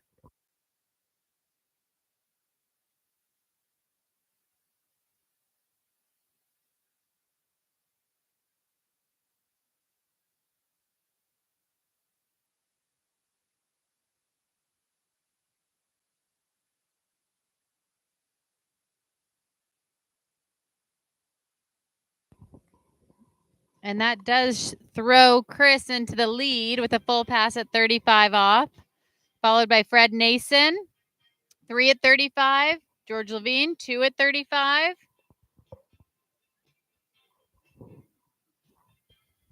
William Massey, 4th place right now, 2 at 32. And we've got Bob Birdsall, 2 at 32 as well. So this is... All right, well, no question he's in the right place. 38 off on the violet loop. Let's see if we can get a good start here. Let's see. That handle dip signature move at 1 ball. He turns 2. Strong turn out of 2. He's got 3. Strong guy. Look at him go. Oh, just inside of that just 4 inside ball. 4.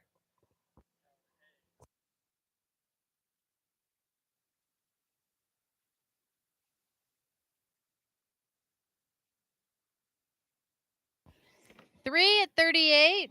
Nice job, Chris. That was very entertaining to watch. Nice skiing. That puts Chris in the lead. 3 at 38. Putting a little pressure on his competitors.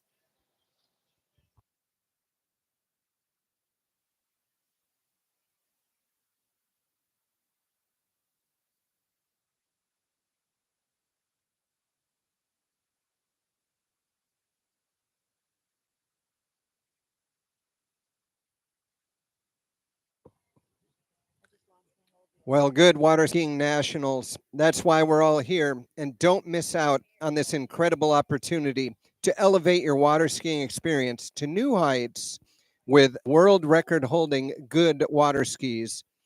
Go check out their booth and learn more.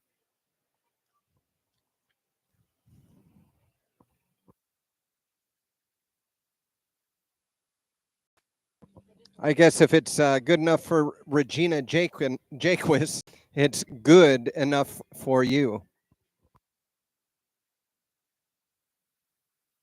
Good one, Jim. Good one.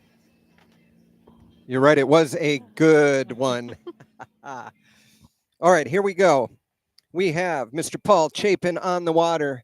I imagine this is 28 off, but we're going to have to wait and get a confirmation at the end, aren't we, Jody? Yes, we are, Jim. Yes, we are.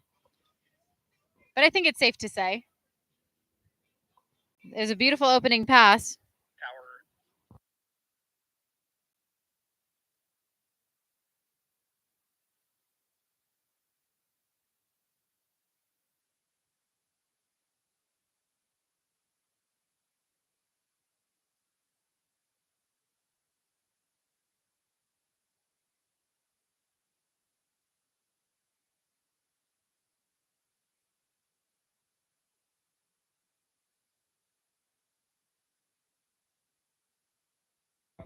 We've got a 6 confirmed at 28 off for Paul.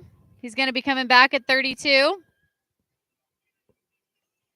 I have a feeling Paul is just getting warmed up here.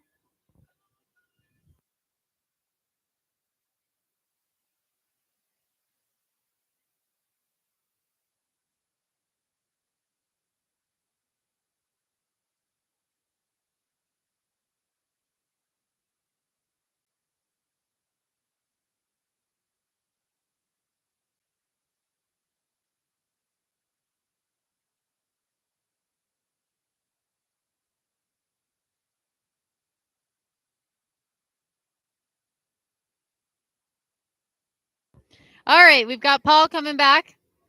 32 off. Men's 8. Let's see what he can do here. Strong 1 ball for Paul. Beautiful 2.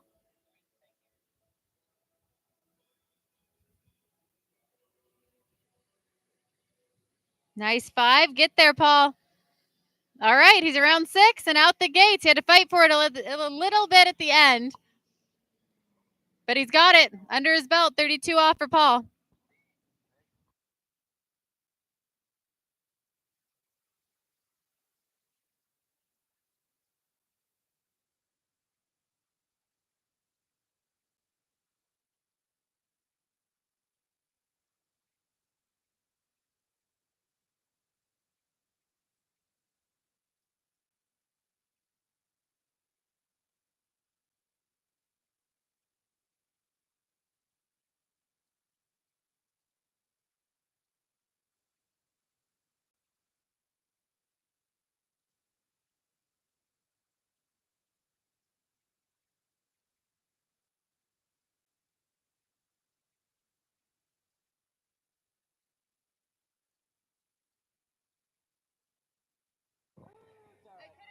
All right, sounds like things are starting to heat up over here on lake number 3. And when I say heat up, I mean we're getting ready to jump. So, Jody, I'll let you take this pass here, and then we'll talk about some jump action. All right, Jim, let's not get ahead of ourselves. We've got Paul on the water still. Coming back, 35 off for Paul.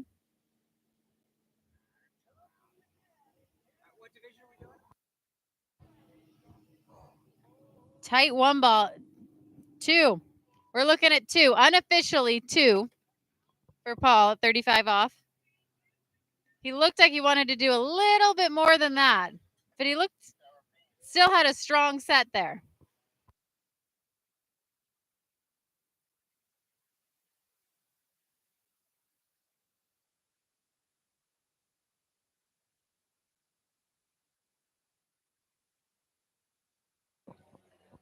All right, on the water right now on the jump lake, we've got the Mastercraft Pro Star. It's the ultimate tournament towboat, Engineered for record-breaking performance and unmatched consistency, the ProStar delivers the flattest wakes and most precise pulls in the sport. For skiers who demand perfection, there's only one choice, Mastercraft ProStar, and that's what we've chosen to pull our women's 8 jump action. All right, and on Lake 2 over here, men's 8, we've got Paul. That was 2 at 35. That puts him in 3rd place behind Chris. 3 at 38. Fred, 3 at 35.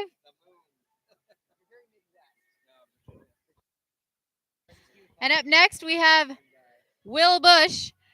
You guys, we have some Western region skiers coming up. We've got Will Bush, followed by Brad Hartwell, Dave Buckley. Dave Buckley has a lake named after him. / I think he probably made it, but still.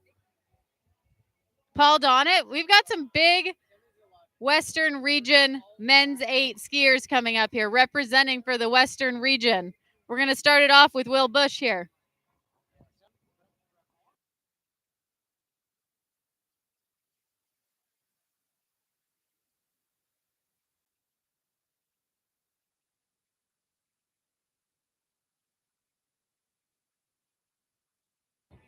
We're going to have Will Bush coming out at 28 off. Will is a great skier out of Sacramento. A D3 guy.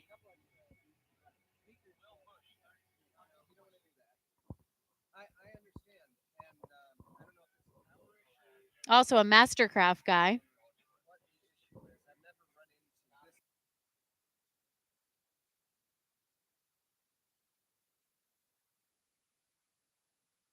All eyes on the water over here, you guys. We've got the Western region men's 8 representing out here in the Western region. Beautiful Bakersfield, California. Let's see what Will can do at 28.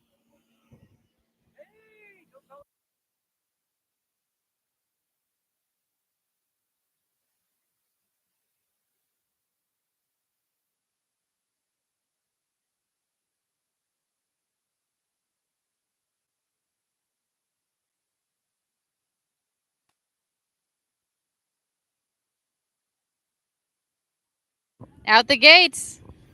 Beautiful opening pass for Will Bush.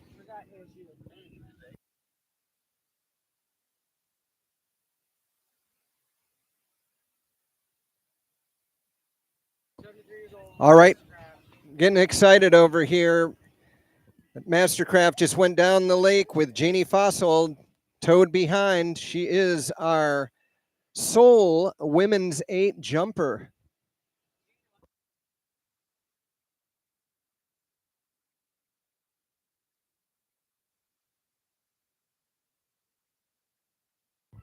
And I've got Will Bush coming back at 32 off. He's wanting to give this leaderboard a run for their money here, Jim.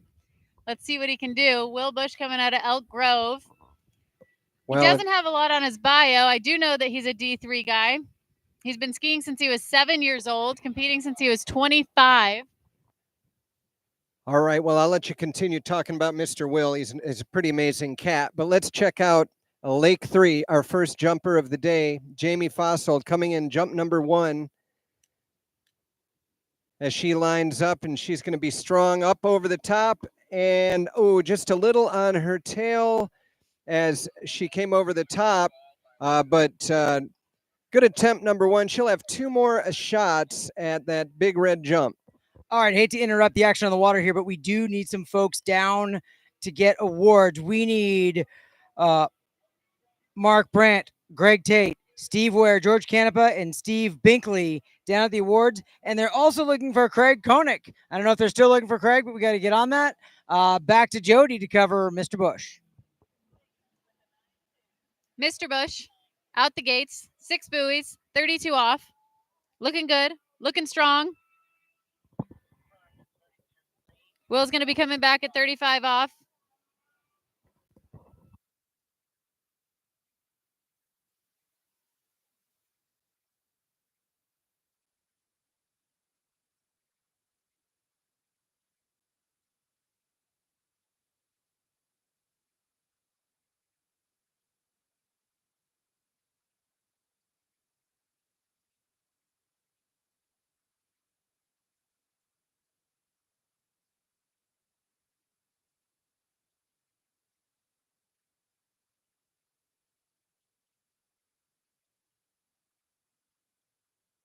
We're going to have Will challenging these guys on the podium. Coming back at 35 off right now, we have George Levine sitting at 2 at 35. We have Paul Chapin sitting at 2 at 35. Also, Fred Nason, 3 at 35. And Chris Kopecki, 3 at 38. So let's see what Will can do here.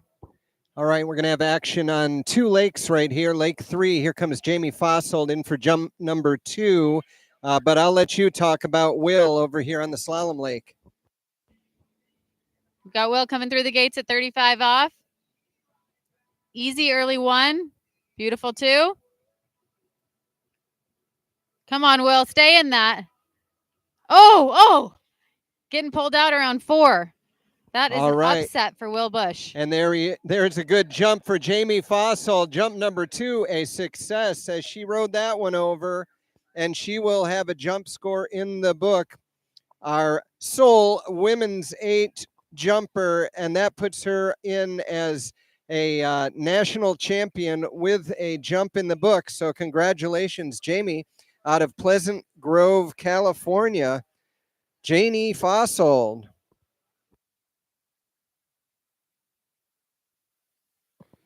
And it looks to me like 1 is enough.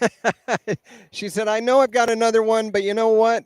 That was good enough. So a 3-event skier, she's probably looking to make sure that she can get a good overall score.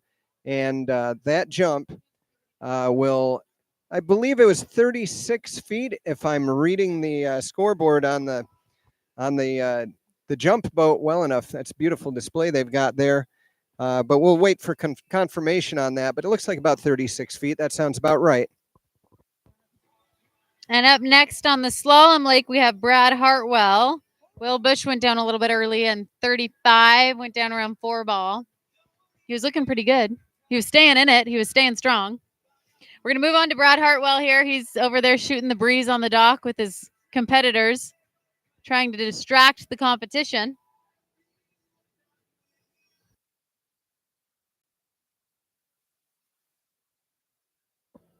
And indeed, that is correct. 36 feet for Janie Fossold. So congratulations to Janie, our good water ski national champion in women's 8 jump. Tell you what, it takes a lot of guts to just go over that big red jump. If you've never tried water ski jumping, you got no idea.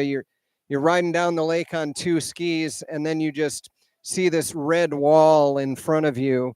And everybody tells you, okay, now put all of your weight on your toes, because otherwise you're going to end up on your butt going over the top of that jump. And you won't believe them. You'll say, if I stay on my toes, my nose is going to go into that big red wall. But you got to trust. Put all that weight on the toes.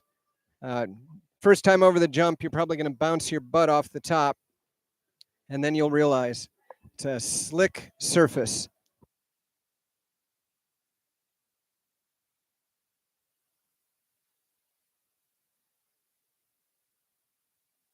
We've got Brad Hartwell coming down the lake, about to be coming down the lake. 32 miles an hour, 28 off. Opening pass for Brad Hartwell.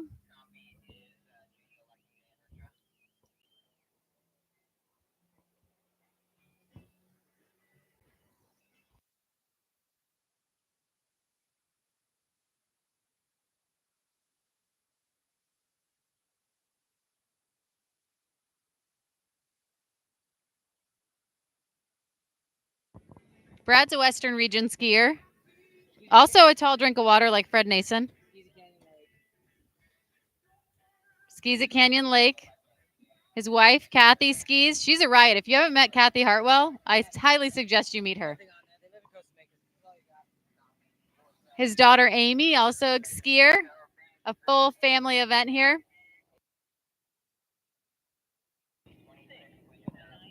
And Brad's out the gates. 28 off. It's going to be coming back at 32.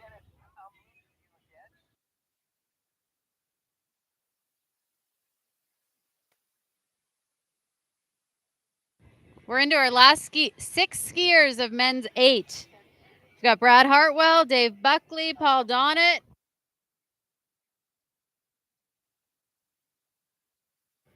You did such a good job, I couldn't take the mic away.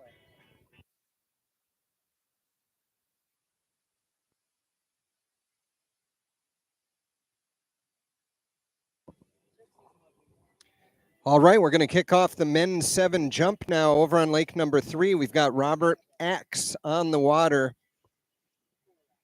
Coming down the lake, boat speed 27 miles per hour-ish.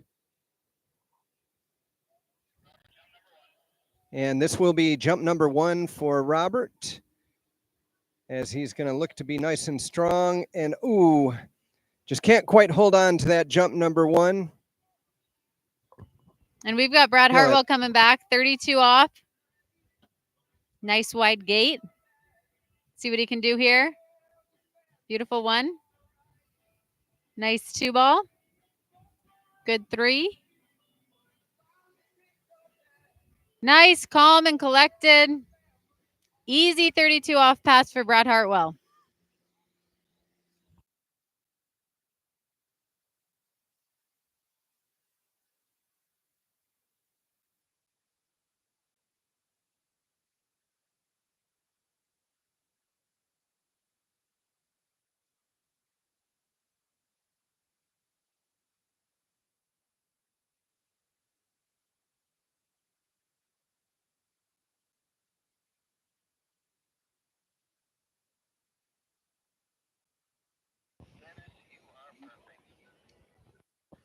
All right, as we gather up Robert Axe over here on lake number 3, he's out of Milford Center, Ohio. Engineering executive out there, and he is a 3-event skier. Looking to get a score on the board here. Last year in jump, he placed 2nd place in the Midwest Regionals.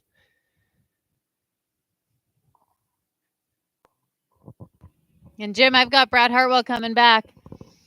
3rd pass, 35 off.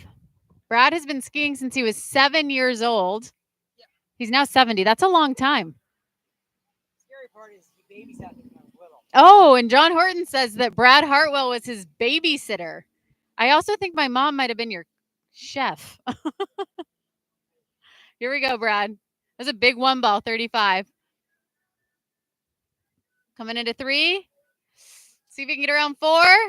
He's going to fight for it. 5. See what he can do here. Oh! Yep, there we go. Out the gates. 6 buoys at 35 off for Brad Hartwell. All right, Brad, and always helping out on the AWSA board. Let's hear here as Robert Axe goes in for jump number 2. Oh, and got to keep your head up, Robert. As you go over that jump, always keep your head up. I think he kind of looked down to see if the water was still there. And we confirmed the water is still there. It is, Jim. It is still there.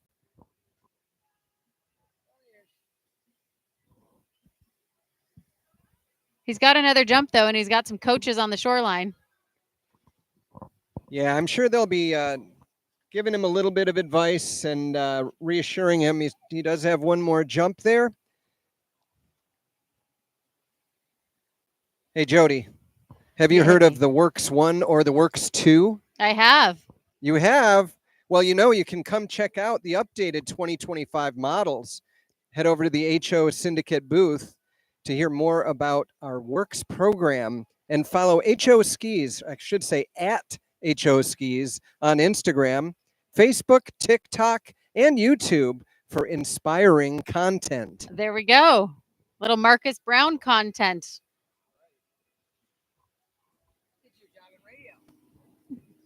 All right, you guys. 38 off. We've got Brad Hartwell coming back. See what he can do here. Everybody's on the edge of their seat. Big 1 ball. Round 2. Let's see if he can get back. Let's see what Horton says. I'm going to call that, I'm going to call 2 there. I sure hope he got around 2 ball. Not sure. But, man, I love me some Brad Hartwell. I'm so glad to see him ski good. There he is, your old babysitter He's on my the old water. babysitter. He's a pillar of the water ski community here in California. I love the guy. Any chance we can get to ski together. If you get the chance to ski with Brad Hartwell, he will give you solid advice. his advice may be to take up golf, but he will give you solid advice. And he pulled a Horton S turn out of 2-ball, so I am the king of the S turn. It looks like you taught him a thing or two. Or maybe he taught you that. All right, well, we get 3 chances over on the jump lake, and here we are. Chance number 3 for Robert Axe. Really wants to get a score here. Got to be nice and strong with those legs as he goes over the jump and keep that head up. Let's see if he got some good coaching. Let's put some positive energy. Come on. Oh, and the skis just slipped out just a little bit. A little bit of disappointment there for Robert, but I'm sure he will go home and do some more practice and be ready for the next jump tournament that comes his way. And over here on Lake 2 with men's 8, we've got Dave Buckley coming out.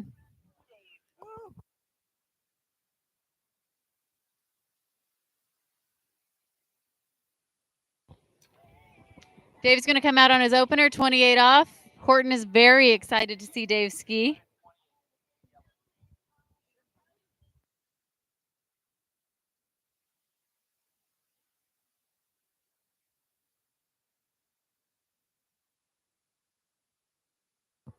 And Brad's 2 at 38 put him into second place. Chris Kopecky is holding down first in this men's 8 slalom division with his 3 at 38 off. Let's see what Dave Buckley can do here. We know Dave Buckley's out of Arizona. Santan.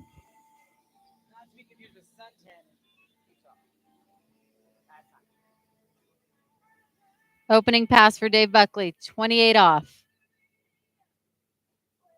Look at that lean, Horton. This guy knows what he's doing. Coming into 6 on his opener. Out the gates, too easy.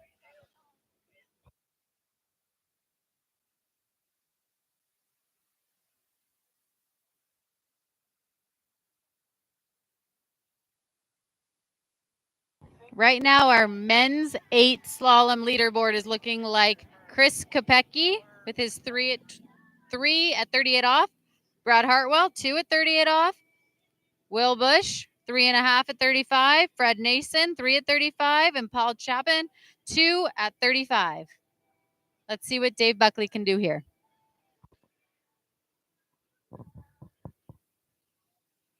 All right, some great action going over there on Lake 2 on the slalom. Over on the jump lake, we're going to move on to our second jumper. This is Dale Black heading down the lake. He's out of Westminster, South Carolina, Southern Region skier.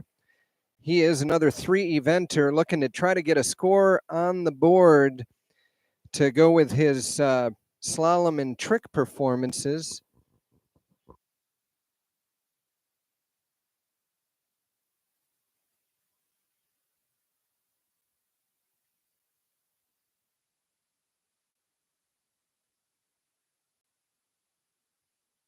All right, we got action on both lakes. Maybe we can get a split screen over on the webcast. We'll see if they can pull that off. But let's watch. See. Here comes Dale Black, jump number 1. And Dave Buckley, pass number 2, 32 off. Coming into 3-ball, beautiful 3. Easy 4. 5. 6, and he's out the gates, ladies and gentlemen. Dave Buckley on his second pass, 32 off. All right, and he manages to hold on and pull that one off. It was a rough ride, but Dale Black managed to ride that away. So he's got a score in the book. He'll be real happy about that. And he's having so much fun, he's going to go back and try to get a couple more.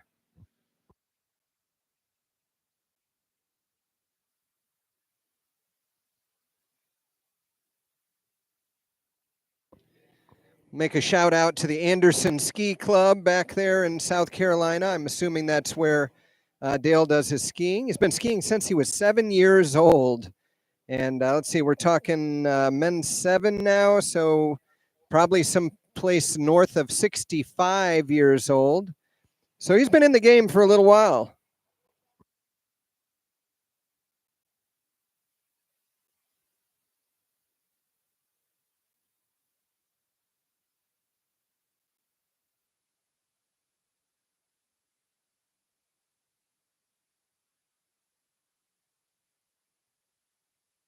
Dave Buckley coming back 35 off the money pass.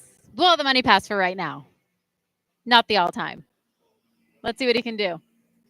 All right, looking for that split screen action again as Dale Black coming in for pass number 2, but I'll let you take it, Jody. I've got Dave Buckley coming down 35 off, but this guy's about to hit the ramp. Let's see what he's got. All right, Dale Black up and over. Can he ride away number 2? He can, and a lot cleaner that time. Oh, upset here for Dave Buckley. Down around 5 ball at 35. Oh, that is a bit of an upset, I think, for him. He looked strong. He looked good. And then he made the water his friend, unfortunately. All right, I think Dave Dale Buckley. Black, he was satisfied with that jump number 2, and he rode that one right on into the dock. He gets 2 in the books, and didn't quite catch the distance on that.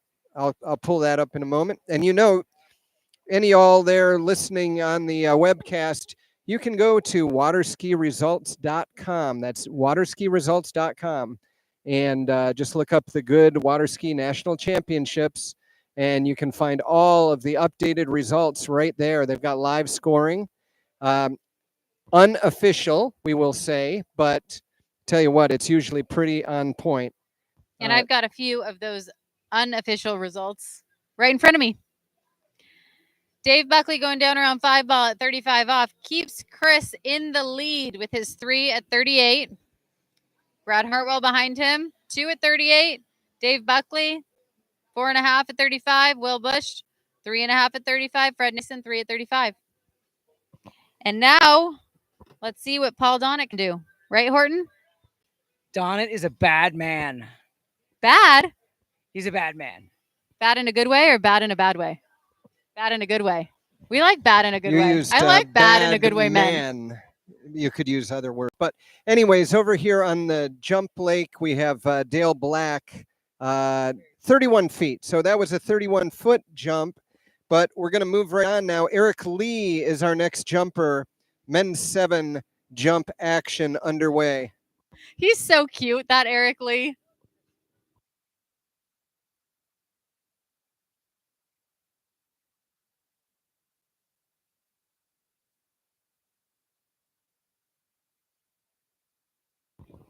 We're going to have Paul Donnet coming out.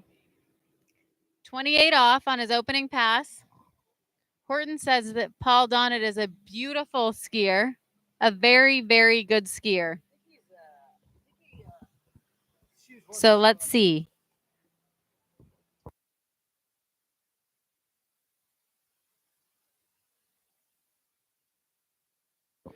All right, so we've got Eric Lee coming in for jump number 1. He's out of San Diego, California.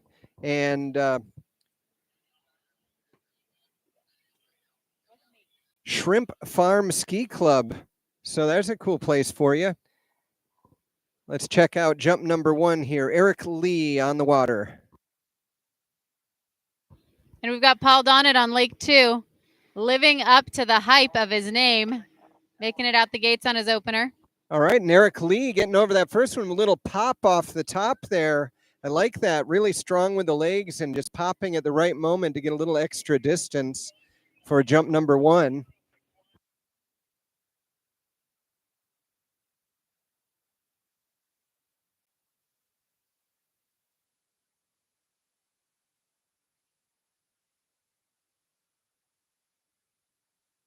Okay, and Eric Lee satisfied with that jump number 1. That was good enough for him. He's going to pull right on into the dock and be done. Don't blame him. He's got to save himself for trick. Looks like about 37 feet on that jump, so that'll just leapfrog him just ahead of Dale Black, who had that 31-foot jump. And I've got Paul Donnet coming back eventually. We're going to have Paul coming back at 32 off. He had a nice, easy opener. Let's see what he can do on a second pass here. Paul Donnet, 32 off. Horton is up here with tech support, so TBD, this entire tower may go down shortly. No, we're good. Still standing. We've all still got a ski, Horton. Keep us alive. And Paul Donnet keeping this pass alive. Easy 5 ball. Nice 6, and out the gates he goes.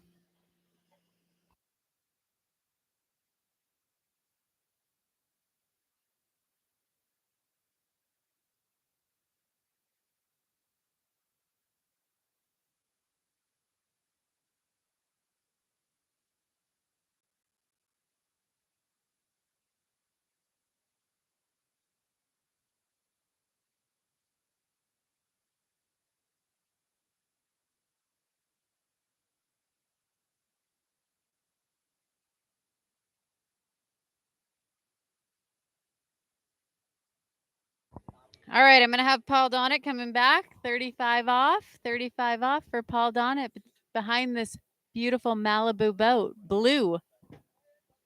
Sparkly. Did Pretty, you say just for the men's Malibu 8 boat? Did you slalomers. know Malibu Boats is committed to continuing to build the best ski boat for amateur, competitive, and professional skiers?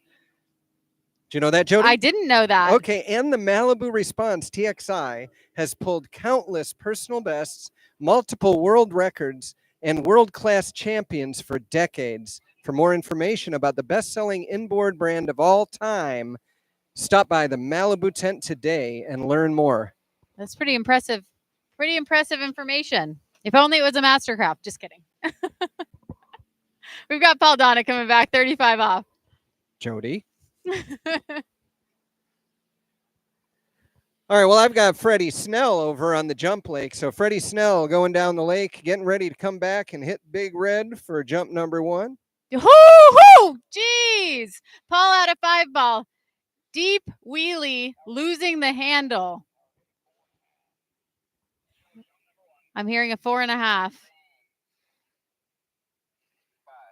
I'm hearing a 5.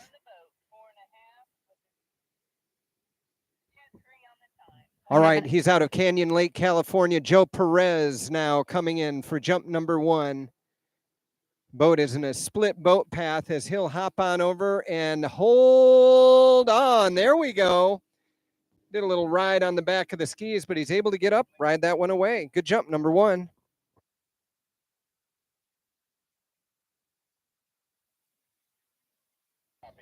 And I have a 4.5.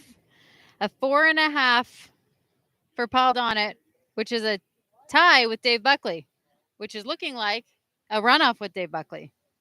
So these guys are getting their money's worth and a little more time on the water.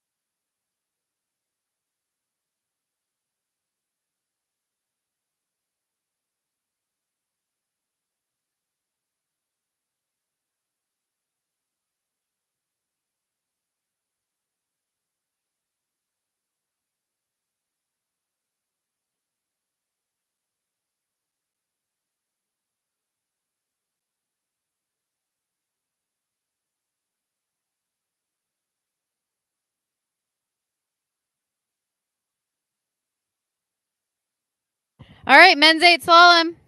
We've got another skier on the water. Louis Alcamo.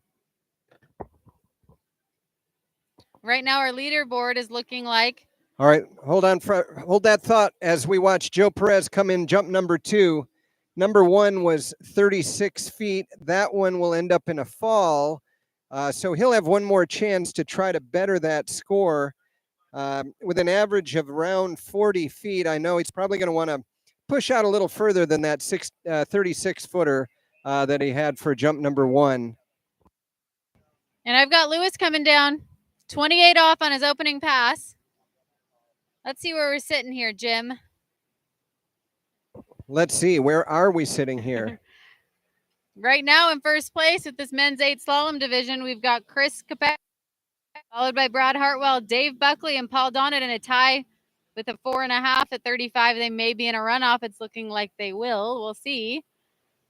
You know, it's amazing the adaptation. These, what do you got there? Men's 7, right? Men's No, 8. Men's 8. Men's 8. These men's 8 skiers have had to have over the years to adjust to the different speed controls from the boats. Now, I mean, somebody like Joe, he used to be able to go out there and just muscle that boat around. And you look at today's towboats and the speed control in there.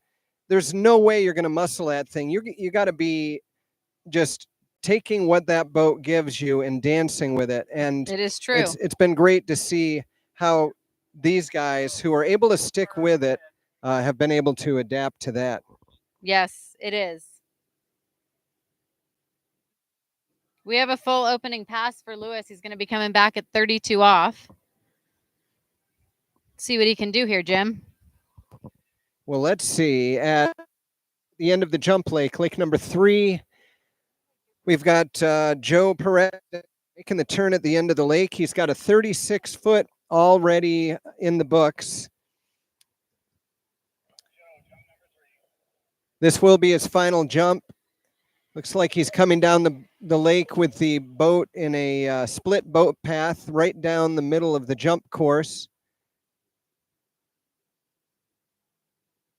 As he'll edge his way out wide and just try to hold that edge and up and over and just couldn't get both skis in front of him there, but Joe, what was that about? That was a little give up on that. He had the handle. You looked okay, Joe. He's having a hard time though. Somebody help him get his skis off. I think he's got those skis off. What's over here? We've got Lewis coming back. Mr. Lou 32 Alcamo. off. Come on, Lou. Out of Get Palm through Bay, the 6-foot Florida. buoys. He's got it. No problem. Easy right there. 6. Easy 6 for Lewis. Lewis has been skiing since he was 28 years old, competing since he was 29. Coming out of the southern region.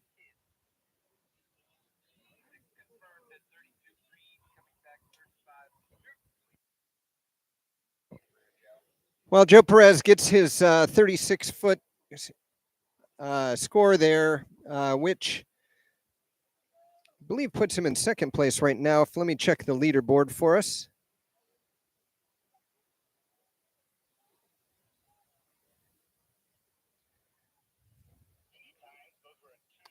Indeed, right now, Eric Lee still holding on to that lead. He had that nice pop off the top of the jump, got him that extra foot to go 37 feet. Joe Perez with 36, currently in second place. We got 6 more skiers to go. Up next will be Freddie Snell. And over here on Lake 2, men's 8 slalom, I've got Lewis coming back at 35 off.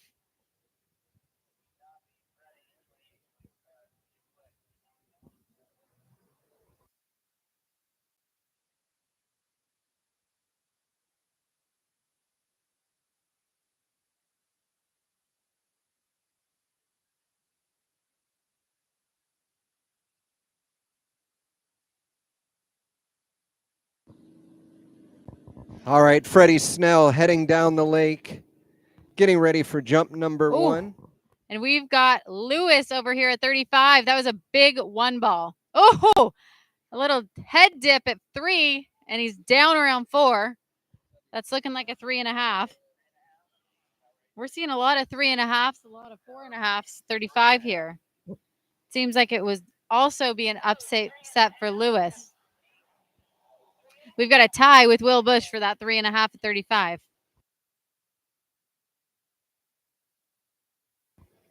And we've only got 2 more skiers in this men's 8 slalom division. Ted McCauley and Jack Mills. We've got Ted up next on the water.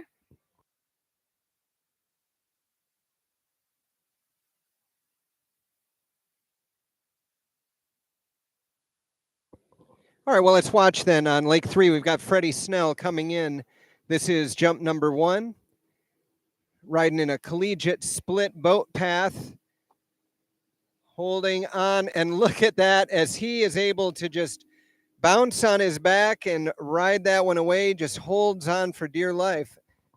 And he's got a jump in the book right there.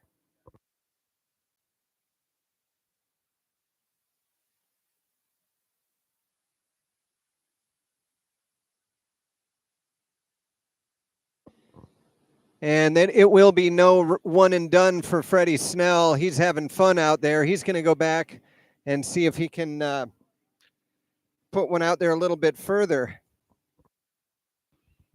And over here on Lake 2, we've got Ted McCauley out of Ohio. Been skiing since he was 5 years old. Slalom specialist.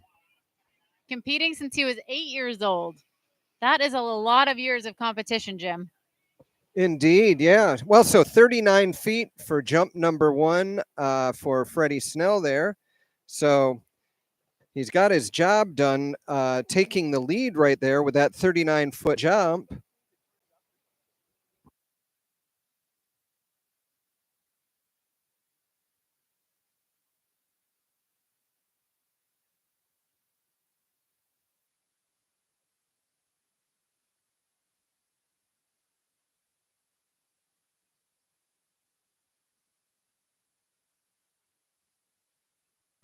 We've got Ted coming down. This is our first 32 off start. 32 off start for men's 8.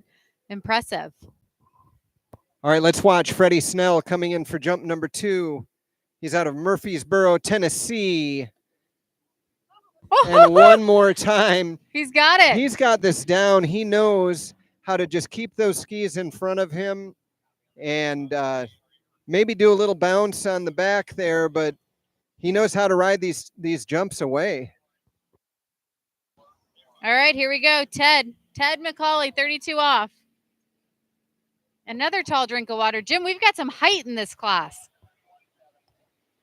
Okay, well, so I believe I heard 41 feet for that jump number 2, and I think I just saw a signal.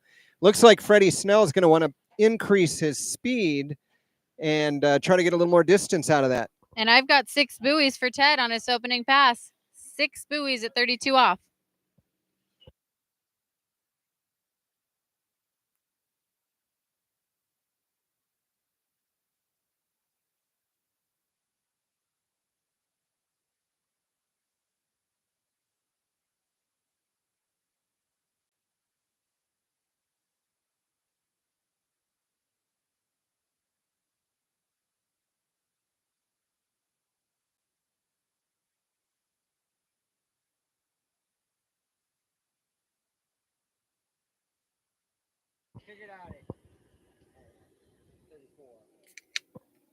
All right, let's watch Freddie Snell, another one of our men's 7-3 event skiers, now with a faster boat speed. I think he's up to 31.7 now, up and over. Jeez, he's flying off that and he ramp. just Holy couldn't moly, quite losing his hold on to speed. that one.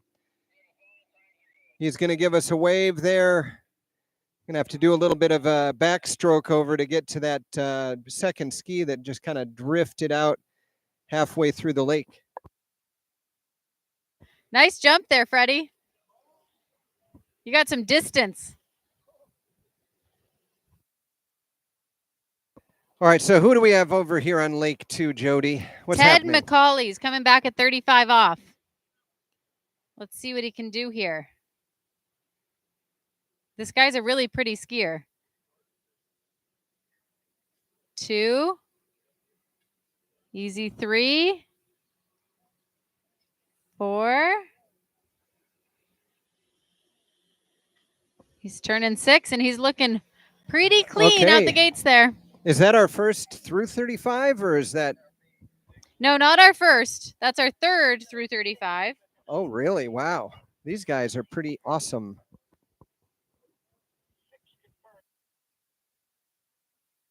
Our leader is sitting with a 3 at 38. So let's see what Ted can do. Right now we have Chris Kopecki in the lead at 3 at 38 off. Brad Hartwell, 2 at 38 off. So let's see what Ted can do here.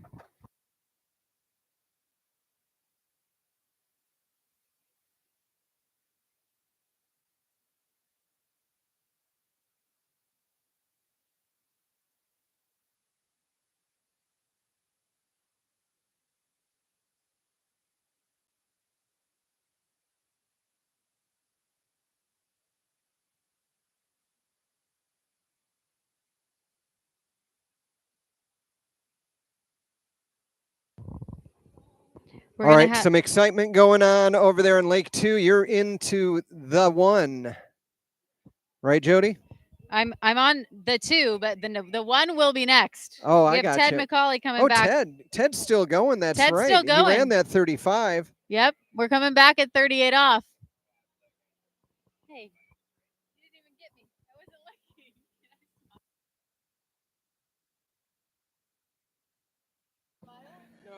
All right, let's Ted, check out let's see what you Ted. can do. 38 off.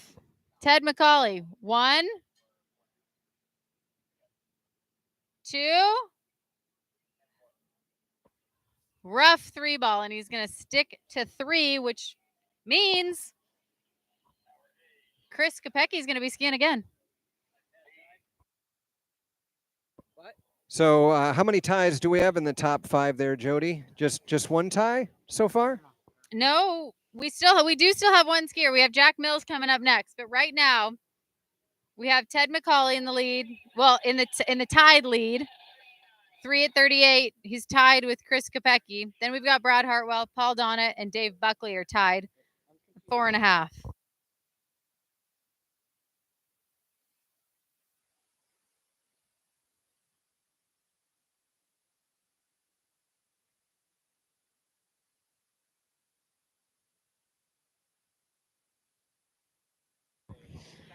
Up next, our final skier of men's 8, but we will have some runoffs happening.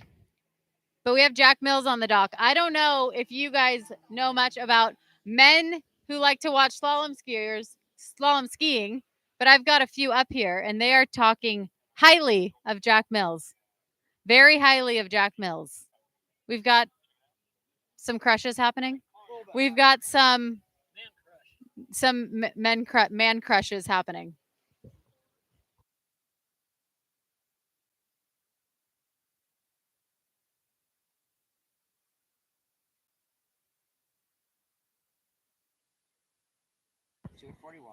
Men's 8. Okay, ladies and gentlemen, if you're not on Lake 2, you should be on Lake 2 because we have Jack Mills coming up. He's a current men's 7 record holder with 2 at 41 off, and he's a men's 8 record holder with 4 at 39. National record holder, Jack Mills. We've got some very excited people up here to watch Jack Mills.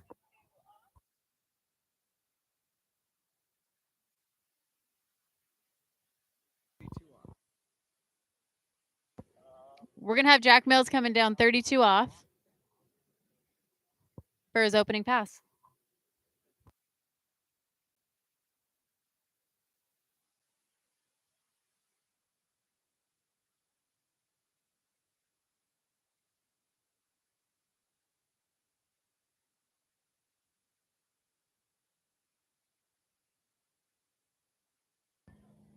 Okay, we've got some entertainment over here on Lake 2, you guys. Men's 8 slalom, we have Jack Mills coming up. This is the current record holder, national record holder, Jack Mills. With 4 at 39 is his current record. He also is the men's 7 record.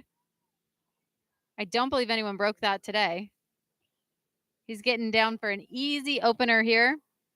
We're going to have a few runoffs coming, so we're going to need Ted McCauley and Chris Kopecky down on the dock. We're also going to need Paul Donnet and Dave Buckley.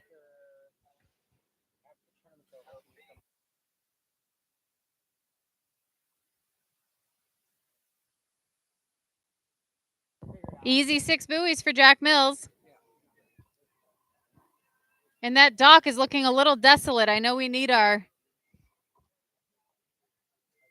runoff skiers down there.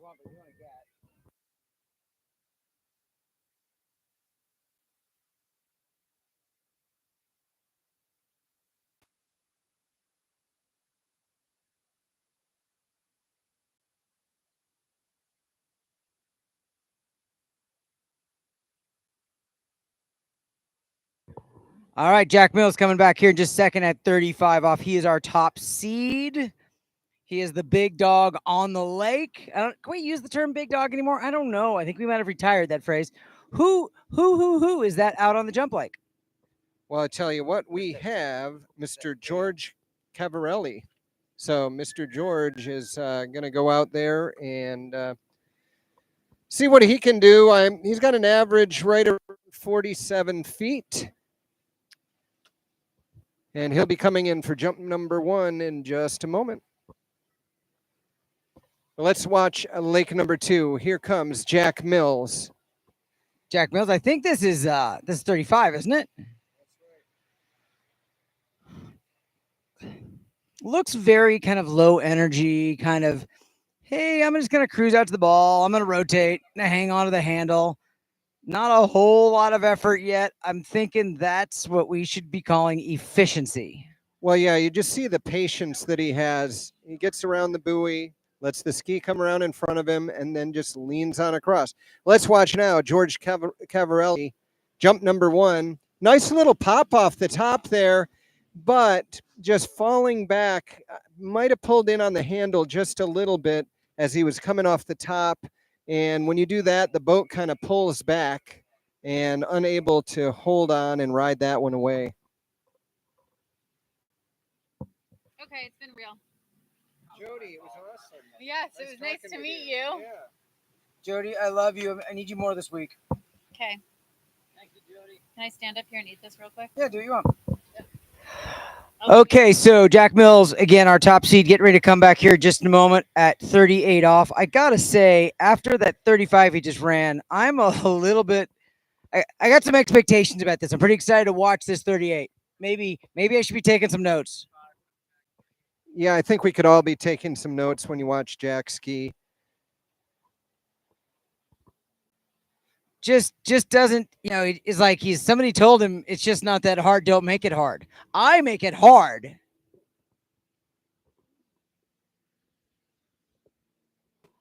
All right, riding it good. I'm going to say that's like some version of XTR, maybe an XTR team from last year, perhaps. Going for 3. Looks like he's in good shape. Round 3, pulling for 4. Doesn't seem like a lot of stress.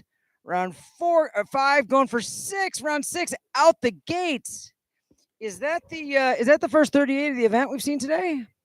No. Yes. First full 38. Okay, so that is our leader. He's going to come back at 39, and he's just skiing on his own fun now. See, we didn't get it. See, we didn't get at 39 off. So we do definitely. Oh, go ahead. Yeah, over here on the jump lake, let's watch. Here comes George Cavarelli coming in for jump number 2. He's out of Fort Worth, Texas. And hold on there. Yep. Get on up. Get on. And he does get on up. There we go. He was not going to let go of that one. No, I was just trying to get your attention. All right, so Jack's going to come back here in just a second and just put some additional distance between himself and his competitors. So he is definitely our champion for second and third between Ted McCulley and Chris Kopecky.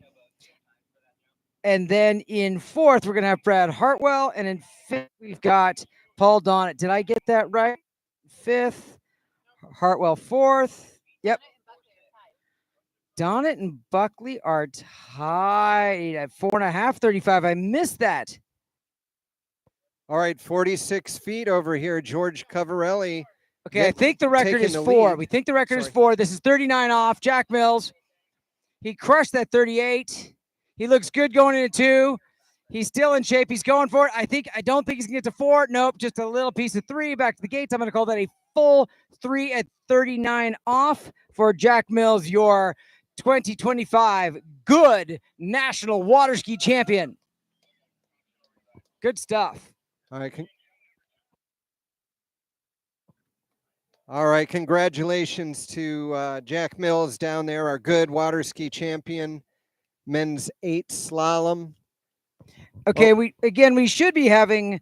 I'm spitballing here, but I believe we're gonna have 2 runoffs.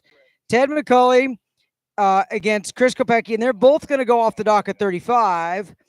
And then we've got Donnet and Buckley running off for 5th, and they're both gonna go off at 28. That doesn't seem right. That's right. Their last complete lap. So Donnet and Buckley going off the dock at 28 is going to be like a snoozer. They're getting a whole second ski ride. So that'll be fun to watch too. I don't know which.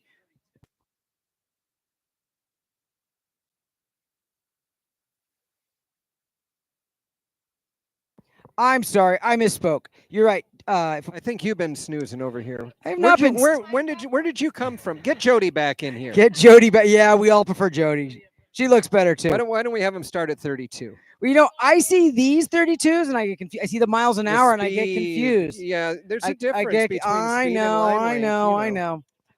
All right. So what I've been trying to say and doing a very poor job of is Donnet and Buckley will both be going off the dock at 32 off. They both got 4.5 to 35. Yeah, I know.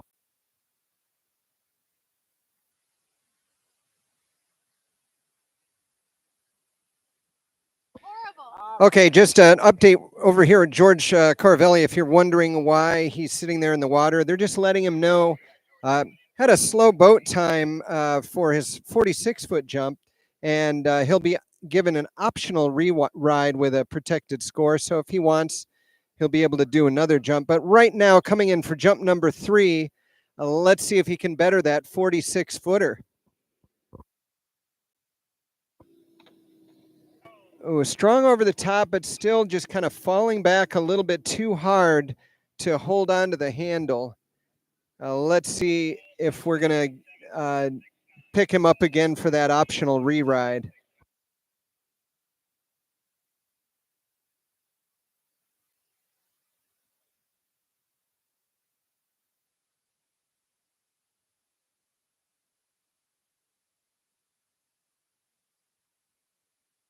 All right, so it looks like maybe a bonus ride here for George. He'll be able to take another ride down the lake and have another crack at bettering that 46. So right now our leaderboard looks as such. We've got George Coverelli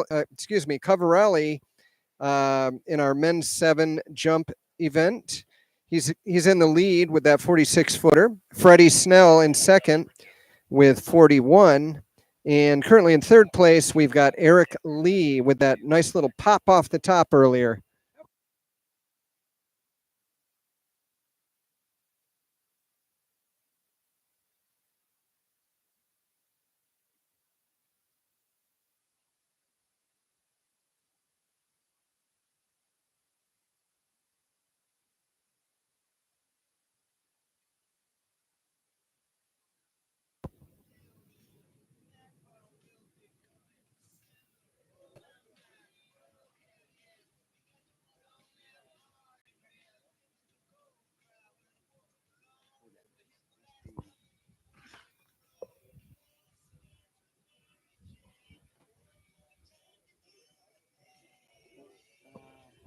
So George Coverelli turning at the end of the lake. He is a member of the Century Club. You know, he has jumped over 100 feet. He had a jump of 109.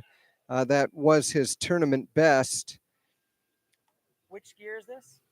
But that might have been a few days ago. Right now, averaging Chris around Kopecky 46 coming out. feet. Let me get on this. Chris Kopecky coming in for his runoff at coming in at 35 off. Chris Kopecky, 35 off for his runoff for second and third.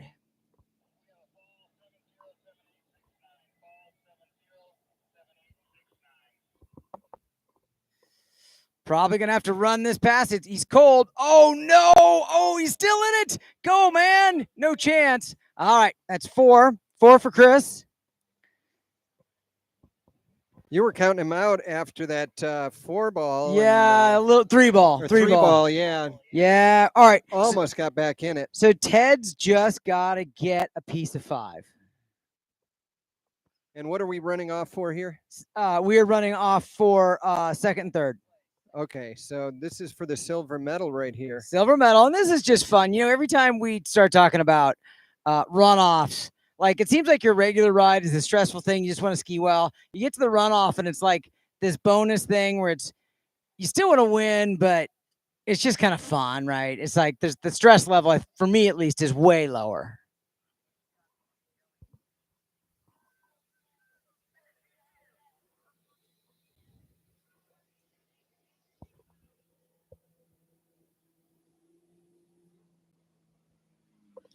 All right, so again, Chris scores 4.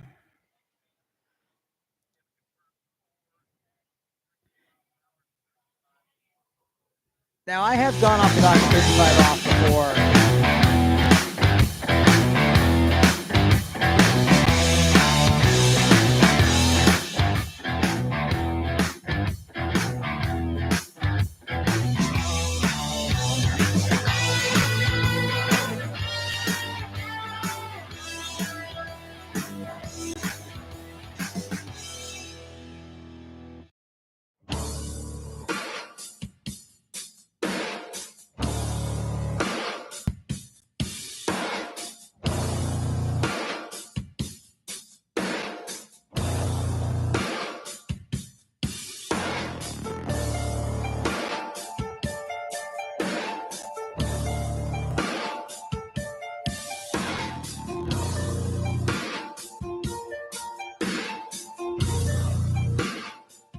It's coming out here. He is at 35 off. This is 35 off cold for the runoff. Needs a piece of 5. Wow, I heard my voice in replay. That was a little scary.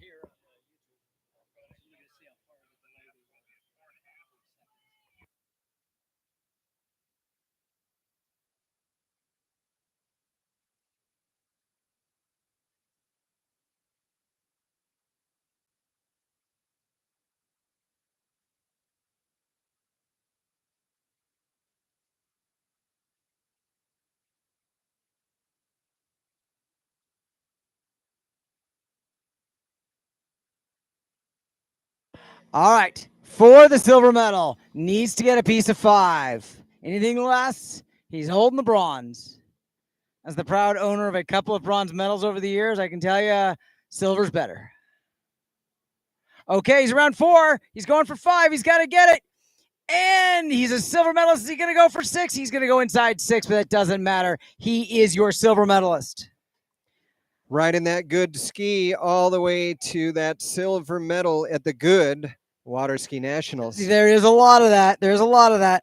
All right, so we're going to bring the boat back, and everybody's going to, sit down, spin around, stand up again. And then we're going to get Paul Donnet and Dave Buckley both going off the dock at 32 off. This was my earlier confusion. I apologize for that. So they're going to go off the dock at 32. And, I don't think Donnet or Buckley are going to be phased at all. This 32 off, I expect them both to run 32 and 35. And for them, it's like round 2.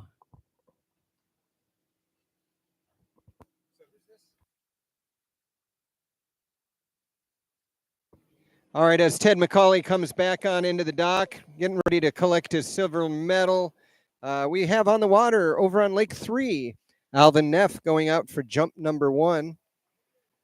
They've got the ramp set for 4.5 feet for Alvin. He's got an average jump of around 51 feet. So fully capable of taking the lead here. Let's see what he can do as that boat appears to be in the course. So we might be seeing a cut at the jump here. Let's see what he does. Nope, he's just going to kind of ride out there a little bit early, keep it on up and over, and he'll ride that one away. Nice looking jump number 1. Okay, I'll give him credit for a single cut. He kind of cut pretty early. He was a little early. He got it. He rode that one away. So he's got that jump in the book. Looking to get that score of somewhere around 51 feet. Let's see what he can do.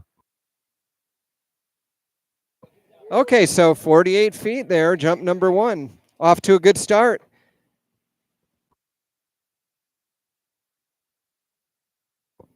So with that jump of 48, that does jump him right into the lead, and he is our number 4 seed. Just 3 skiers to follow Mr. Alvin Neff.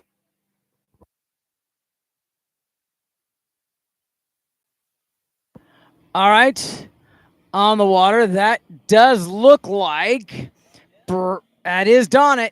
That is Donnet. 32 off. Battling it out against Buckley for that. I don't know what color 5th place is, but they're just having fun at this point. Oh, Lord. It's a little harsh.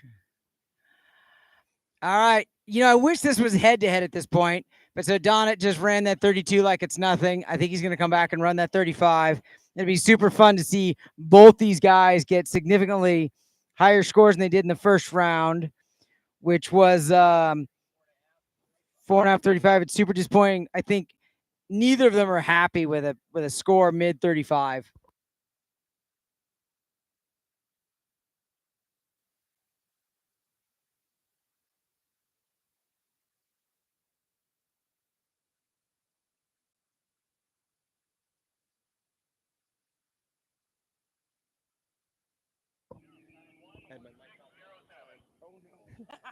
All right, out of Rogers, Arkansas.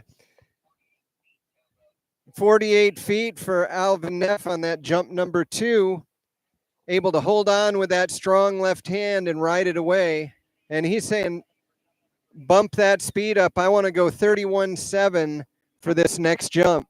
So he's got a 4.5 foot jump, but he's putting in some pretty good speed. 4.5 foot tall jump. There you go. All right. Donnet's coming back at 35. This is redemption time. He's a heck of a skier. Skis down there at Imperial Lakes in Imperial, California.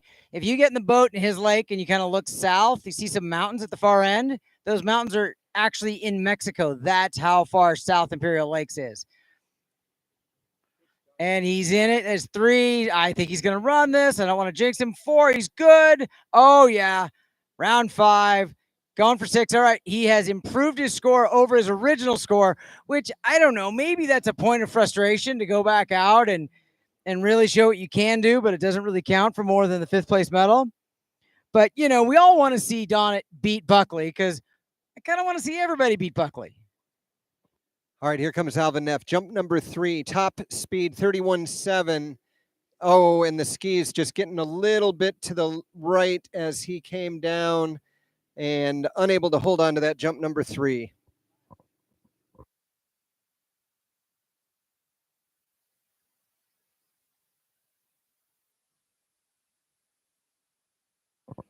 So nonetheless, Alvin Neff taking the lead with that 48-foot jump. Our top 3 jumpers, Freddie Snell in 3rd place, George Coverall with 46. Coverelli. And Alvin Neff with 48 feet on that final jump. And they'll go out and I imagine they're going to raise that jump up to 5 feet for our remaining jumpers.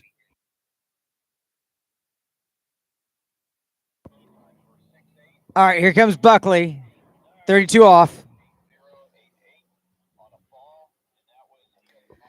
Needs to run this one and then the next one. I'm confused. That's Donnet. I lied. This is 38. I don't know about that one. That was a little bit of a start-stop. Big 2, and he's done it too.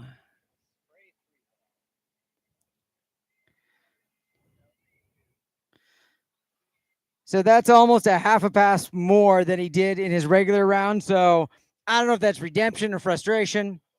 Paul's a heck of a nice guy and a really good skier. So the boat's going to zip around the island, come back. We're going to get Buckley from Santan, Arizona. Longtime skier, tech controller, scorer. And you know, his hair is kind of always perfect. It's not like full-on Warren Zevon and his hair was perfect, but it's kind of like you can see it's thoroughly coiffed. Well, I'm looking out at the jump. They're raising it up, and the boat they've got out there is that beautiful Ski Nautique. And you can discover the 2026 Nautique lineup via the all-new immersive website experience on nautique.com, delivering bold innovation, refined luxury, and an elevated user experience both on the water and online. Well, I'm not going to read from the script, but I will say that I have skied behind that 2026 Nautique, and it's quite nice. It's quite nice. Well, that's awesome. Not a lot of people can say that. So where'd you have that fun ski ride behind the 2026? I skied at the California Pro-Am. Seems like a year ago, but it was like 3.5 weeks. There's been a lot of activity around this lake in the past few weeks, I would say, John. There was Cal Pro up in Sacramento, and then we had like 2 days to get down here for regionals, and then we had 5 days of regionals, and then I think I went home for 3 days, and I've been back here since. And yeah, it's been a little wild. It's gonna be good to sleep in my own bed after nationals soon. All right, what do we got? Is Buckley ready yet? What is Buckley doing? Yeah, again, I pick on Buckley a little bit, but actually, again, one of the real workers of the sport, kind of built his lake there in Arizona, and he scores and he TCs. I believe he TCs. We cannot have enough TCs in the sport of water skiing. We need more. Obviously, it's one of our great shortages. That and safety, guys. All right, Dave Buckley coming in.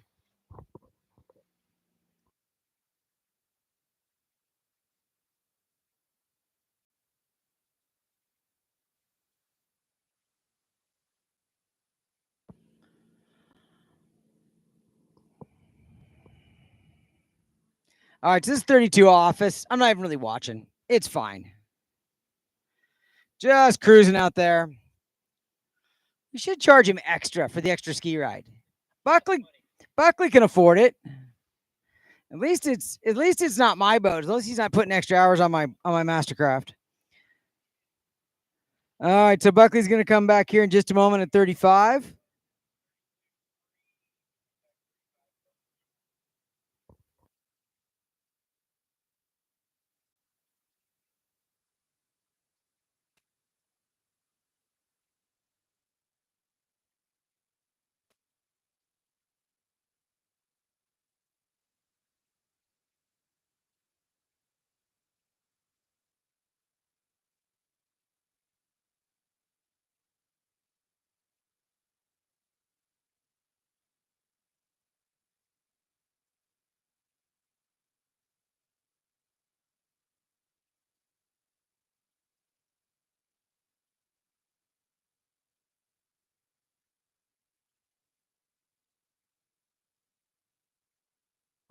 All right, moving right along, men's 7 jump. I believe we've got Mike Dunlap. He's our number 3 seed out of Houston, Texas. Got that jump set up, I'm assuming, up to 5 feet. That looks like 5 to me. And we got Buckley coming back in his runoff for 5th place. He's at 35 off. He has to run this, and I believe he's got to get a piece of 3 ball at 38 the next pass. So let's see what happens here. He's that's kind of the way Buckley looks. It makes me nervous, but that's the way he skis. No, that's fine. That's just Buckley. He looks like he's going to fall, but he doesn't. All right, Dave Buckley, Santan, Arizona. Developer of Buckley Lakes. Going to come back in a minute, 38. He's got to get a piece of 3 ball. All right, here he comes. Mike Dunlap, jump number 1, a little on the heels there. And he's not going to be able to hold on to that one. I took a nice edge to the jump, but kind of fell to the heels as he got to the bottom of the jump, and that just gets magnified. When you go up that slippery surface, those skis don't want to stop. Did the windmilling of the arms, did that help? Well, sometimes that'll help keep you from ending up on your head, but it kind of looks cool, and it may add just another couple of feet to your distance. I think it's really just for dramatic effect. All right. Runoff for 5th place here at the 2025 GOODE Water Ski Nationals. Dave Buckley. He's got to get a piece of 3 ball or he will be off the podium. He'll be like just below the podium. 38 off, 32 miles an hour. From here, his hair looks pretty good. Riding that kind of older model good ski. Ooh, that's a strong pull into one. That's a good 2. I don't know if he's got any speed. No. Oh, we get another tie. I'm going to call that a hole 2. So we have another tie, and I don't know. It seems like earlier we had this situation. We left it a tie. I don't know if we're going to do double runoffs or not. I'm going to listen to the radio.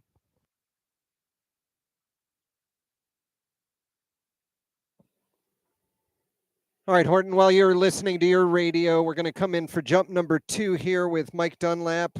Little on his heels on that jump number 1. He'll want to put a little bit more weight on the toes, keep that handle down low as he edges strong to the jump. Let's see if he can edge all the way through this one. A little bit better there. Yeah, and he lands over top of the skis, and that's a good ride away for jump number 2. He's got one more to go. We'll see if we can get a distance on that real quick. Okay, believe it or not, we are going to do another runoff here. It's going to be Buckley and Donnet. They're both going to have to go off the dock at 35 this time, but they just skied. They're fresh. They're good.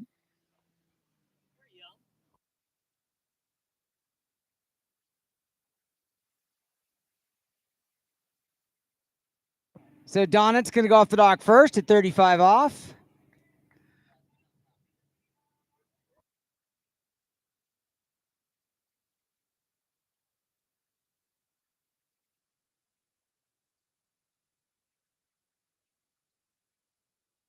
I think this started out as, hey, we got an extra ski ride. And by the time we get to our second runoff, it's like, oh, gosh, do I have to ski again? Yeah, we're talking, men's 8 here. It's like, you mean, seriously, I got to go again?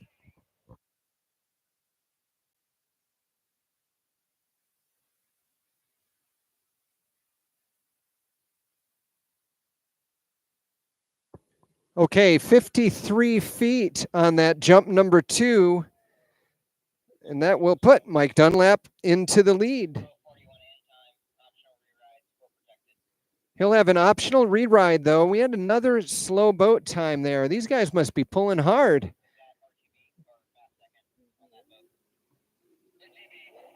So that's a return to baseline. Might not be a slow time. Let's see. Maybe they had a setting wrong there, but unable to ride unable to ride that one away, but still enough to put him into the lead.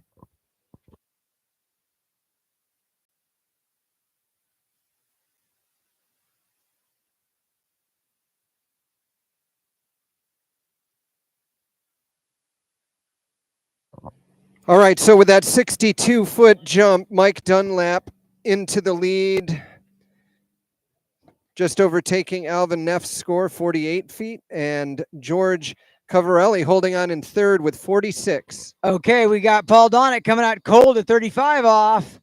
These guys are tough. I think Donnet's just going to crush this right off the dock. He's got a little headwind, which is the wrong breeze for here. It's a little unusual, but he's so good. Stays calm. Look at how just mellow he is. Reminding me again that maybe I make skiing too hard. Oh, yeah, pulling for 5, round 5, heading to 6. Round 6, out the gates. Beautiful. Paul Donnet. All right, now if he gets to it 38 again, I don't know. Buckley might just melt.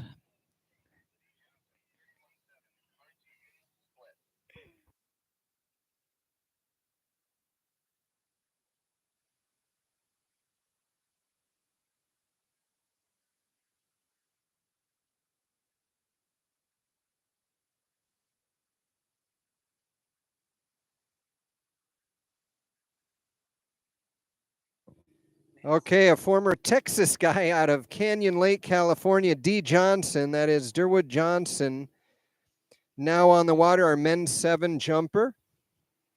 He's another 3-event skier, so all these guys looking to pair a good jump score with their slalom and trick scores for overall as well. So I think that's the one thing that keeps all of these guys hitting that jump. Yeah, D really shouldn't jump. He really shouldn't. You know, when I was in college, we'd go to the collegiate tournaments and we'd have these old guys that show up and drive us jump. And Durwood was one of those old guys. And now all these years later, he's still at it. It's kind of hard to figure out. All right, 38 off. This is for the 5th place runoff. All right, this split is screen hopefully yep, on ahead, the webcast here. Let's watch D. Johnson come in. Nice, strong edge up and over. He gave up a little bit right at the base. He is gonna hold on. Look at that. Hey, look at Donnet in round 3 back to the wicks. All right, Buckley's gonna have to get a piece of 4. Buckley, if you get 3, I don't know what's gonna happen to you, but it's not gonna be good. There will not be. I do not believe there's a double runoff. So Buckley knows he's got to get a piece of 4. All right, getting a lot of noise from the shoreline for D. Johnson over there, holding on to that with all of his might and riding away that jump number 1. I'm not going to say I've seen D leave more than one tournament in an ambulance, but it could have happened.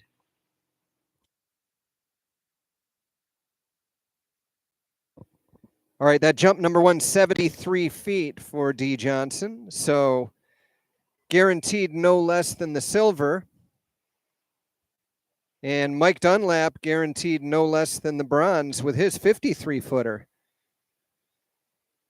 We have one skier left to go, Jeff Howry.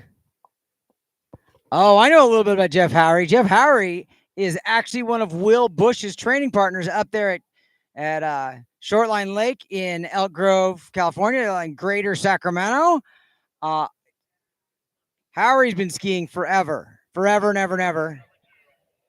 Well, he's not men's 8 yet, so he can't have skied for.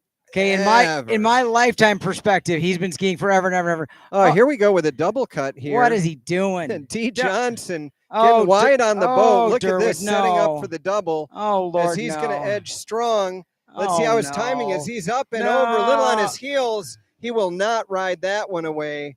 And safety's out there to just check on him, but he took a hard cut. And he gives us a little wave. I believe he's all right. I think he heard that the safety crew was ladies. He may have just faked a fall just to get the ladies to swim out to him. Did you notice though that the lady went back to the shore? Oh, yeah, well, she knew better. She knew better. All right, Buckley, this is 35 off. He's got to run this and get down halfway, 38 off for the lead.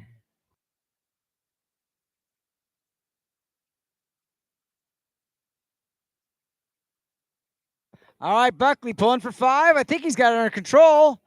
35 off in his second runoff of the day. Dave Buckley from Santan, Arizona. Santan. One of those places. You got to give him something for consistency. Both of these guys, just getting out there and stroking 35, 3 times. Not too shabby. All right, they're going to collect D. Johnson over here, maybe get him set up on the platform for another attempt. Looks like about 81 feet on that fall. If he could keep the skis under him and really poke that 81-footer out there for real and ride it away, he might have a chance to put a challenge to Jeff Howry.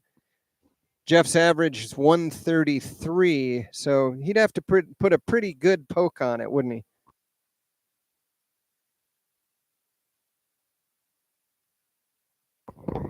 Yeah, Howry's pretty serious. He's out there practicing at Will Bush's house all the time, working on his jumping. As much as I tell him he should just slalom and be safe, nobody listens to me.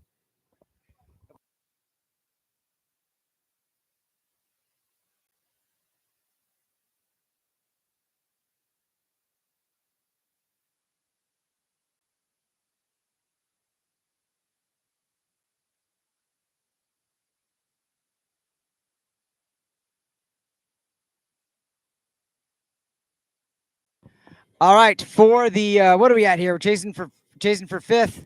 The skier is coming into the course on a master line rope right now. He needs, I believe, a piece of 4. He's around 2. He's got 2 twice in a row in the previous. That's not it. All right. So believe it or not, folks at home, hold your breath. We're not done with runoff. So that I believe. Oh, we are done with runoffs. Wait, can't we have more? No, sir. And you should drink some water. I I think should you've been drink in the some sun a little bit too long. Yeah, I got up early this morning. Oh no, I go to bed early. So does this adjust to the?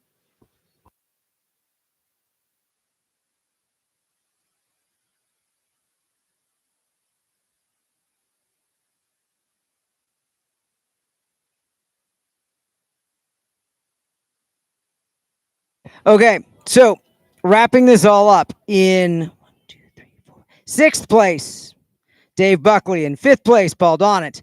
4th place, Bradley Hartwell. 3rd place, Chris Kopecki. 2nd place, Ted McCauley, and your champion, Jack Mills.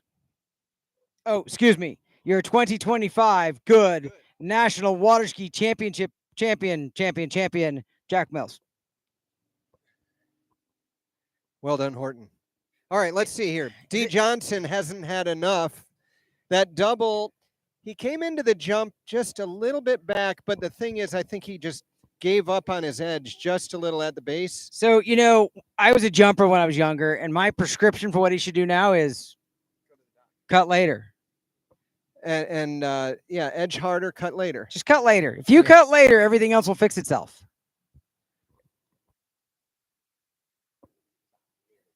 He probably was a little early on that.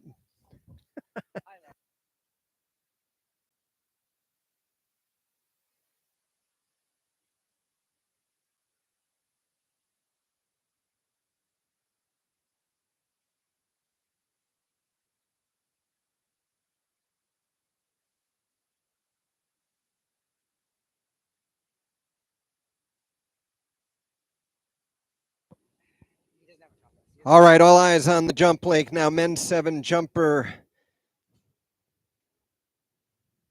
Mr. D. Johnson. Nice slow turn there off of his double, edging strong. Can he keep on the edge? That's a better jump. He's up and over. Can he hold on? Come on, hold on. Oh, no, it was so close. I thought he had that one. And I think he just, just went over the front. I thought he had it. It hurts me to be this nice, but that was pretty good until it didn't. That was a really tidy jump. He just couldn't keep the skis in front of him.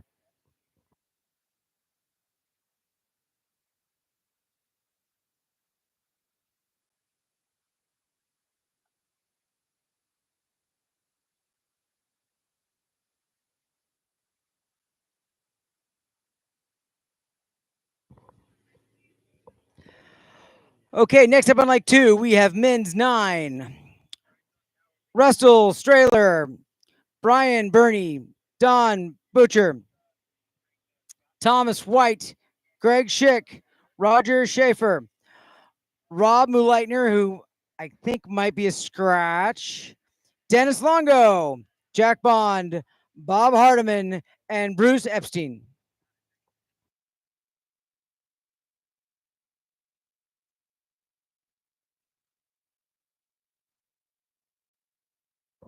Mr. Horton, what do you think of these OJ props?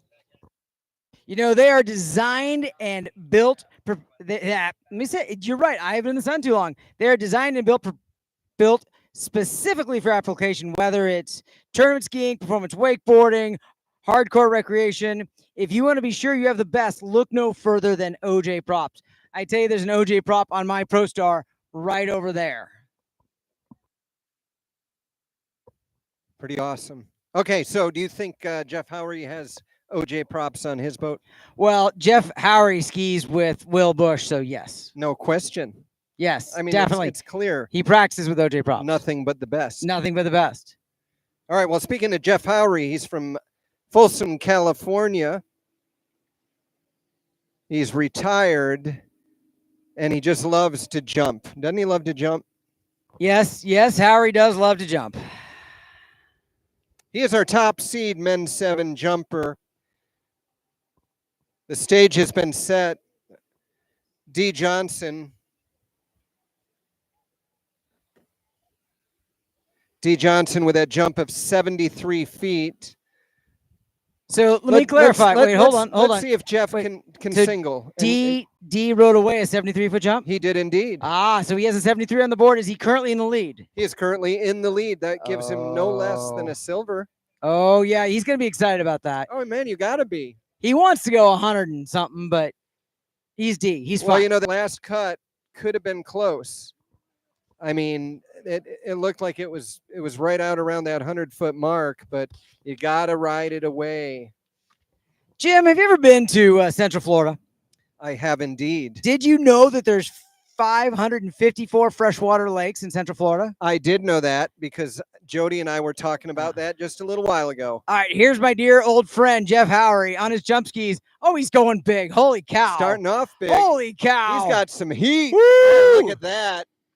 And he is going to hold on to that heat. And what do you think? I think that is your 105? That is your 2025 GOODE water ski national champion, Jeff Howry. I guarantee you're right. Let's see what the distance was.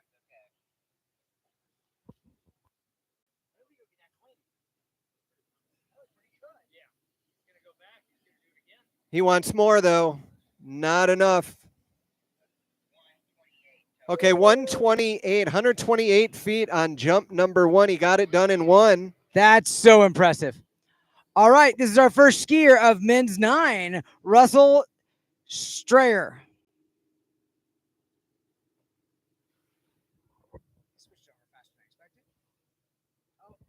Oh, no, that is so heartbreaking.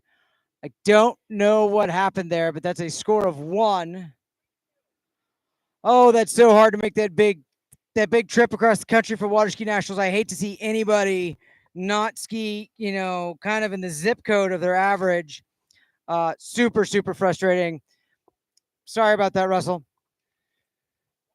Well, and just to kind of recap where we're at over here on the jump lake, we have our top 5 men's 7 skiers all skiing in their seed order on the podium. So in 5th place, George Cavallari. In 4th, Alvin Neff. Mike Dunlap in 3rd.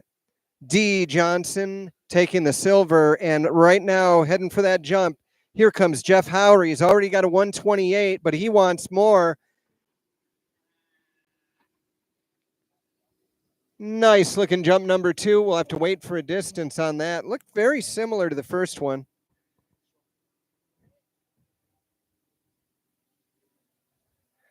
According to my meter board up here, name of Horton, he said, man, I think that was a little shorter. I don't have the judging for it today. Been watching too much slalom.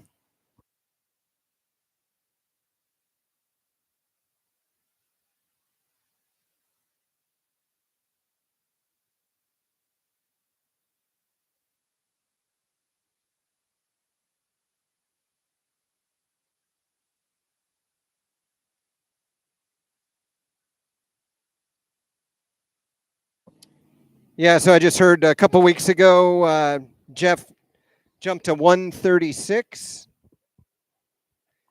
Waiting to get a distance on that second jump.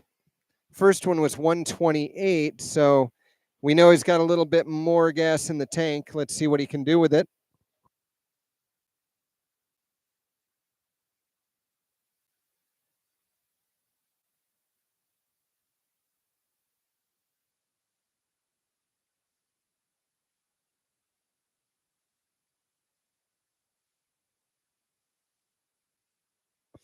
Thought I was shorter, but still short.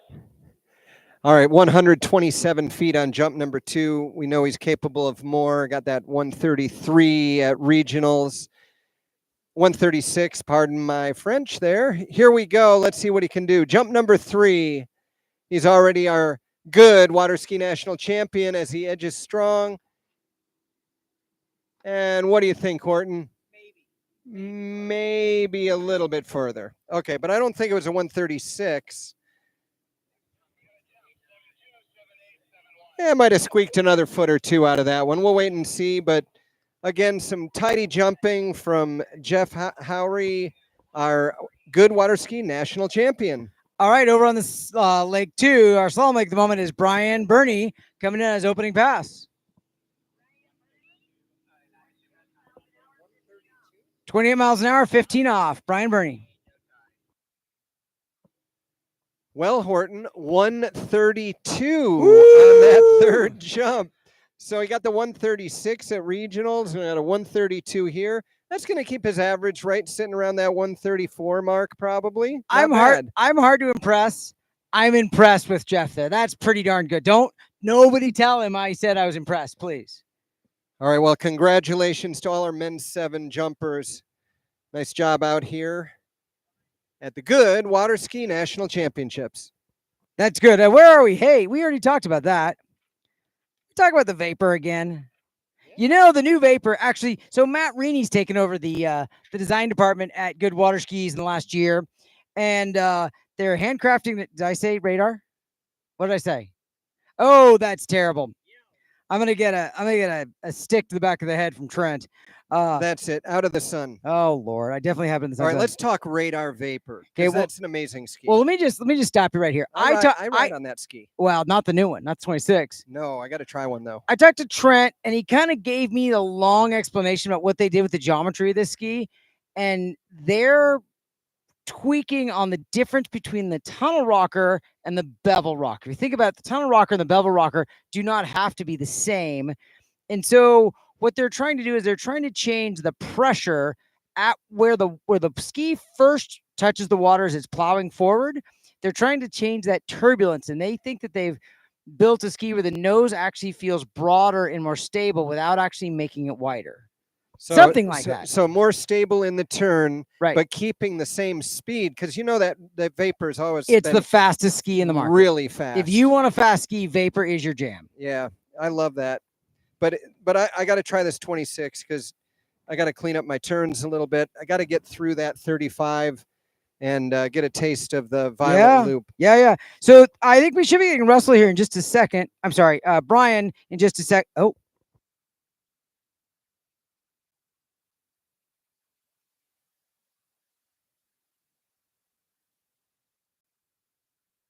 All right, so shame on me twice. So Brian ran a 5 at 28 miles an hour, 15 off.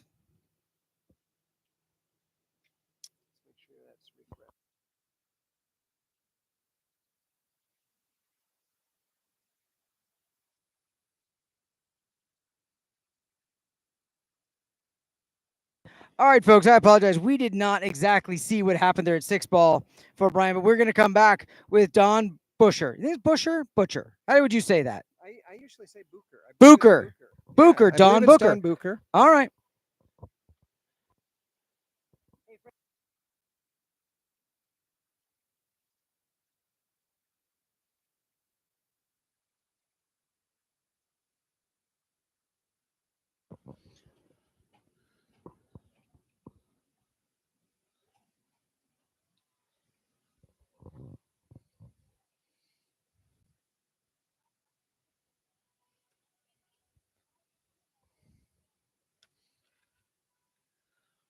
All right, Don Booker. Whoops. Turn the mic on. Don Booker, our next skier, is from Syracuse, Indiana. 5 foot 10 inches tall. He started skiing when he was 8 years old, and look where he is now. He is in the men's 9 division. Looking at his bio, he is a 3-event skier. Tricks 580. Looks like jump around 26 feet or so. And we're waiting for a starting speed and rope length.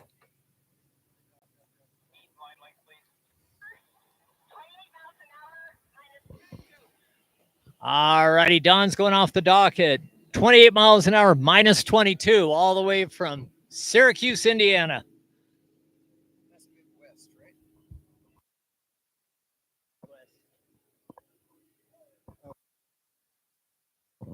Wow, that is not quite what Don expected to happen here.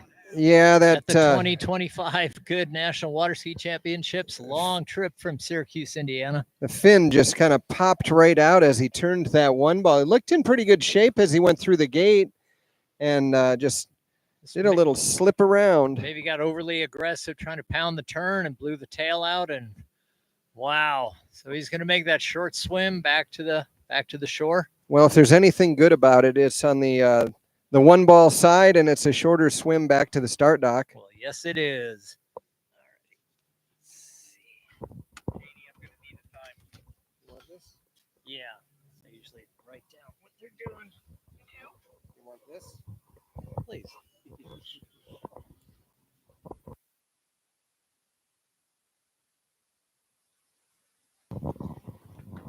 All righty, that was Don Butcher. We've got Thomas White will be our next skier. We'll pull up a little bio on Thomas.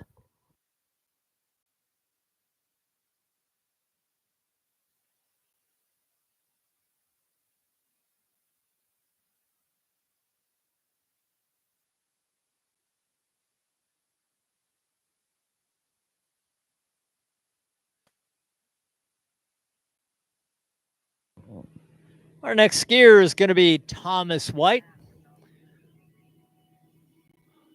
Looks like Marlborough, Massachusetts, skis in the East.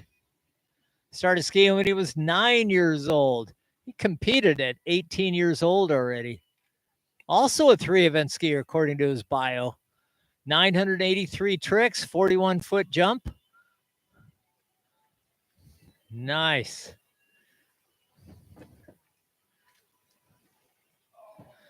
His occupation is teacher. Don't know if he's still a teacher or retired, but Thomas White is a teacher.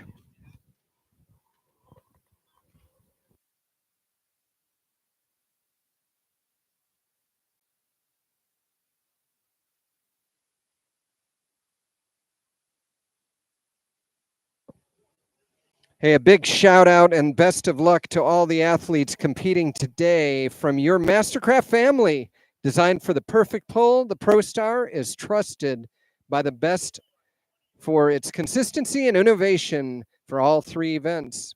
For more information, visit mastercraft.com or stop by the booth right here on site to get your competitor gift. Ooh, competitor gift. Oh, I like competitor gift. Stop by the booth if you're a skier. Absolutely. Go take a look at that brand new Mastercraft on display. Tell you what, these are beautiful boats. Oh, they are. I love watching this.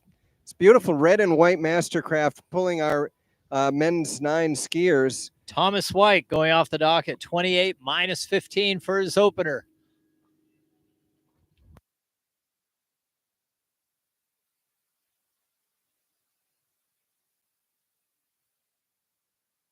All right, he's out there rounding 4 ball over to 5. Looks like he's making easy work of this. He's out around 6 ball and heading for the gates. All right, we got a complete pass at 28 minus 15. I'm hearing from the boat and from the towers. So Thomas White's got his opener in the books.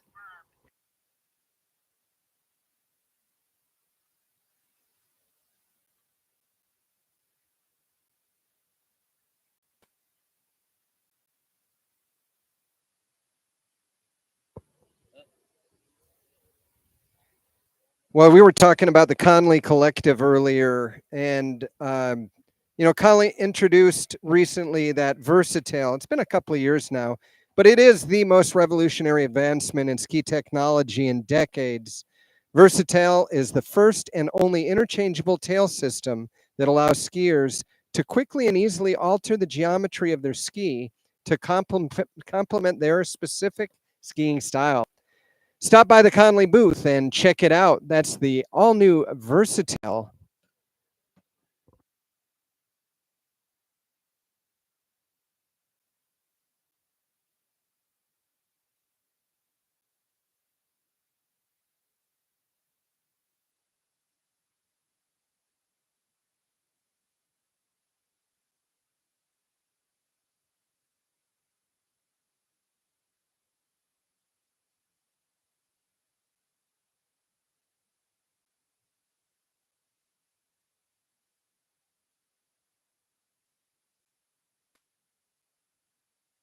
Coming back into the course now is Thomas White. This is 30 miles an hour minus 15. Looks like he's got a really good handle at this speed too. Makes it look easy. I think he's really enjoying that just little tiny head breeze just to help keep the line tight.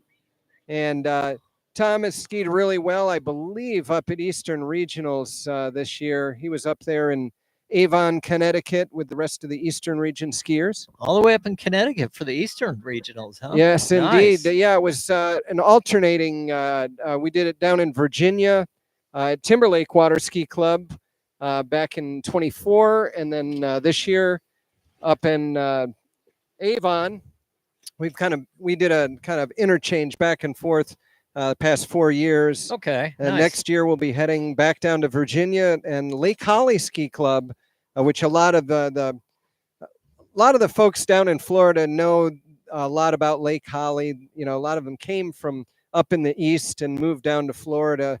But a wonderful lake just down the road from Timberlake where I ski. Okay. And nice. yeah, so we'll be having the Eastern Regionals there next year. So it sounds like they're just alternating between the two lakes for like the last, 4 to 5 years? Yeah, so, and I give a lot of credit to Avon. Since COVID, I think they've held the Eastern Regionals up there for at least 6 years. Wow. But let's see what Tom White can do on this next pass. Pass number 3. Pass number 3. This is now 22 off at 30 miles an hour for Thomas White.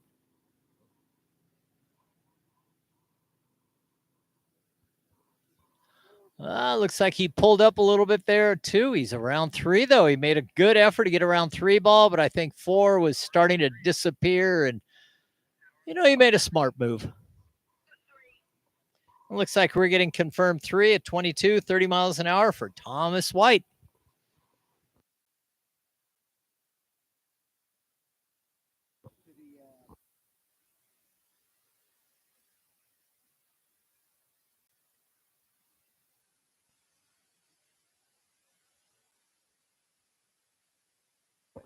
All right, so here we go. I've been out in the sun a while too. Hey, men's 8, and this is trick, men's 8 trick.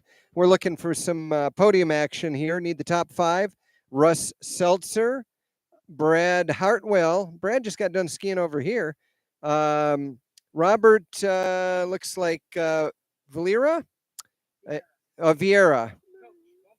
Oh, Coach, get on over to the podium. You need to get to the podium. Douglas Kaiser and John Abel. So if we could have our men's 8 trickers cruise on over to the podium, and yeah, you're going to get some hardware. Nice. All right, right now on the leaderboard, we've got Thomas White leading Brian Burney, then Russell Strayer and Don Boucher. But our next skier, we've got Greg Schik, Roger Schaffer, Robert Meidner, Dennis Longo, Jack Bond, Bob Hardiman, and Bruce Epstein. Those are all the men's 9 skiers, but Greg Schik is going to be our next skier. Let's see if we can pull a little bio up on him.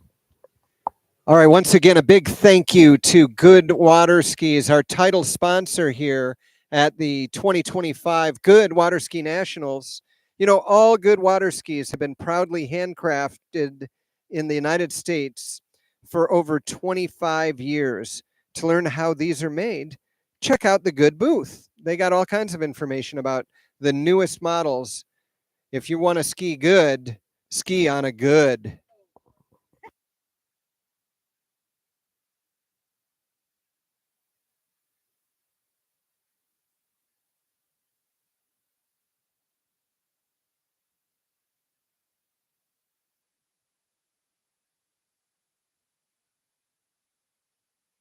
On the water now is Greg Schik. We're trying to pull a little bio up on Greg. Well, I don't know yet. Greg Schik. And look at that, Greg Schik. He's Big Bear Lake, California. Oh, John, you don't know this gentleman? Greg Schik, men's 9 skier.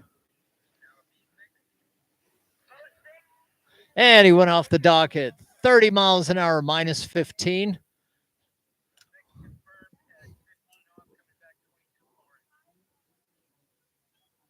So he lives in Big Bear Lake, California. Where do you think he practices? I wonder if he comes down here.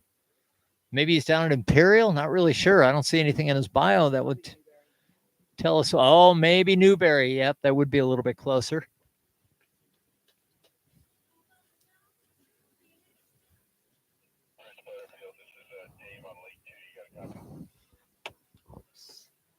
Put it down. Put it down.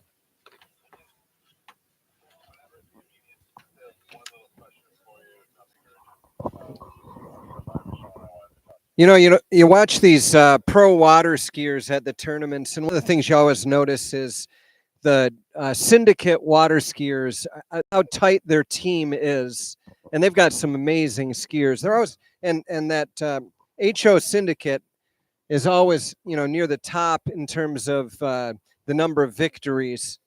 So let's talk a little bit about who's on the water, and then I want to talk a little more about HO. Well, right now, this is Greg Schik, and he's going to be coming back at 22 off, 30 miles an hour maximum speed for the men's 9 group. He's a resident of Big Bear Lake, 6 foot 2 inches tall. He's a tall man. Pulled kind of long, yeah, the 3 really ball, long and I pull. think That was he's it. going to say, really, that's enough. Yep, we're getting confirmation of 3. All right, so that was 3 at 22 off. 3 at 22 off. That is correct. 30 miles an hour. All the way down from Big Bear Lake. You look at the mountains to the east of us, well, then go north a little ways. Actually, no, go a little bit south. It's down over in those mountains that I'm pointing at right now. And for those of you watching Over on yonder, TV, over yonder. over hill and over dale. That's where I'm pointing.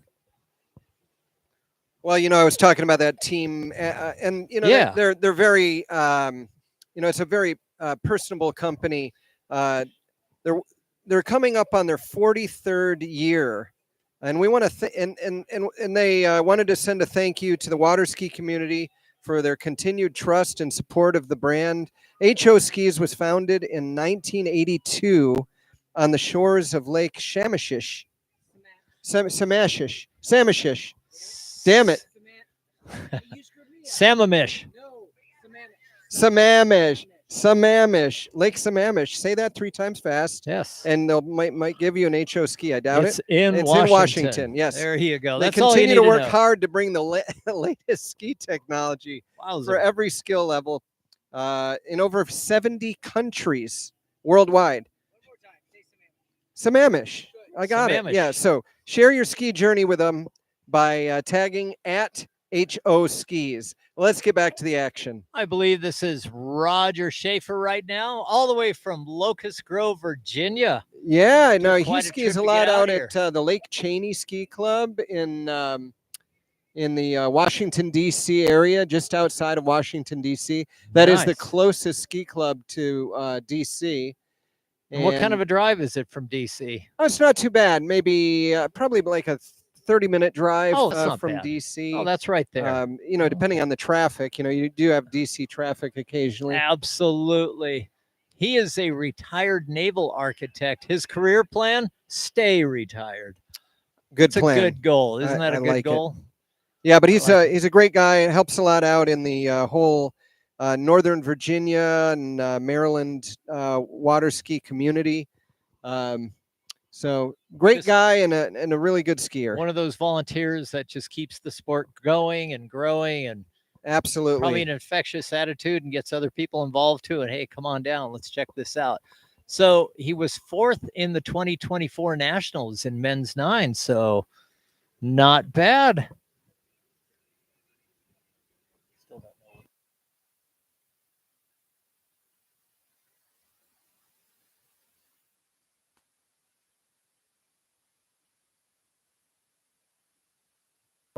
All right, men's 7 jumpers. It's time to head on down for your podium chance.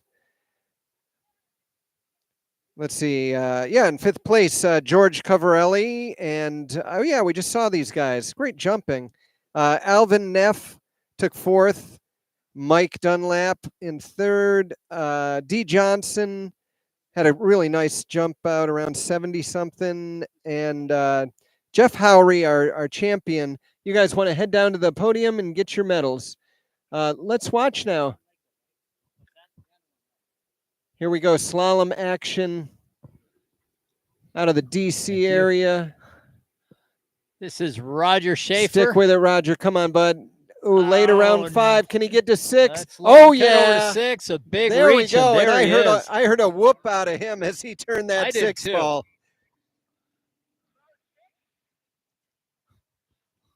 Oh, Hey, way to go, Roger, man. Good job. Keep it going.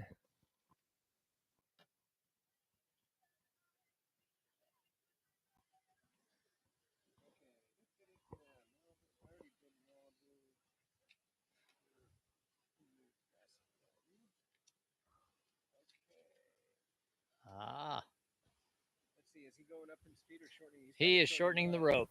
Yep. Still waiting for the announcer to kind of, or not announcer, but the boat to tell us the rope length for his next pass here. We had a little communication issue. We had a radio that went dead.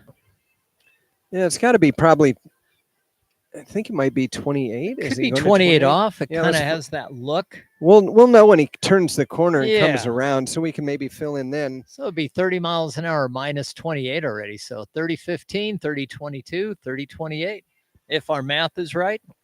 Yeah, well, so the boat judge is going to shorten that master line tow rope to probably 28. We're going to find out. I see a little green coming out the shock tube. So yeah, I think that's we a are good at sign. 28. Yeah. So Roger Schaefer getting into 28 off. Have we had anybody in 28 off yet for our men's 9? I don't believe we have. No. We've right, had let's- some 22s. Nice, easy start there. Good turn at 1. He's around 2 in good time. Come on, Roger, stick with it. Ooh, a little loose line shoulder there. drill. Oh, yeah, Man, little he loose pulled line out of all 3. the way But out to 4, but just did not have the angle. I think he'll be happy with that. I think think that's so. pretty good for Roger. 3 there, that 28 off line length. Well, I think it made looking it at worth his trip. Tournament best was only 4. He missed his tournament best by 1. He had a 4:28 off. So that is not shabby, though. Getting 3, that's all right. Yeah, I'm sure he'll be smiling all the way back down the lake and not feeling too bad about this trip out to California.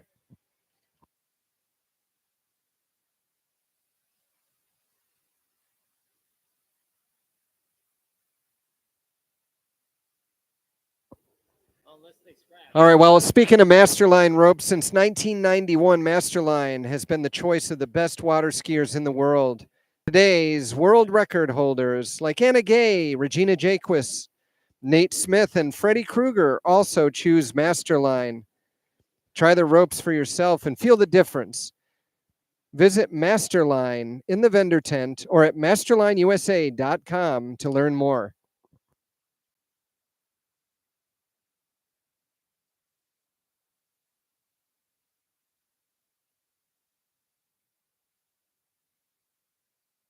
Janie Fossil, I believe, is in the boat. If they're looking for Janie They're Fossil. going to keep looking for Janie Fossil at the podium if they want her, if she's in the boat. Hey, Podium, Janie Fossil in the boat right now. She's working.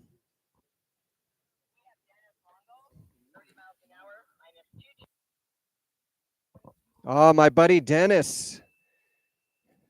Oh, it looks like Rob Muleitner has scratched. So we've got Dennis Longo in the water right now. 30 minus 22.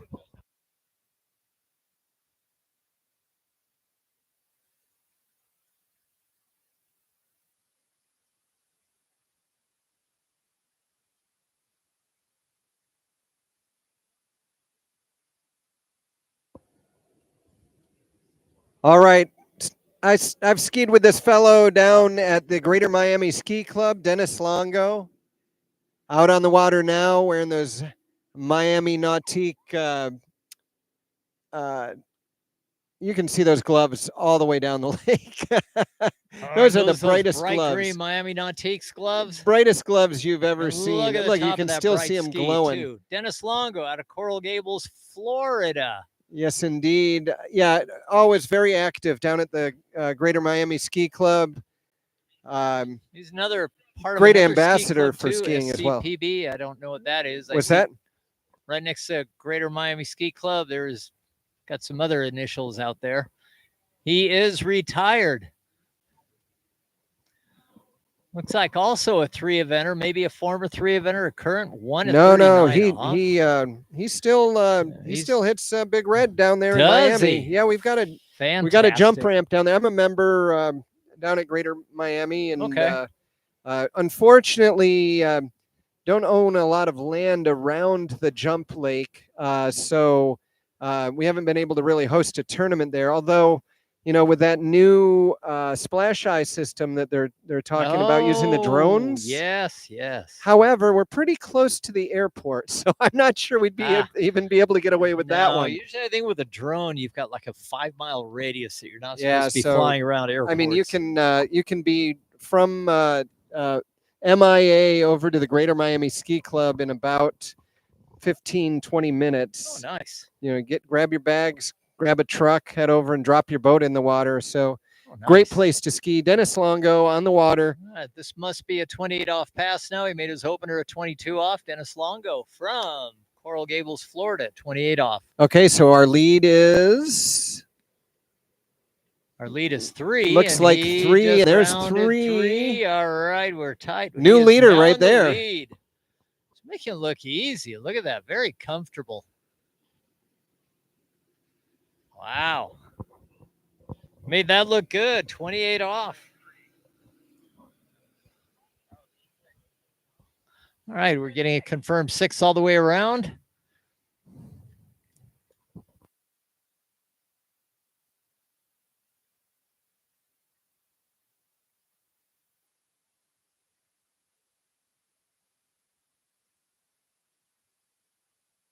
Looks like at one point, Dennis Longo's personal best was 1 at 39 in a tournament. He has tricked 2,500 points, and he did 126 feet in his prime. That is awesome.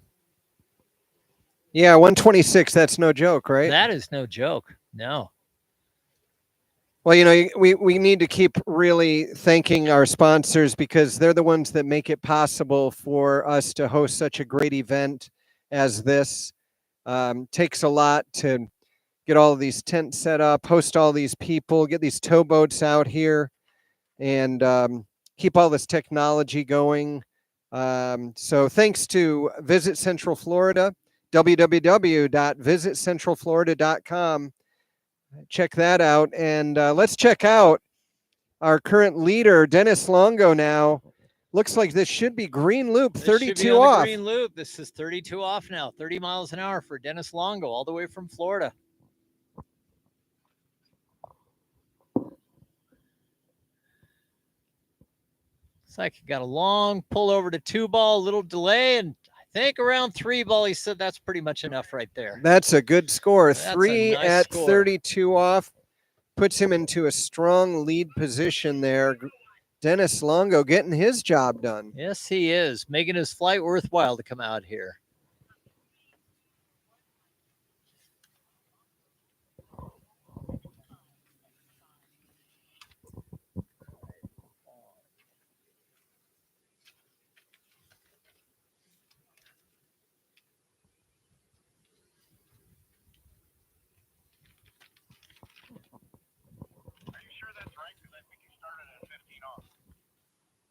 Uh-oh. Uh-oh.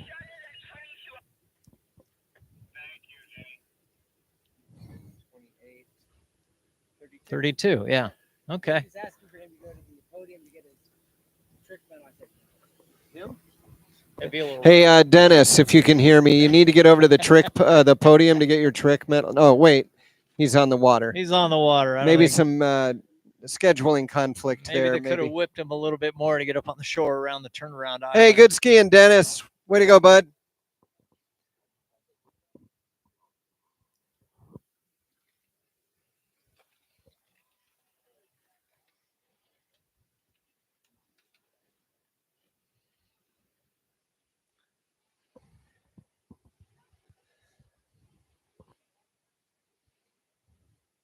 Hey, Horton, did you know Mastercraft's been setting the standard in towboat performance for nearly 60 years? Since 1968. 68? That's nearly 1968. Oh, You and that Mastercraft, same year. Horton and Amazing. Mastercraft born the same year. I mean, what a coincidence, huh? So world records, family fun, it's all in the Pro Star. Comes to delivering precision, reliability, and legendary wakes. See why champions choose Mastercraft, because when every buoy counts, so does your boat. Mastercraft. Hey Tim. Nice. From Bob. From Bob Lapointe to Sammy Duvall to Joel Poland and Freddie Krueger. Oh, don't forget Freddie Krueger. Yeah. You got to throw in Freddie. What a champion that guy on is. the water, Okay, who do we Jack have? Bond, Oriental, North Carolina, off the dock, 30 miles an hour, minus 28. I mean, he is cutting to the chase.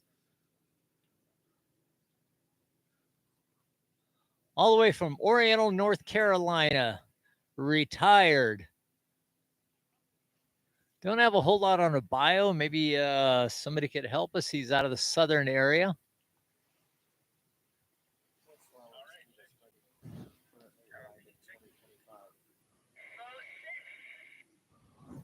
Wow. So we've got a clean opener, a 28 off for Jack Bond, 30 miles an hour. He'd jump right in the thick of things.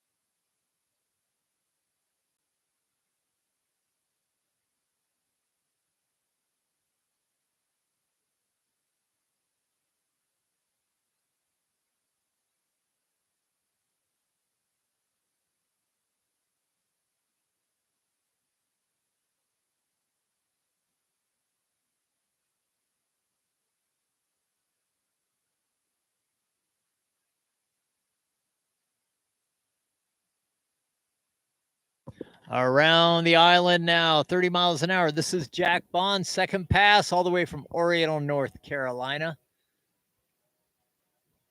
Only running 5'7", he says, compared to some of the guys that are 6'2" and 6'3". Nice one ball down there. Pulls over to 2. Little wave to the crowd there at 3. Really hooked to turn hard there. Got crunched a little bit around 4. This is 32 off. Whoa, little lag there. Had to pull long. Got into 6 ball, though. Pulls the handle high out the gates. Nice skiing, man. Some serious patience there that he showed towards the end of that. Absolutely. Just waited for the ski to come around and the ropes coming tight and timed it just right. And boom, off to 6. That was nice. And we got a confirmed 6 from the boat in the towers. 32 off for Jack Bond. You can tell he's been doing this for a while because, you know, it's like to be able to have the confidence and patience when you're slalom skiing, the first thing you want to do is just, you know, get on that handle and go as soon as you get around that buoy. I rounded it, turning the ski 90, and we got to go now. But at this speed and this line length, it really is all about patience. It is. 30 miles an hour, if you don't have the speed, can be a hard pass, but he sure made it look easy. Just had glide after the buoy, waited for the boat, and got with it.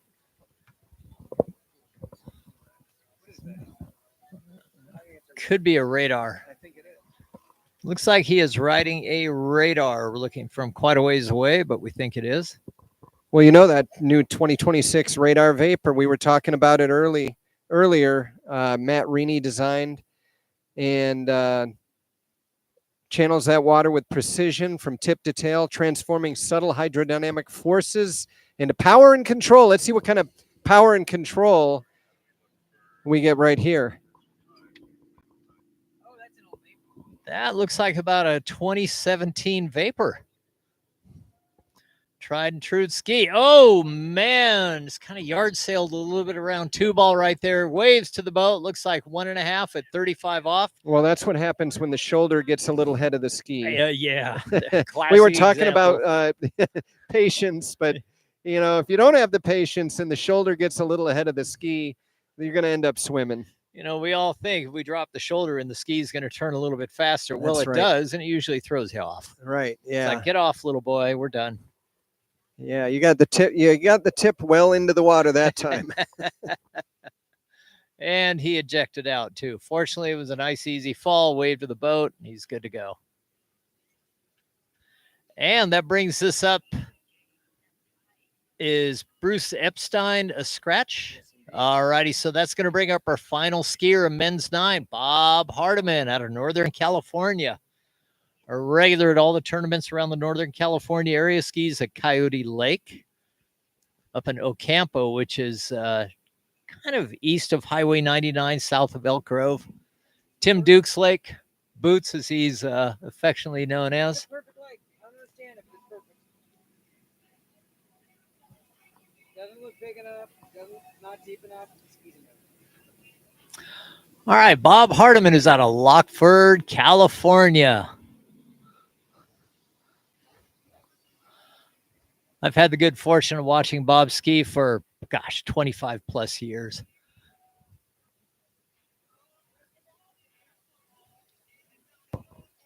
He started skiing when he was 12, competing since he's been 24. So we're not going to mention what Bob's age is, but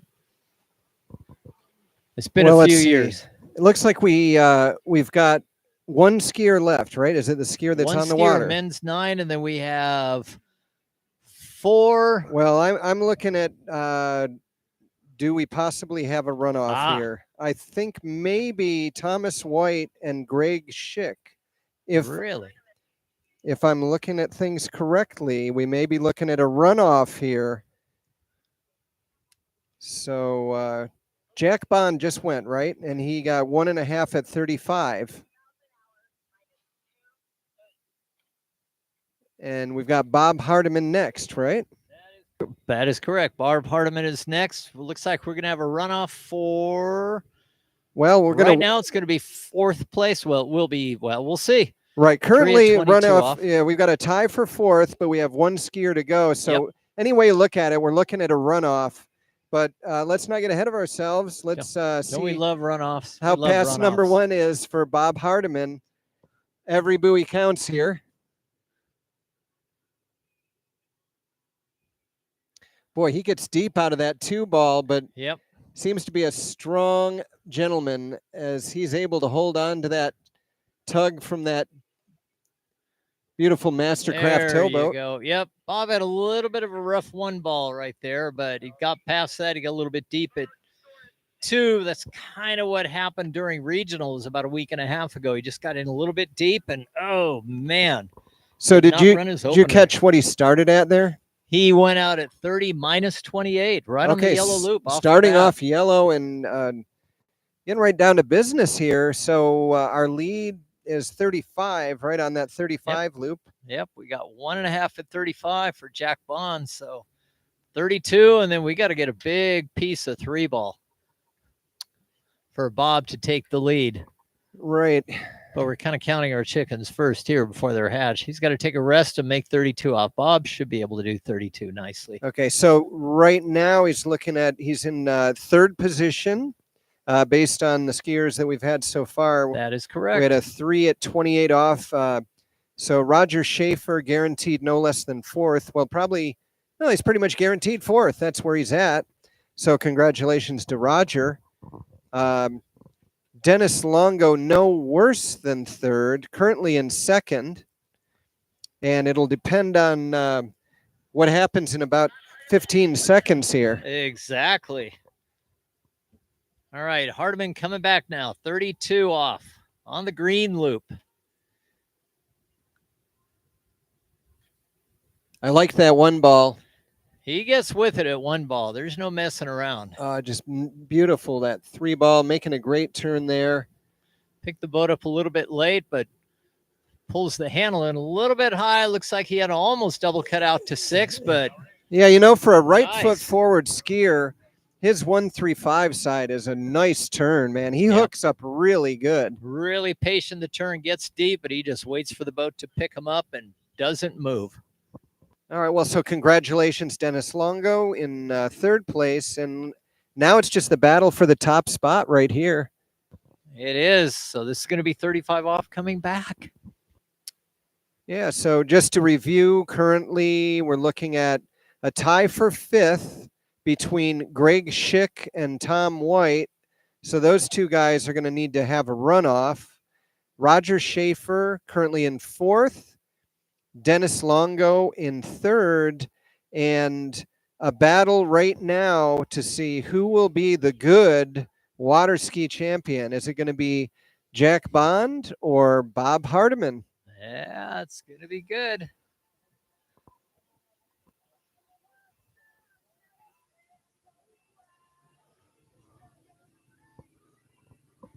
All right, that master line tow rope on the pylon, sitting on that blue loop, right? 35. Bad boy blue with Bob Hardiman buying that beautiful Mastercraft. This is 35 off.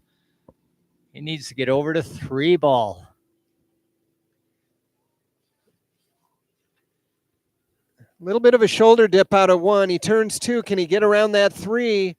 Whoa, There boy, you can he get go. back? You are looking at Oh, look at that. the national champion in men's 9 for 2025 at the GOODE National Water Ski Championships here at Ski West Village, Bob Hardiman. Well, congratulations to Bob and all the other competitors. We got a little unfinished business. Need to sort out 5th place here. Thomas White and Greg Schik. So those two, I'm sure, are patiently waiting around the start dock. Well, hopefully they are. I really hope so. So do I. I don't see anybody out there right now. Okay. I see somebody going out.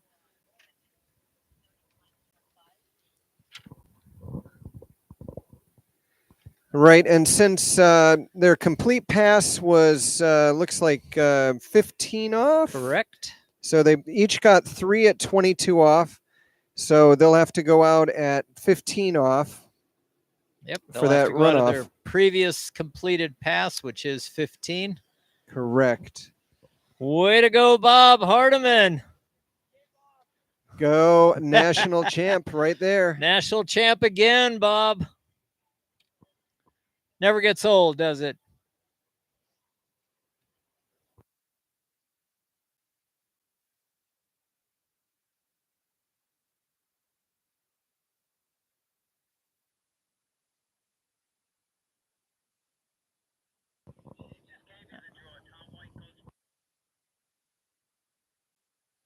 In our runoff, it is going to be Tom White off the dock first, and then Greg Schik will have to try to beat that pass, but they're both going out of 30 miles an hour, minus 15 for a runoff. We'll give them a minute here to kind of get settled.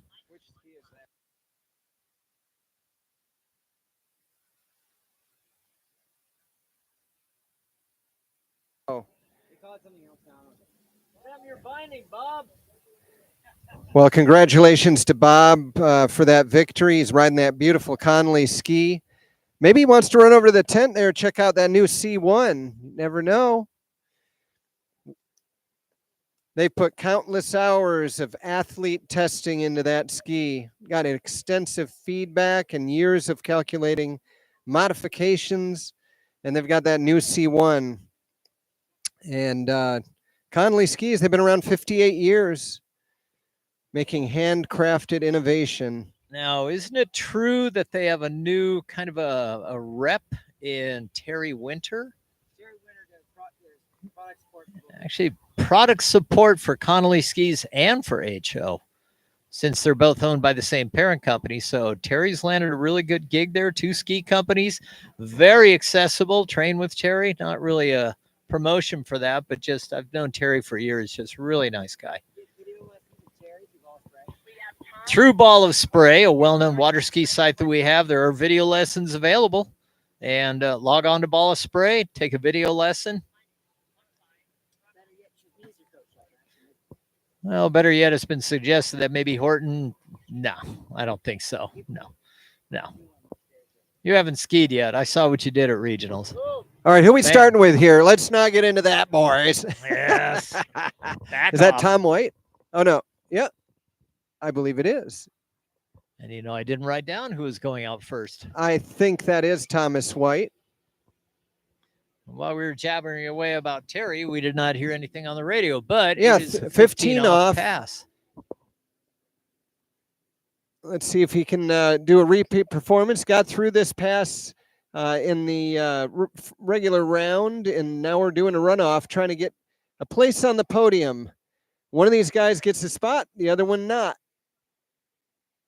And that looked like a full pass. It looked like actually looked pretty good too. Yeah, not too bad. All right, we're getting confirmation of 6 all the way around.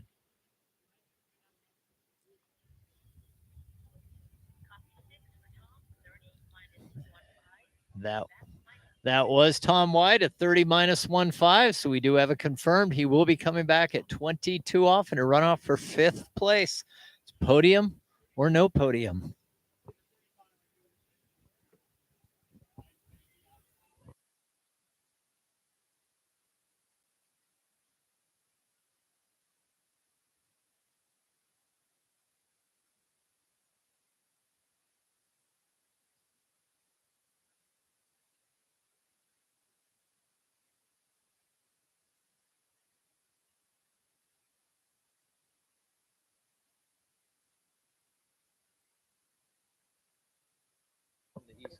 Yeah, so Frank, you know what kind of ski the women's world record holder skis on? I do.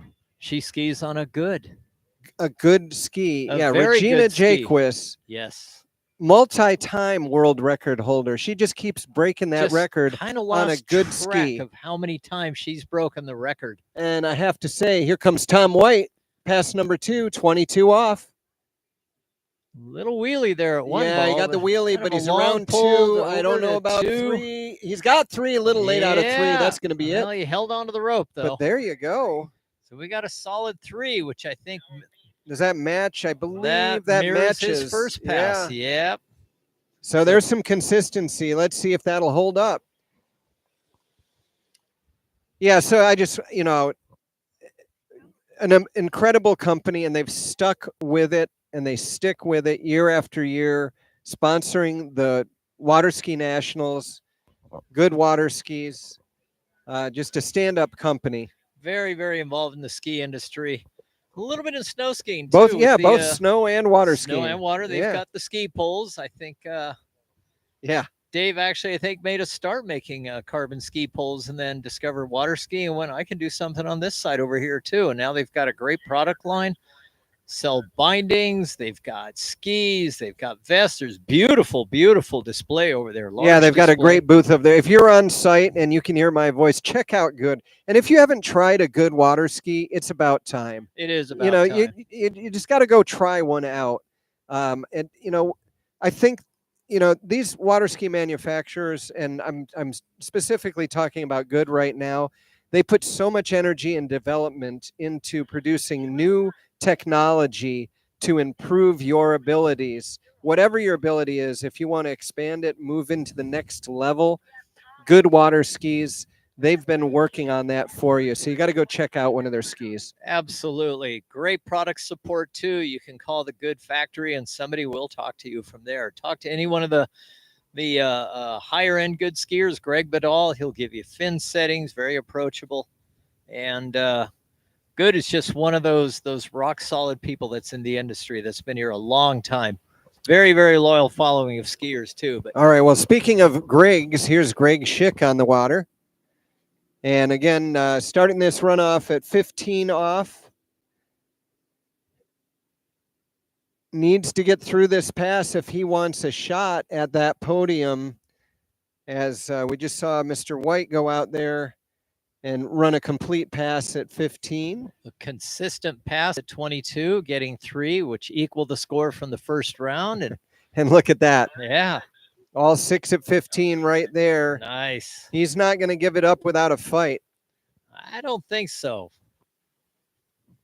Looks like he had just a little bit of a rough start there at 1 and 2. Probably been sitting in the dock for a little bit, and now it's all right, showtime. By mid-course, he got it all cleaned up and got back in the game again. So heart's pumping, blood pressure's up a little bit right now. He's getting his game face on. There's a reason that they slow the boat speed down just a little bit. When you get to men's 9, the reaction time is not quite exactly what it was, for when they were men's 1 or men's 1 at yeah, 36. Right. Yeah. I mean, 36 miles an hour, your reaction time needs to be really good or you're going to be hurt. Oh, guaranteed that. You're going to skip across the water and go, so what happened there? So, a little bit of a bobble here, and these guys are going to be able to correct for it. They're going to rely on, those years that they've spent, perfecting their skills. And they're here at Nationals for a reason. So let's watch now. Here comes Greg Schik. This is the runoff.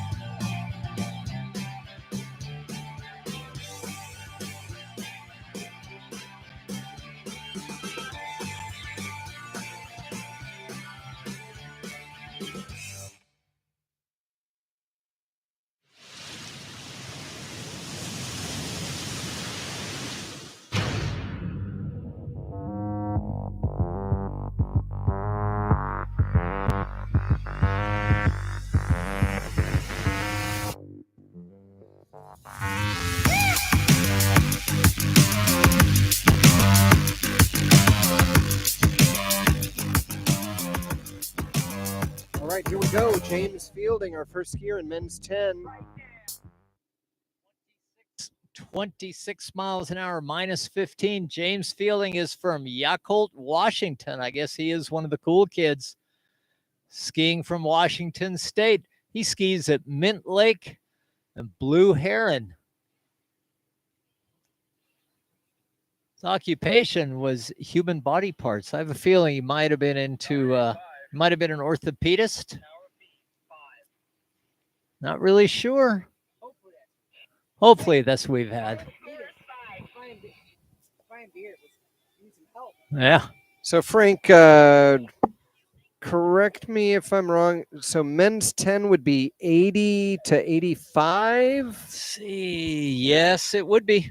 I think 80 to 80. 80 to 85. So we've got I think it's 80 to 84. Okay, And right. Go Yeah, 85 and then 85 to would 89. be men's 11. Right, which is MAB? MB. Or just MB? Just MB, Okay. yeah. Or men's 11. Which I don't know. Do we have any? We don't have any MBs, do we? Not this year. Okay. I've seen some in past years, but this Yeah. year nobody entered.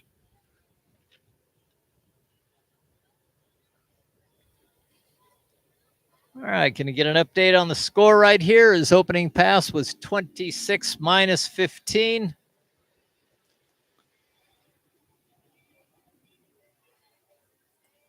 And looks like we had a total count of 5 buoys at 26 miles an hour, 15 off for James Fielding from Yakult, Washington. Obviously skis in the Western region. Yeah, Mint Lake Ski Club over there. Yeah. Looks like a tournament best. 5 at 35 off. Trick, 550 points, and he jumped 48 feet. Wow. He's had a couple of Northwest records in the past.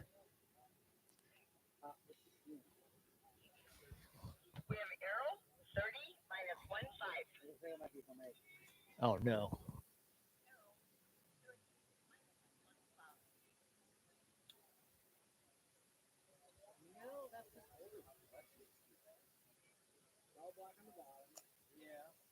Yeah, I think that's homemade. I think so. It's a ski from another life. I think on his bio it says it's a ski from another life. Leaderboard, again, another life. It's something to do with Herb O'Brien in another life. Huh. You crack it open. All right, we're going to go on to the next skier. Yeah, this should be Errol Bryant. Yes, that's correct. We'll see if we can pull a little Beachmont, Kentucky, out of the southern region. Oh, you got him. I got him, man. Beachmont, Kentucky. I like his career plans. Win the Nationals. Win the Nationals. that's a good career plan. You know, something we haven't seen that one yet. Yeah, I like that. He is retired, although he's currently a farmer. I don't think you ever retire from farming, whether it's alfalfa or soybean or corn. You probably never do unless you move off the farm. Yeah, that's life. Life is farming. Yes, it is. He holds the Kentucky State water ski records for slalom and tricks in the MA division, though. Wow. Well, that would probably be then 3.5 at 32 off and 12:20 for tricks. We're guessing. Very cool. Yeah. He enjoys snowboarding in the winter and water skiing in the summer. Where do you snowboard in Kentucky? I guess you have to go to Colorado. It's like, well, you can swing over to West Virginia, which is not too far. There's a couple of ski resorts in West Virginia. It's, not great skiing, but it's local, and there's some small mountains in Maryland that you can get out to. So let's see how he starts out here. I believe, what was this, top speed 28? I believe he's going out at 30 minus 15. Okay, 15 off definitely is the line length. And appears to be 30 miles an hour. That's what I heard crackling over the radio. All right, well, that very well could be. 30 miles an hour, 15 off. Nice. Looking to get a complete pass really here. Nice turns oh, there. Shoot, oh, just inside of that 5 ball. Just came up shy of 5 ball. Shoot. I guess everybody can hear the radio in the background, but it is a confirmed 4 for Errol Bryant.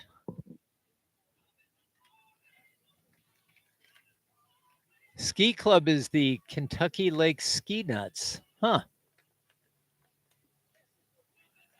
Beachmont, Kentucky. That was Errol Bryant. Bless you over there. Thank you.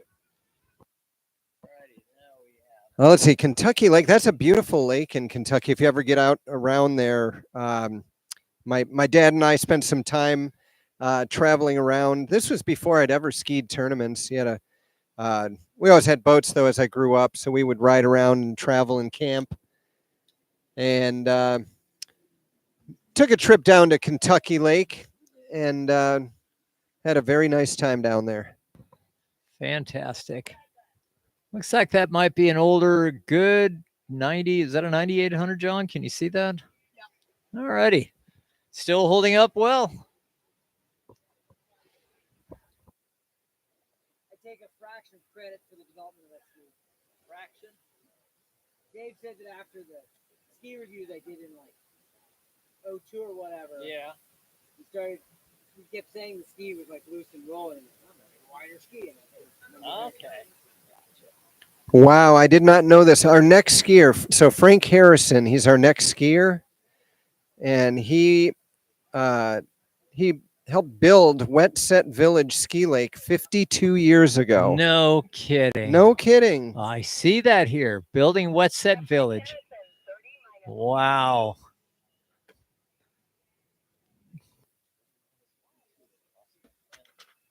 Here's one.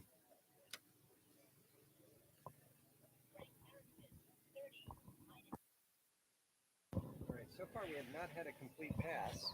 Frank Harrison, all the way from Newberry Springs, is going to be going out at 30 miles an hour, minus 22.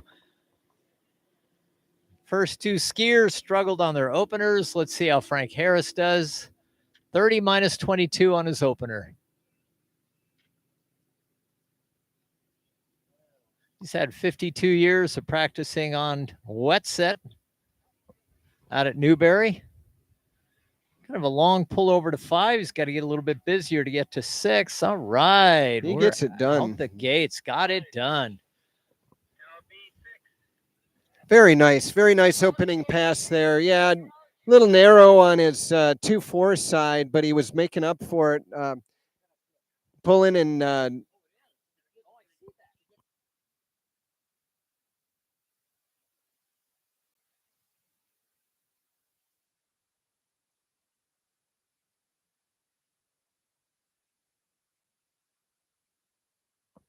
well, I'll tell you what, that's a couple of good skiers down there. Sharing stories about the good skis. Looks like a modified good that I see coming out of the lake right there. So is that 2 different skis? It's a good and a good and a bad. Ah, okay. So it's I a got gad. it. Well, I like the good part. Nice. All right, Frank Harrison taking a little break down there, 30 minus 22. He's going to be coming back at 28 off. Yeah, I think men's 10, don't they get an extra like 10 seconds? I think they do. One for each additional division or something. I think they wave the AED at them too. Just in case. Oxygen. Threatening. Yeah. Okay, here we go. This should be, what, 28 off? This is yellow. 28 off already. Yeah, ran that Frank 22, Harrison, real nice. Second pass. Okay, nice turn there at 1. There we go. All right, around 3 ball, heading to 4. Oh, just a man, little just late out of that narrow. 3 ball. All righty, so we're going to have 3 at 28 off is now the bar.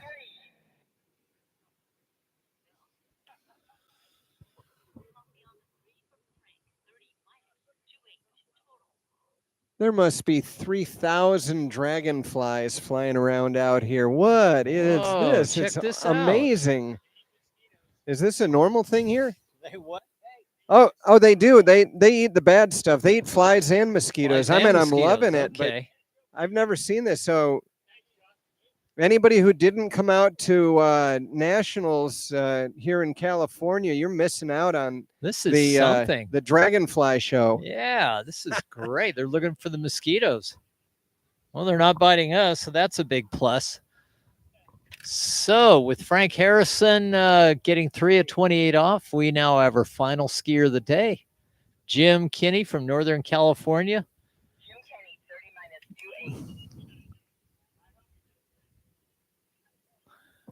All right, so interesting. Going to go out at 28 off. He will need to get a full 6 in order to take the lead. Even though Frank Harrison scored 3 at 28 off, he had already had a complete pass at the 22. Correct. So Jim Kinney have some confidence here. Going out 28 off. Let's see what he does. All right. Skis up at the liquid zone, the Mark Roski, Janie Fossold Lake.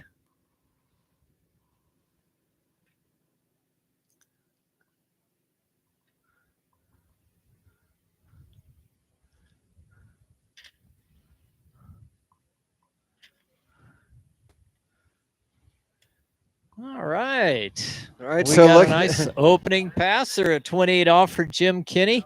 Looks like the confidence paid off, and we have our good water ski national champion in men's 10 right men's there. 10 or MA division. But he's not done yet. He's going to go out and have some more fun. Let's see if he can run another couple of passes. Another pass and maybe a few buoys after that. I've been in the boat a couple of dozen times when Jim skis. And okay, well, so we'd on site here, we'd like to give away some awards to our men's 9 slalom skiers.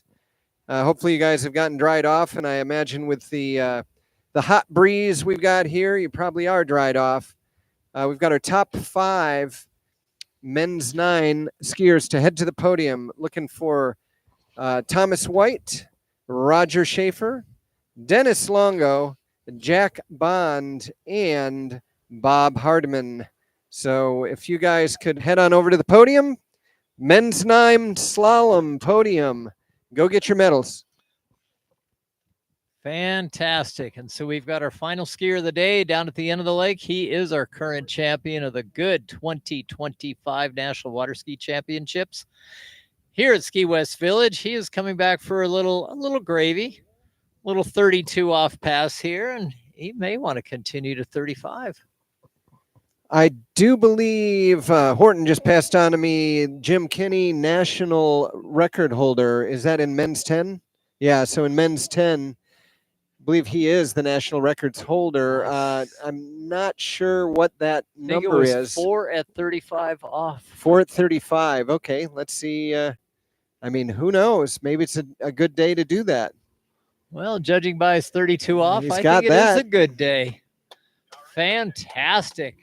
Well, putting on a hell of a show out there. He really is. Keep in mind, this is what does bio say? 81 years old? He is 81 years yeah, old. so 81 years old, running 32 off like nobody's business. Recovering from a little shoulder surgery that he had back this winter. Recovered very well, got on a fantastic rehab program, and is just probably got about 90% of his full use of his shoulder back again. So it's really paying off. Yeah, I noticed after he got up, he was just kind of like holding the handle in his good arm, not putting too much stress on that shoulder until he had to get into the course. Exactly right. He's all about let's not burn out the shoulder and the muscles. Just take it easy around the island. So our final skier, this is going to be 35 off. He's going to try to go maybe for a record here. Got to get a piece of 5 ball. Very possible.